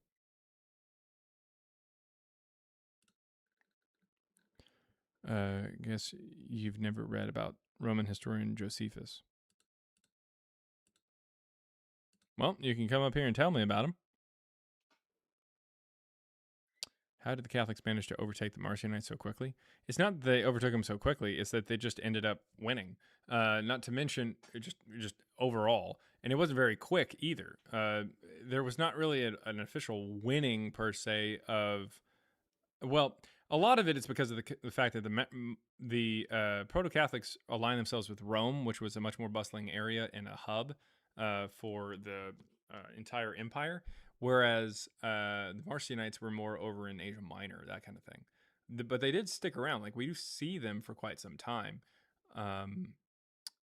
But because they align themselves with Rome, and they also align themselves more closely with like Jewish thought and everything like that, you end up with a bigger base of the population. More people that will buy into your beliefs a little quicker. I mean, Marcionism is literally going around saying that Yahweh sucks. So, I mean, Jewish converts are going to be going more towards Catholicism or Proto-Catholicism than Marcionism. This is kind of how that works. But eventually, Proto-Catholicism or Catholicism is the version of Christianity that makes it to the ears of Constantine's mother, and then it's game over from there. Question, which bear is best? Well, there's two schools of thought. And his name is Zach Laser Hoffman! What's my motive? I want to meet as many mothers as possible. Okay, I asked. All right, what was your question here? Okay, if they knew... hold up. Okay. Why didn't the different councils change the Gospels? Why didn't the different councils change the Gospels if they knew there were different lineages and birth stories? So that is a good question, because we do see the contradictions. The problem is the fact that later on, or the problem likely arises from the fact that by the time they actually picked these Gospels out, there were so many copies of these things that were swirling around that there wasn't any stopping the production of them. Like, when you're close to the time of Evangeline, you can say, oh, I'm going to change things up, and then I'm going to claim to be earlier, that kind of thing. But you put decades in between Gospels, and there's not as much time that you can actually change things up. You can edit things in a short amount of time, but if there's enough copies that are swirling around, there's no stopping it. There's just no stopping it. And we can get different versions of it, sure. I mean, we do see different versions of the Gospels and stuff, but a lot of the bigger issues that we see, like the contradictions that we still have today, were things that were likely overlooked simply because of the fact that they felt like they could win on just theology alone. I mean, go talk to a pastor. The pastor will tell you that these genealogies aren't a problem, that the contradiction is not even a contradiction. They straight up deny that there's a contradiction. I sit up here every fucking weekday for hours and bring up that whole idea of Matthew and Luke contradicting each other, or even Mark and John contradicting each other on not the birth of Jesus, but the death of Jesus. And people will just straight up look at this contradiction and say it's not an issue, or either it's not a contradiction or it is a contradiction and I don't care. So I guess for these people, they're not really that concerned with making sure that everything is aligned, but rather just, hey, this is different, but there's a reason for it. There's a reason for it. It's like a theological reason that I'm just going to pull out of my ass and just explain it away so that I don't have to go and somehow talk shit about one particular gospel or pick one particular gospel or the other when there's so many different copies of both of them that are flowing around. I can't change it. I can no longer change it. I can just hope for the best that this is something that either people are going to theologically dismiss or dismiss under on theological grounds, or just never catch. And that, Midwest said it the best. That's the power of indoctrination. Like, you can be indoctrinated yourself so much that you don't even see the problem, which is what we see today. People today with the knowledge of A and B are not the same fucking letter. A does not equal to B. That means it's a contradiction. like even people today with the ability to fucking read and comprehend these things and see contradictions elsewhere are going to look at this contradiction and just deny it. So you can only imagine how bad it was back then. Could it also be why they didn't let the general public read the Bible? That could actually go into it a little bit as well, because they didn't want to have to deal with questions on this kind of stuff. I mean, they just kind of locked that shit up and just said, no, we're the only ones who are going to be able to read it. It's only, I mean, truth be told, if it wasn't for the fact that, like, we'd have these people who came out, like Martin Luther and everything like that, for universal priesthood and saying, hey, we need to be able to read the Bible for ourselves and be able to talk to God directly, that kind of thing, without any kind of priest in the middle, any middlemen. If it wasn't for the fact that we have certain schisms and denominations that say, hey, look, we're actually going to be able to read the Bible, and that's what we want to be able to do, and pressure these churches to change that. If it wasn't for that, we wouldn't even know about these contradictions. They would just kind of tell us the story, and that was it. I mean, you go into a church, you go into any church, like I said earlier, talk to a pastor, but you just go to a church around Christmas. They will tell you a story. They will likely either tell you the story in Matthew about Jesus's birth, they'll tell you the story in Luke about Jesus's birth, or they'll tell you some kind of weird blend between the two, where they may just kind of mention, oh, and then later on the fucking wise men showed up and gave them gifts or something, or they'll say, oh, and there was also some shepherds there and stuff like that. Like, depending on that pastor's stance on, like, the timeline of it and stuff like that, they'll just kind of say it and just expect that everybody just goes with it. No one questions it. It's indoctrination. That's how that works. Sorry. Jorge says exactly, that's why you will never win.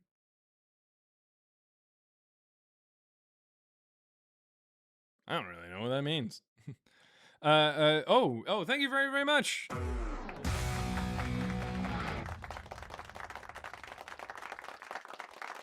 Thank you, Alan. Alan became a member of the 35-second gang there on YouTube. Alan became a member of the 35-second gang there on YouTube. Thank you very, very much there on YouTube for becoming a member. That means that you'll have exclusive content that you're going to be able to access, which is kind of cool. Not just on YouTube, but we're also going to put stuff on TikTok if anybody's a subscriber over there, because our home is TikTok. We like YouTube, but our home is TikTok. But yeah, we're definitely going to do that. Day of Three Kings, the Epiphany. None of the Gospels contradict the story of Rudolph the Red-Nosed Reindeer. I don't even know what you meant. I don't even know what you're talking about there.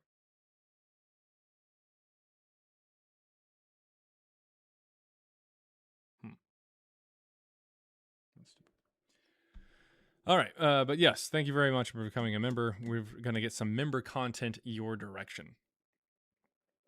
Man, there's like no ops right now. It's crazy. There are like no Christians who are coming up here and giving us evidence for Jesus or Paul. It's really strange.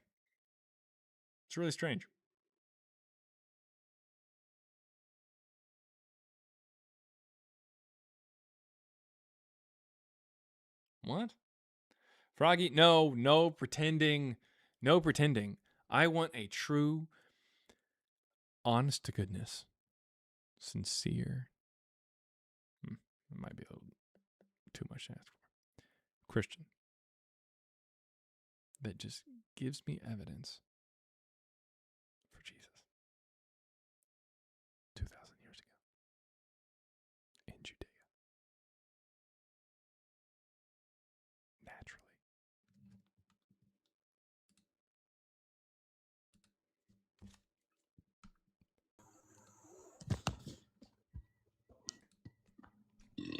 Excuse me. Not a good start, but please continue. What kind of evidence do we have for Jesus or Paul? There's a ton of evidence. Okay. I don't even have to tell you evidence. But I just wanna come You don't up even here and have to say, tell me evidence? What do you mean? because you know the evidence. You know the evidence. I'm just coming up here to tell you that Jesus, that thing you have on top, that title that says Jesus and Paul never existed, prove us wrong. You need to change that, buddy. Because Okay. proof is irrefutable beyond Yeah, I reasonable would doubt. love that. Do you have any proof that Jesus actually walked on this planet 2,000 years ago? Do you have any proof? Do you have any proof that Alexander the Great existed? Mm-hmm. Proof is irrefutable. It's Yes. beyond a reasonable. Yes, there's evidence he existed. There's evidence. Just No, like Jesus. there's something contemporary from his lifetime that actually bears his Nah, image, like the coins, and then also the Babylonian astronomical diary comes No, out during his lifetime. Coins does not prove he existed. It's No, the evidence. Babylonian that he astronomical existed. diary dates to his lifetime. It's written So, while when he's was that alive. written? During the time that he was alive in the 300s. So, see, remember, I came up what some time ago, and I asked you why refute why deny the existence of Jesus and Paul? Because it seems kind of like you're on something weird right now. Like, why not just Jesus? But because neither of them existed. Because when Paul wrote the epistles, Paul didn't write anything. He didn't exist. No, he did write. Okay, prove it. You needed to deny Paul because he was just a couple years, like maybe Nope. a couple. Nope. Also, you decades. know who didn't exist either? Joseph, Mary, John. No. Don't go over there. I just came up because you say prove. Sweet. Yeah, prove that they did. Like, no. Prove No, that you can't prove that they did? Prove. Give me already did. irrefutable proof that is the end all be all. I did. No, that's not proof. That's evidence. That is, Okay. That's evident. Do you even have that level of evidence for Jesus or Paul? Yes, I have. Okay. What evidence do we have for Tacitus, Jesus all or these Paul other that comes from historians- contemporaries? Listen. No. Your opinion Listen. is your Okay. opinion. Okay. No. I didn't give my opinion. What you said was that we have that level of evidence for Jesus or Paul, and you admitted that we have coins and the Babylonian astronomical diary. You admitted that this is something that we have for Alexander the Great. These are things that are contemporary to him. I want you to provide me with contemporary evidence for Paul or Jesus. Please. I'll send you an invite to unmute. Please give me the contemporary evidence for these people. I did not come to give you any. I came to tell you that what you said, what that thing you have on top. All right. Well, it sounds like you kind of came up here to kind of whine and bitch and moan like a little baby. I mean, everyone else seems to understand that when I say prove us wrong, I'm looking for very, very good evidence at the very least. You haven't supplied any evidence for Jesus or Paul, much less proof. So no, Jesus and Paul did not exist. And if you want to provide the evidence or proof for it, be my guest. You got about maybe 10 seconds. Otherwise, I'm going to go ahead and knock it down there. You can click the little microphone button. I'd like to hear it. I got a question for you.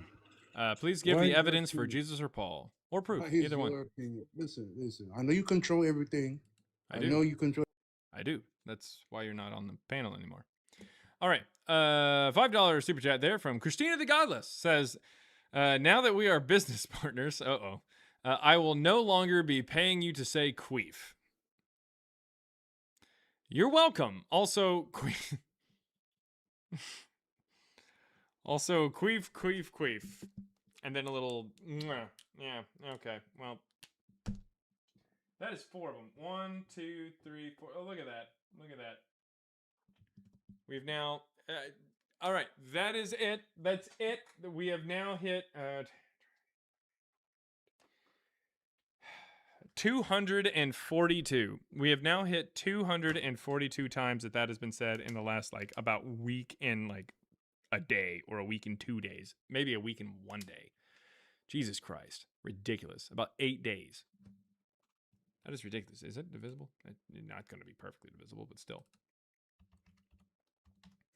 That is a little over 30 times per day.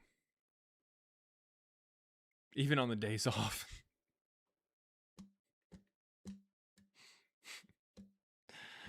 This is the worst. Save me. Oh, I'm gonna die. Yeah. Jesus fucking Christ. I hate all of you. All right. Okay. Those are rookie numbers. Oh, $5 there from Godmind again. Great. All deities and little satans. All deities and little satans, all religions are scams. Humans escape the brainwash. I don't know if you're having to like leave certain things out, because it looks like you're leaving out some spaces just to kind of get stuff into the thing. But I feel like there's certain material in there that maybe you shouldn't leave out, because I'm not really following everything. But I mean, I guess I agree to some extent. Maybe I don't know about the little satans. I don't know about that part. But what are you? Great, all deities and little satans, all religions are scams. Okay, humans escape the brainwash. Yeah. Don't be brainwashed, people. Don't be brainwashed. I would agree with that. I think. Yes, I would, if that's what you're saying. $5 from Tucson Keg says Jesus and Paul never existed. Evidence us wrong. Sounds really weird. They're like, oh, yeah. And what he's talking about is that last guest was like, oh, you can't say proof because proof is irrefutable. You need evidence. That's what you're looking for. It doesn't matter, man. I mean, I could say Jesus and Paul never existed and give us evidence or something, or, but no, just prove it's wrong. This is easier. Gets to the point.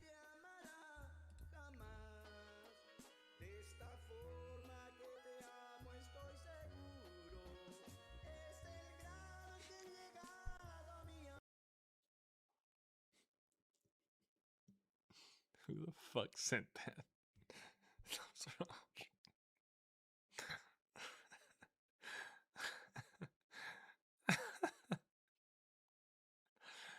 Oh man. Okay. And then $10 from Empress Lizard 81. It was you. I could see it was you. Prototype. Anyways, $10 from Empress Lizard 81 said, I just wanted to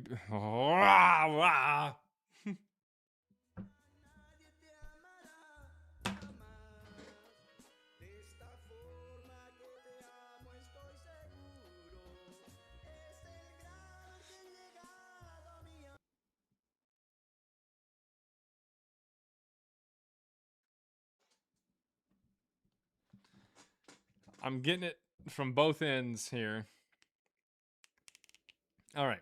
So, I just wanted to bequeath this token of my appreciation to you. Wait, did I misspell that? I think so, and that's one there. 243 now. All right. Both. Bofa. Yeah, pretty much. And thank you, Chomsky, there. Bow chicka wow wow. Oh yeah, and we we also have that other sound, right? Where is it? Oh yeah. Oh shit. Here we go.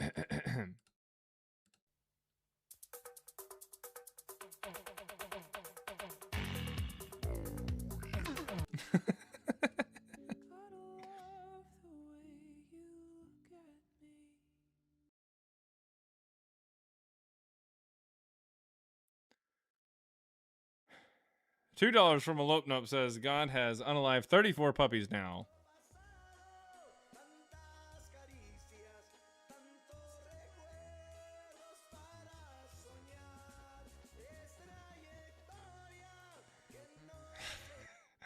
Who is finding these obscure ass songs?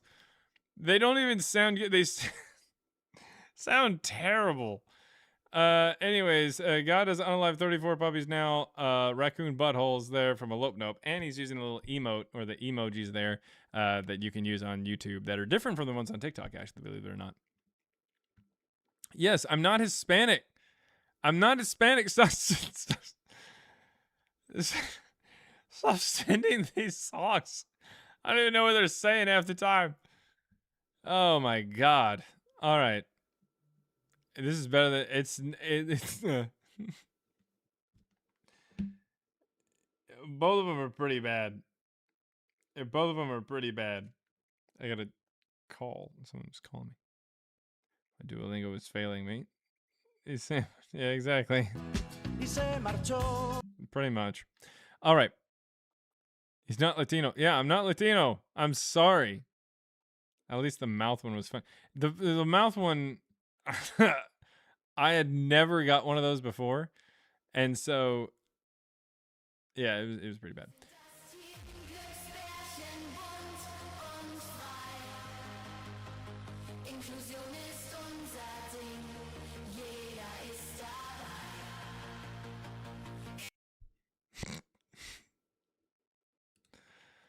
I'm not Latino. Let's see. But you look like that. Well, I'm not. Hunter says, don't dent it. Probably deny because they can't spell. Also, don't has an apostrophe and it's capitalized if it's at the beginning of a sentence. Don't deny it. You also needs a capitalization. Are Mexican.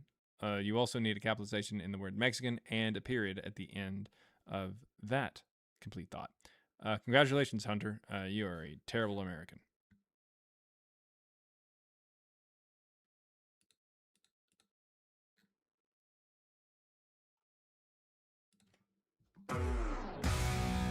Nah, it's fine. Check messages. Did you? Oh shit! Did you send me something? Shut up, nerd. Yeah, it's funny.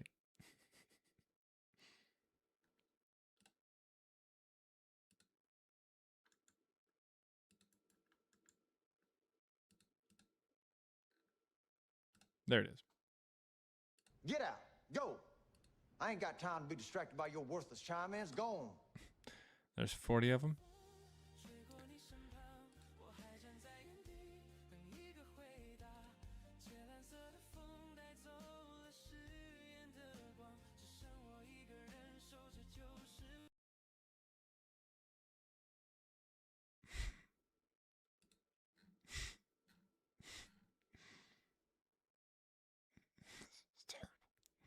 It's terrible. Is there seriously no way to turn that shit off? That is ridiculous. That is the worst. That is honestly the worst.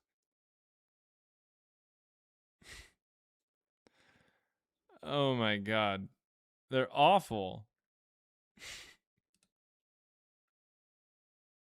Jesus. You are not Mexican. I'm sorry. There we go. With the correct capitalization, punctuation. No, I'm not Mexican. I'm not even Hispanic. I'm not Hispanic or Latino. Sorry. I'm legitimately not. Lope Nope, $2 says, Christians, bring us your David to our Goliath. Raccoon buttholes. Why did you put raccoon buttholes at the end of all of them? You're Greek. Nope, not Greek. Sorry.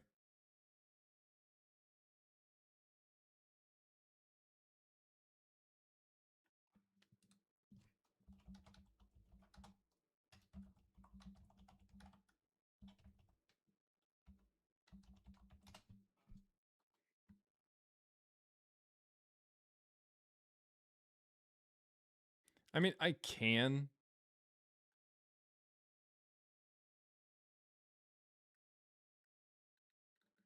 You can turn them off, but it's like it disables like all of them or whatever.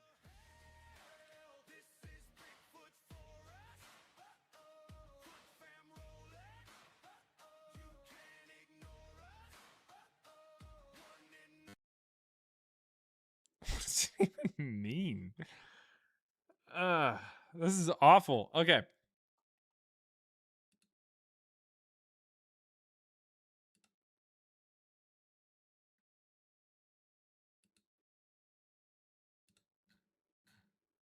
Who thought of this in the TikTok meeting? How are they like, hey, you know how people like to talk on on TikTok lives? What if we made it to where they can't do that?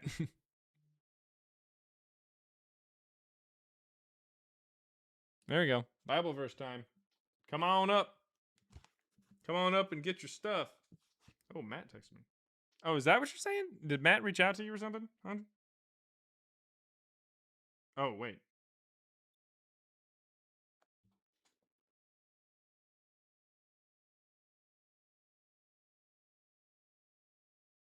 Yeah, I need to do that there. Okay. Oh. He left. All right. If you got any evidence for Jesus or Paul, come on up.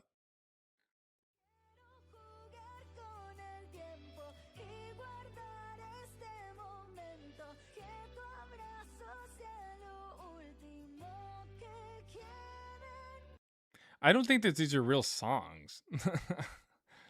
It's like AI stuff is the thing.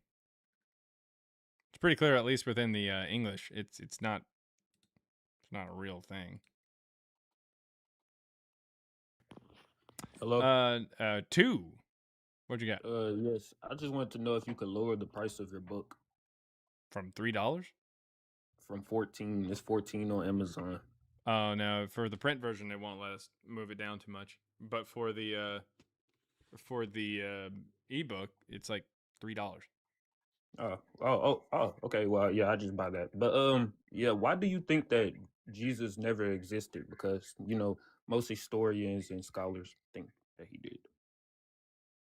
Right, but I mean, like what would be like I'm gonna go read your book. I'm probably gonna buy it right after this. So, like, can you just like sum up like real quick why you think so? I mean, in short, it's because what we know about Jesus doesn't line up with the first century. And we see that the text itself, the New Testament, is written in the 2nd century as opposed to the 1st. And this gives us a better idea as to how the characters evolve over time in the stories and the religion. All right, thank you. I'm gonna go read it real quick and probably join back. Yeah. You know. Yeah, again, it's just $3 for the ebook, and you can just read it on your phone or Kindle or whatever. All right. Yeah. Yeah, I'm gonna go read it right now, actually. Thank you. All right, thank you. All right, that was 2. Thank you very much for grabbing a copy of the book. By the way, the book is Christ Before Jesus, $3 for the ebook there. And what you will see...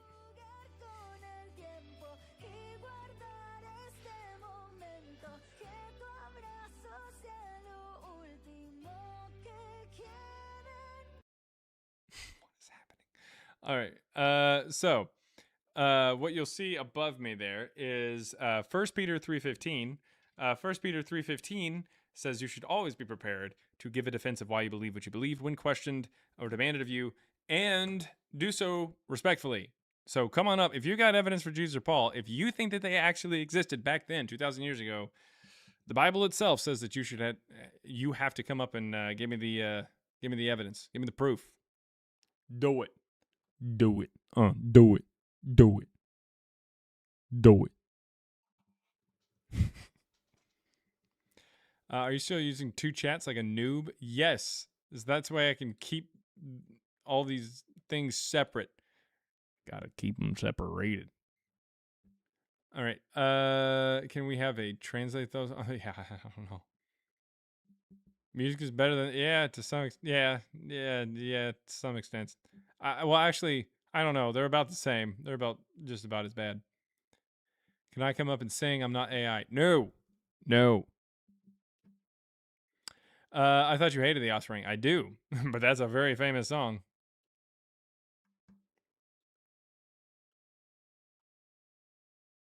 Apparently, if you disable video GIFs, it should do it for the songs as well. I think so, yeah. Because it's actually playing a video. That's what I've got to do. And that's what I'm going to do. So if you get... I definitely can't have discussions with people if songs are going to randomly start playing that tell me to put my mouth around it.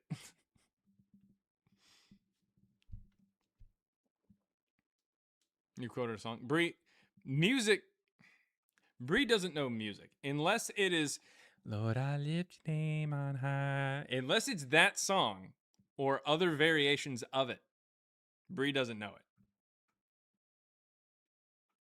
It's a fact. That's why she does lives. All right. Day 2 of asking for a hymn.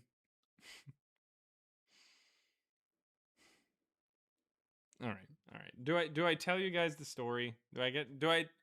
Is this Jaren story time? Is it I think some of you already know the story at least.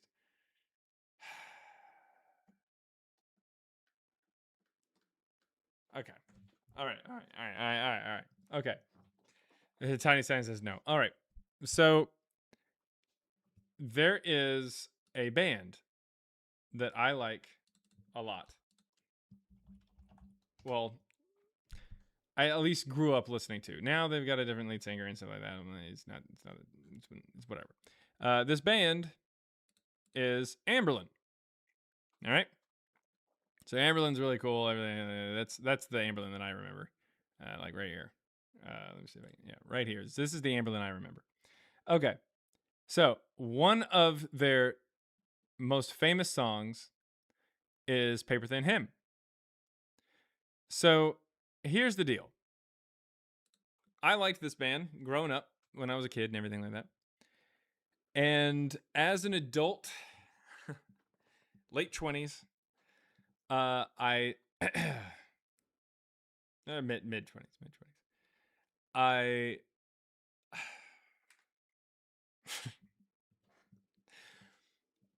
I was dating this girl who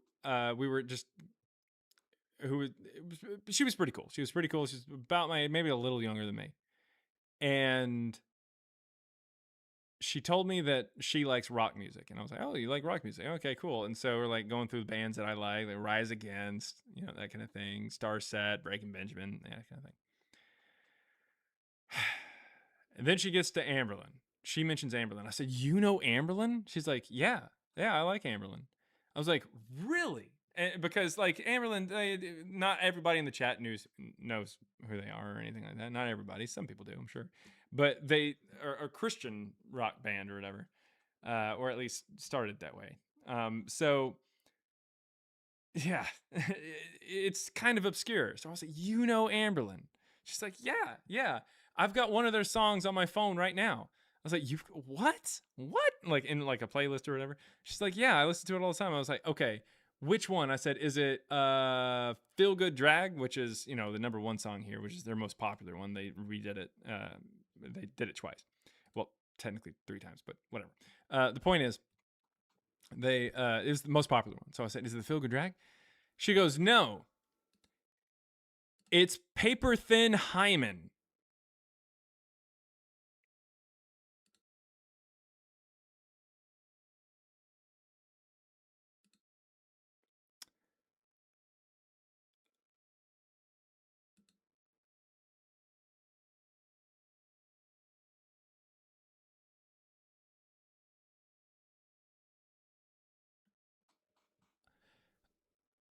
I was not dating this girl 24 hours later.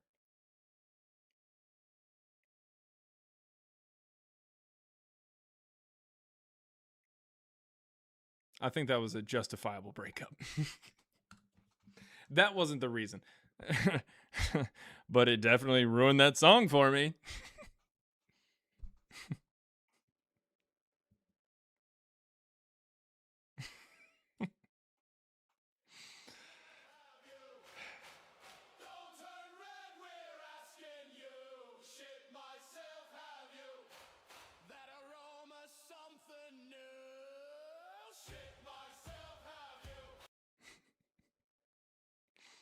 It was pretty rough.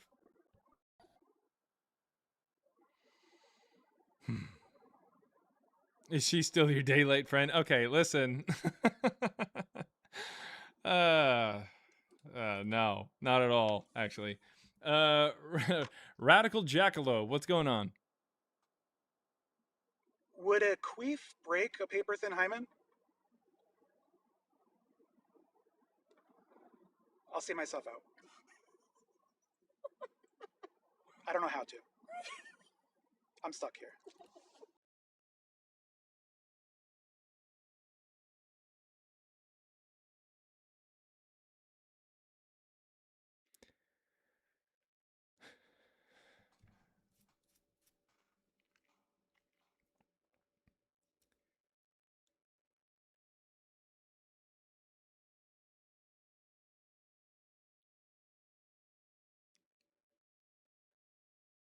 Thank you to anybody and everybody who stuck around longer than 30 seconds. 35-second gang, rise up.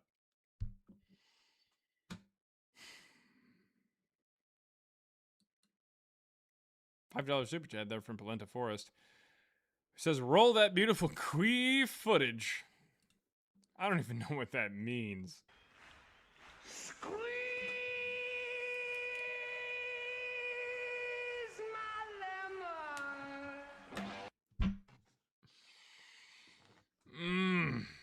All right. Now we get somebody in the chat. What is this? XCZ. What's going on, man? How much queef could we queef if queef could queef? Sorry.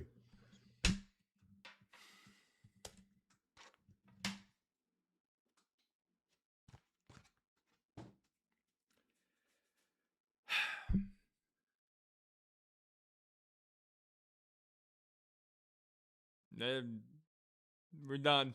We're done. We're done. Done. Pack it up. Dump it. It's trash. All right. Well, peace out, Girl Scout. I'm going to be down for some Thin Mints. I'm going to go open a few veins somewhere. Jesus Christ. All right. And I think that's it. They're on YouTube as well. I think that's it. They're on YouTube. You've been you and you've been Tube.